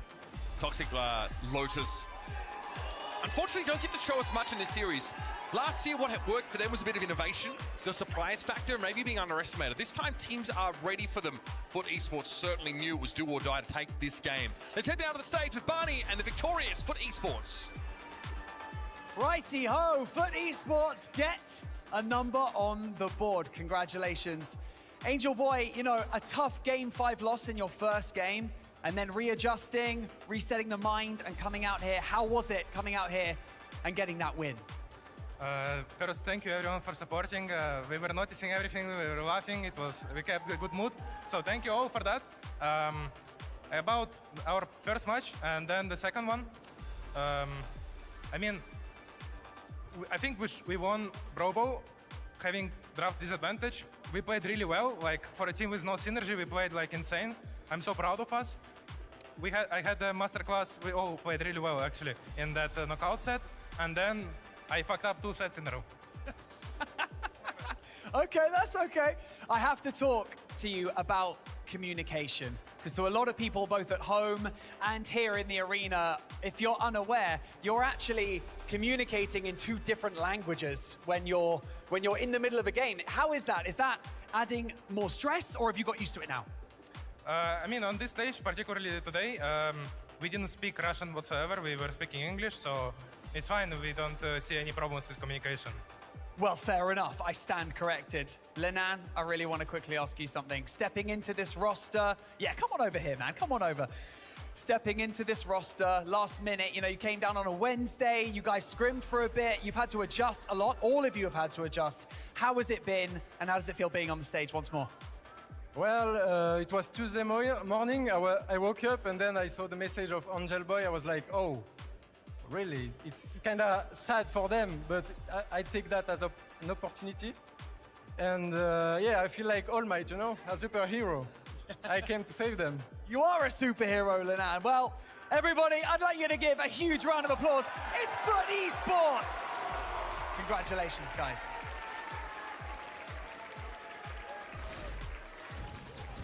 He's All Might. A little bit of a hint towards the last collab in Brawl Stars with My Hero Academia. But yes, Lenan stepping in here and stepping up now in the second match. They bounce back and they make their way. At least one win now for them on the board as well. Toxic Lotus, I don't know, last year they had the surprise factor. Is this the only reason they won? I don't think so. They've always been, in my opinion, a team on the rise, you know, and we saw in Brawl Cup some amazing upsets, you know, beating Tribe, beating Loud, but then the LCQ was not that same story. 2 double match points against rival esports meant that they would not make the World Finals. And it just feels like, to me, the region as a whole has kind of come crumbling down a little bit, and it goes back to what I was saying maybe yesterday, that maybe just being behind in the build is starting to catch up. Maybe these new brawlers and the way that they are just so aggressive, they're getting their hands on these things a bit too late. They're being just a little bit too behind when it comes to the main stage. They did pick up Naja though in that last set and played her well, I feel. In the end, it was not enough to beat Foot Esports. Now up next against Tribe Gaming once more. The redemption arc of this NA team has already started. Will they also get a personal revenge against Toxic Lotus ready? I certainly hope so, for the sake of Luffy. You know, because personal bias, I live with the guy and I see how hard he works every single day. All he does is play Brawl Stars, eat, sleep, I assume briefly, to play more Brawl Stars. And he's a top North American player. I just want to see the guy succeed. I'm unashamed of my bias here, and as you know, a representative of North America, I want to see the region succeed instead of being humiliated once again.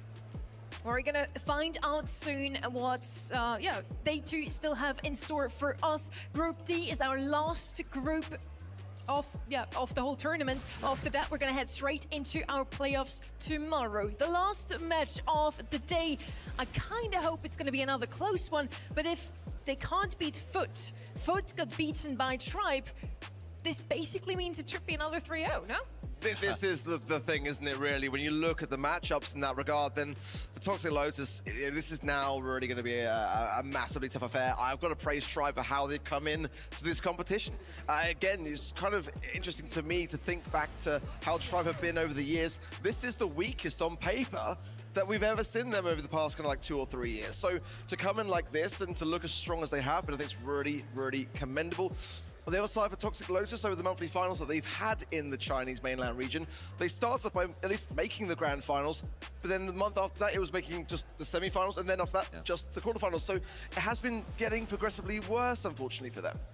And now it's time for NA versus mainland China. Tribe Gaming versus Toxic Lotus. Last year, it did go the way of Chinese mainland. I am so excited to see if Tribe Gaming has improved. Now with the addition of Diego Gamers, who's not in the roster anymore. On the side of Toxic Lotus, no changes to roster whatsoever.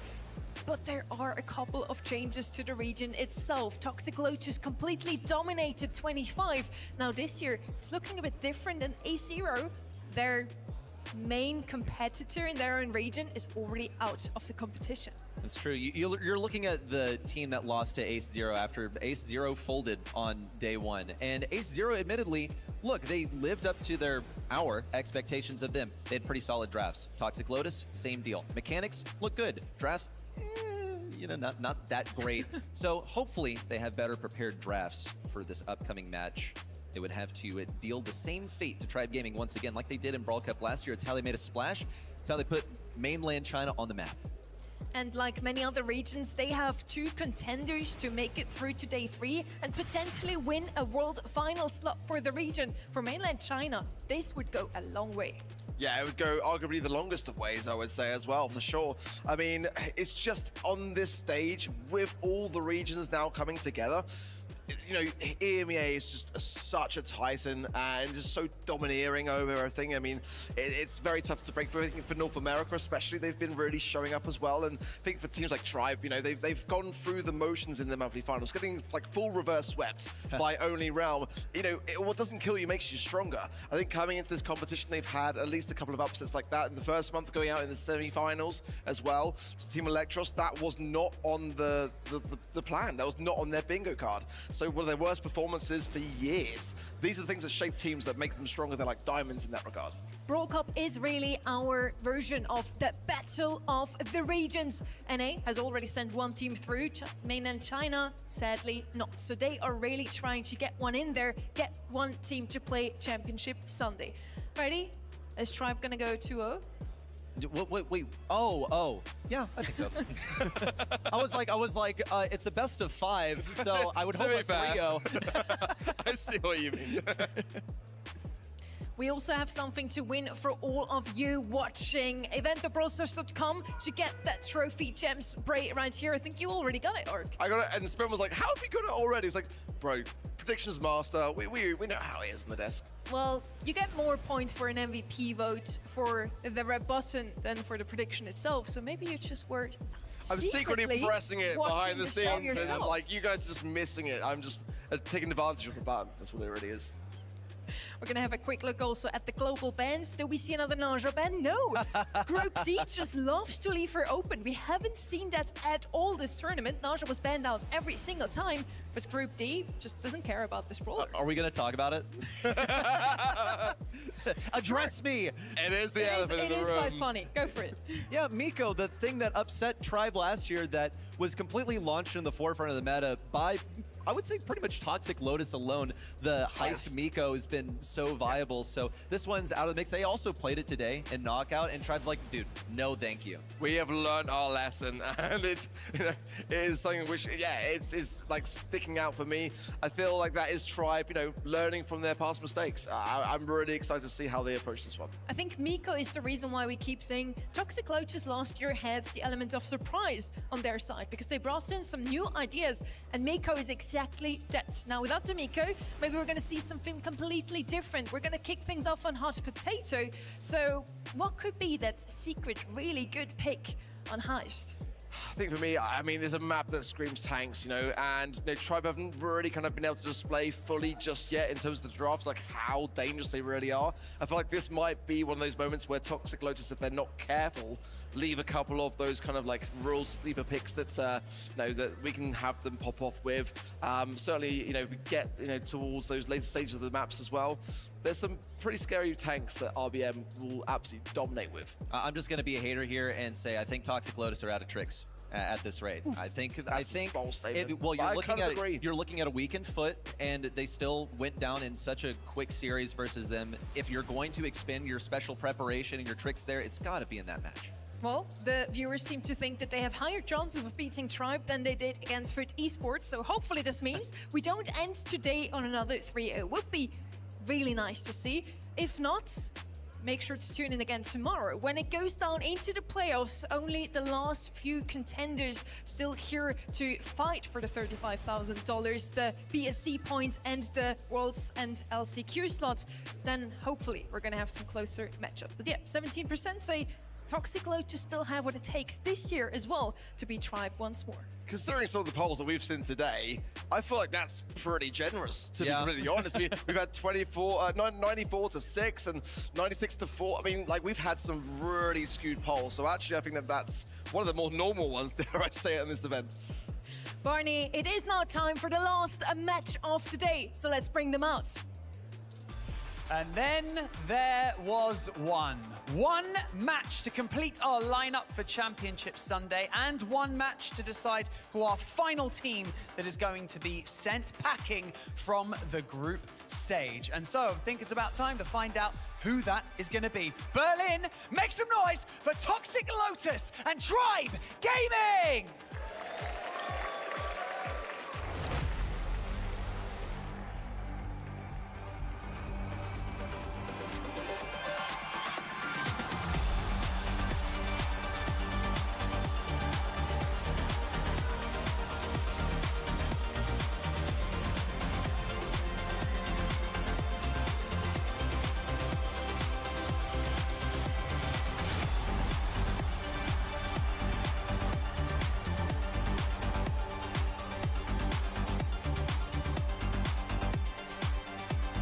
Everything they've worked for over the past few weeks comes down to one series.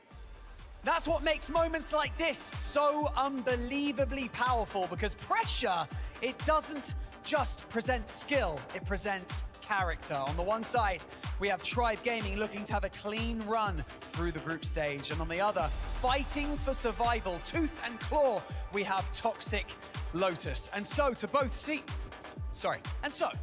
teams, I would like to say, trust your preparation, trust your teammates, and give it absolutely everything. Game on!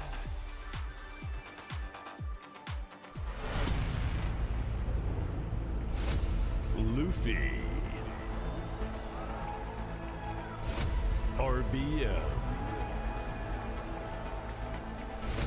Diego Gamer.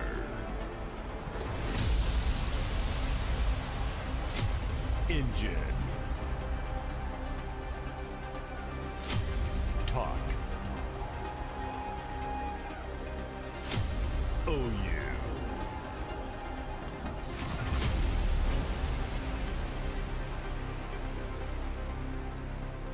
We are on Hot Potato for our first map of the last match of Day 2, Brawl Cup 2026. The bans are in already. Naja made it through the global bans, but is going to be banned out in the regular bans alongside Lumi and Colette, some of the best brawlers on this map.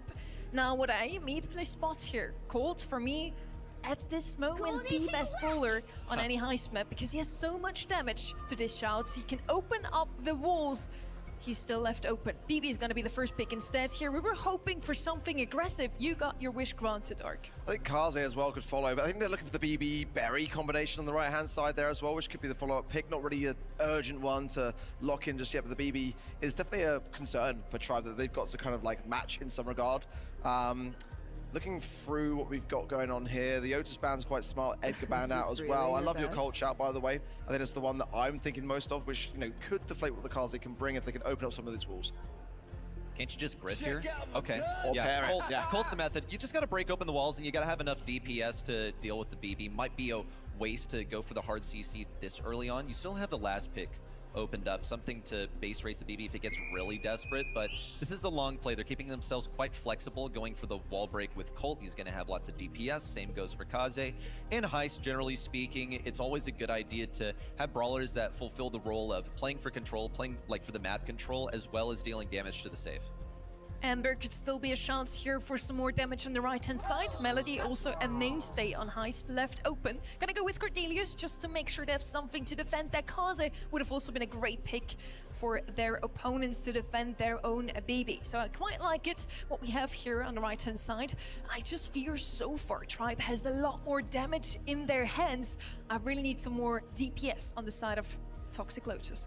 And a lot more flexibility in terms of the map and how they want to shape it to their advantage as well. Amber coming through as well, which is quite a nice brawler to have. Again, that Kaze interaction, keeping her at bay whilst also having something with the Dancing Flames gadget to really rinse down the safe in terms of HP. I feel like this could be outdone by Kaze. Like, it's tough, but I trust in Luffy to do it. I expect him to be the one executing on this brawler. I think generally this can be outdone. Amber is so much weaker than she was before. Generally, the approach with Amber is you don't want to be run down by something that doesn't have movement. I look at plenty of movement for Luffy. I think that Diego Gamer, as evasive as Colt can be, should be evasive, but Bull is going to make things all kinds of close range to up in this Amber's face.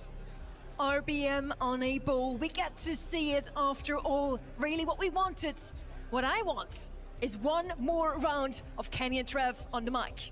You've got it, Sonny. We are ready to go. 1 year ago, Tribe Gaming fell short. A Cinderella story unlike any other in Brawl history. And it was none other than against Toxic Lotus. Now the last holding their banner. The last bastion of defense for Chinese mainland as a whole. But Tribe Gaming, ravenous, craving revenge, and on a roll to start this day. One more match to go from our group stage. Let's see how the revenge match goes for NA's finest. Instantly into this longer range form then for Luffy on the left-hand side, who doesn't want to take that close and personal matchup against Engine, but will be forced into it eventually now. And he wastes a couple of ammo on the way. Damage starts piling in up top, but the same down the bottom as the BB swings away. But you're not going to match a Colt.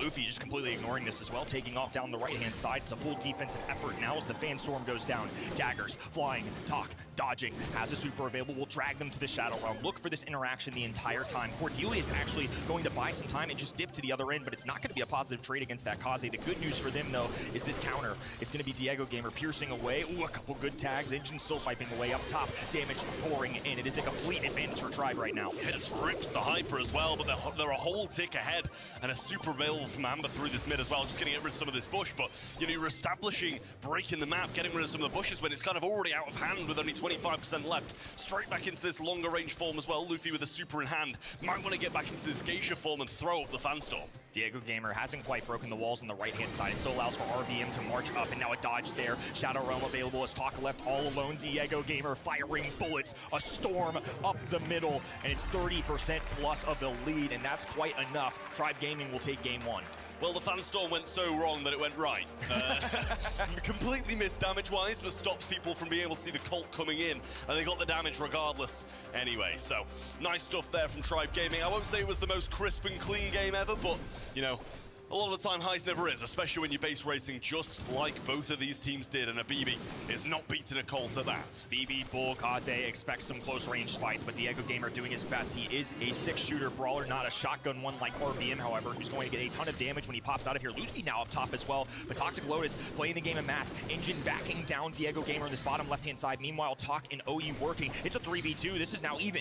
Yeah, this Colt's going to need to rip the best defense of his life. Diego Gamer coming off spawn, misses his first clip, and now the second bit of damage comes through, and Tribe only just get through that third crack. Probably not Tribe's best idea, to be honest with you, considering they had such a heavy lead in the Colt. Defending alone is never going to go well. That was some great Brawl Stars math right there. Clearly, they passed the 101 level for that curriculum. It's just all they had to do was go straight down the map. 3v2 situation. I'm no mathematician like you based on the accounting work you've clearly done with that suit on, but I know enough to say that it was all them. Well, Luffy going straight up towards the safe, and a defensive bull this time. It's not something you see every day. There's super mist in there as well, but Diego and Luffy on the safe. Still not able to match what we've got going on down the bottom, though, with the Amber and BB. RBM cleans up one and should be able to get the second. RBM trying to close out, shotgun to the face, and Diego Gamer does his job up top. Now they're trying to pierce to that 50%. 1% the separator for Toxic Lotus 2. That could make a world of difference. They're actually just going to throw a bubble down just to ensure that doesn't happen. Yeah, really nice stuff there as well, but RBM comes through. Big damage as well, and all three members of Toxic Lotus drop back to spawn. One crack left, and Tribe Gaming are going to get it done. So quickly how things can turn. Look at this bounce on the right-hand side as Luffy tries to deal with the bubblegum engine with a nice swing, but had to exhaust a hypercharge to get that done. Now Toxic Lotus have to be perfect the rest of the way. They need to get down to this next layer of high safe, but RBM now has a clear path up the middle. Talk completely missed. Has a super available, drags down RBM, but the damage might already be done. OU trying to ensure some defense on the right-hand side. Penetrating shots, now the wall break, piercing through it all as Tribe Gaming who take the first set. I'd need to see a replay on that, but I think the cord threw his first super just into the wall instead of hitting the bull, which definitely would have changed the game. I'm not sure if I'm seeing things, and a big, big win for Tribe. And I think after the first game, we kind of expected it. And they just didn't, again, let it go, that kind of base racy strategy. Or at least one they couldn't control. Shenanigans are what got Toxic Lotus that game number 2, but once it was more of a fair fight, equal footing on both ends, it was Tribe Gaming through and through. 1 year ago, Toxic Lotus surprised the world, but I hate to say it, I just wasn't as big a believer in this region. It's not reassuring when the #1 squad from last year that were top 4 at this event couldn't win a single monthly final in their own region. That's not a shot, that's just an observation. Maybe they're not in peak form yet. Maybe later down the line in our year is where they will shine most. And for now, they're going to be down 1-0. Obviously, this is far from over, but I think Tribe Gaming lucking out here. They squeeze by for their lives against Foot Esports, and the mentality might be entirely different if they're the ones fighting on their back heels. Yeah, absolutely. And from my point of view as well, after watching the #1 team in your region get absolutely battered yesterday, I didn't have the most faith in Toxic Lotus coming into this one today. So Tribe Gaming just taking advantage of what they do best. RBM, throw them on a tank, and it'll usually work out. TL proved me wrong last year and so many others. Still a great opportunity to do so. They've been harboring a lot of expectations from this region now, the pioneers of this Chinese mainland squad that have just gotten better with each passing season. And the shock of Dallas, now down 0-1. A solid showing, though. I mean, it wasn't a sweep by any means, but that game 2 differentiated quite a bit from games 1 and 3. I feel like once the mechanics were really what decided it, instead of a errant decision there to let all 3 members slide, it truly favored Tribe Gaming. Well, we're keeping up with the fast-paced action. We'll be going into Brawl Ball next on Sneaky Field, so a lot of bush action, just the same as in Hot Potato. Should see some close-range matchups. You see the bans coming up now. The Gene, a bit of an odd one, I will say, for this map, but Pierce and Naja as well. Yeah, it might be a different map than maybe Flash there. Curious to see what goes down, because I see GG and Gene, makes me think more knockout, right? So I was with you, I was, wait a minute, but Kit, Doug, I think this is all making sense. So a lot of cheese being removed on the right-hand side, more traditional on the left.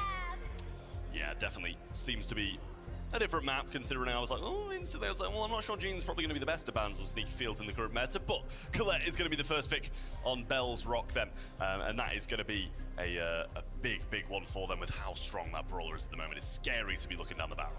They are doing my bingo card dirty, though. I was the one that selected Doug gets drafted, and this felt like one of the times that this might happen on this particular map and mode, so instead, I'm going to be quite disappointed alongside Brawl Nation. I'm trying to complete a bingo card out here, guys. I mean, it's bingo card versus match. I guess I'll give it to him. I think bingo card's more important getting. You know, you're a real one. Well, the 2 picks came in from Tribe Gaming here as well. It's going to be the Rico and the Brock. So a bit of wall break and a brawler that does quite well with the walls up. So kind of conflicting there, but, you know, nonetheless, Rico going to be pretty okay out in the open, especially, you know, against the likes of a Colette or something like that. It's not the worst matchup in the world to be out in the open on. It's not intuitive, but at least they're in control of the wall break. Now they can have Rico ensure that those walls stay up, but I love the response immediately. Colt's going to be able to destroy all of those. If you're going to have a Colette, the other side, of course, can't draft Ollie, so they can get the tank choice of their own. There's not a lot of anti-tank on the other side. Now they have the range battle a little more equal. I wonder if this is just a traditional sharpshooter or, I don't know, maybe something like a Bell. Like, I could see a damage marker being really good and then also outranging the Colette. That's kind of what I'm thinking off the top of my dome, but I don't know if there's a perfect solution here. Yeah, I mean, it seems like they've just got a really well-rounded draft on the side of Toxic Lotus, to be honest with you. I like what they've got. They're going to go with the Charlie, so something a bit more defensive, mid-range brawler, pretty much going to tickle people at range, but once you kind of get up close and personal and the yo-yo starts bouncing back and forward a bit faster, you're going to be in a better position, and especially when the Ollie comes in, you're going to be able to cocoon that. And to be fair, same with the Colette as well when supering. Should have come to mind more quickly, especially with the Spiderlings into Colette. Plus, it is now going to be a way to deal with Ollie if he's incoming, throw that cocoon down like you mentioned. Down 0-1, our Chinese mainland Starlings. They've shocked the world a many a time, including the roster, staring them down on the other end of the stage. It's been a great day for Tribe Gaming so far, significantly better than last year's start to the Brawl Cup, especially in a season where expectations lower. They don't even have a grand finals win under their belt. They were undefeated at this point in the stage last year. It's amazing what a year can do. Yeah, well, a few quick swaps here and there, moving the Colette into kind of this left/mid portion. Engine's getting hit hard here as well. Just the incendiary from the Brock really doing a lot. And Engine forced all the way back. OU already got a super in hand, but no control of the map whatsoever for TL. Now another wall break opportunity. It's actually Toxic Lotus using them more for their spawns, so they have enough room to operate, maneuver, dodge. I think that's going to help against Luffy, especially since he's occupying this middle area. If we have these walls up, it's a lot more difficult now for them to hit those shots. He's more of just a nerfed Colt. Oh, I mean, that would look like it was going to be an absolute beam onto the Colt on the right-hand side from the super. Pinch coming in now, and Engine in a lot of pain here, and he does fall.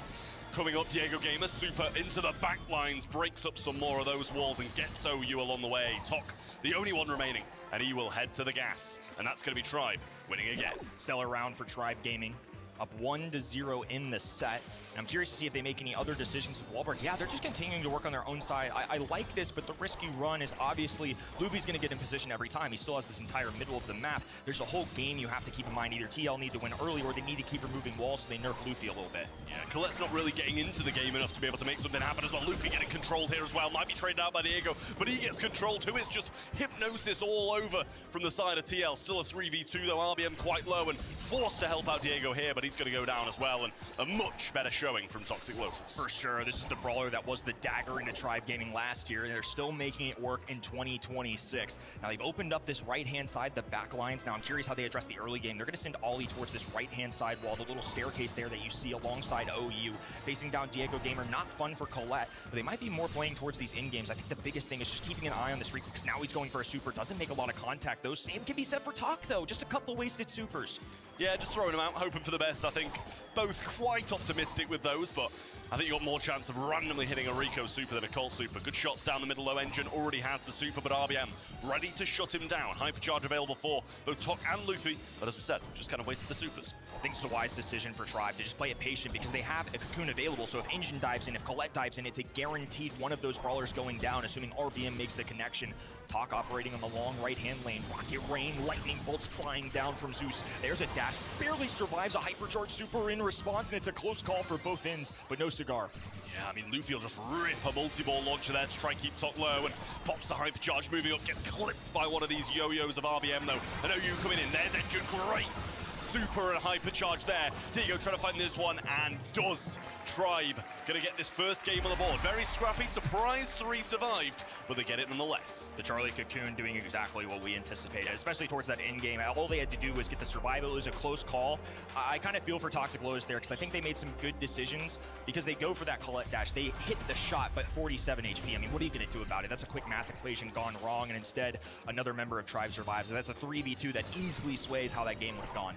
Absolutely disappointing for them, but something you have to take into account. RBM getting hypnotized very early on and looking for the pinches. Engine RBM just juking it out, but actually eats the entire clip instead, and a much better start for Toxic Lotus. Talk exuberating confidence there. That was unbelievable just to pursue that kill and ensure that they take the lead. Those are the risks you need to make.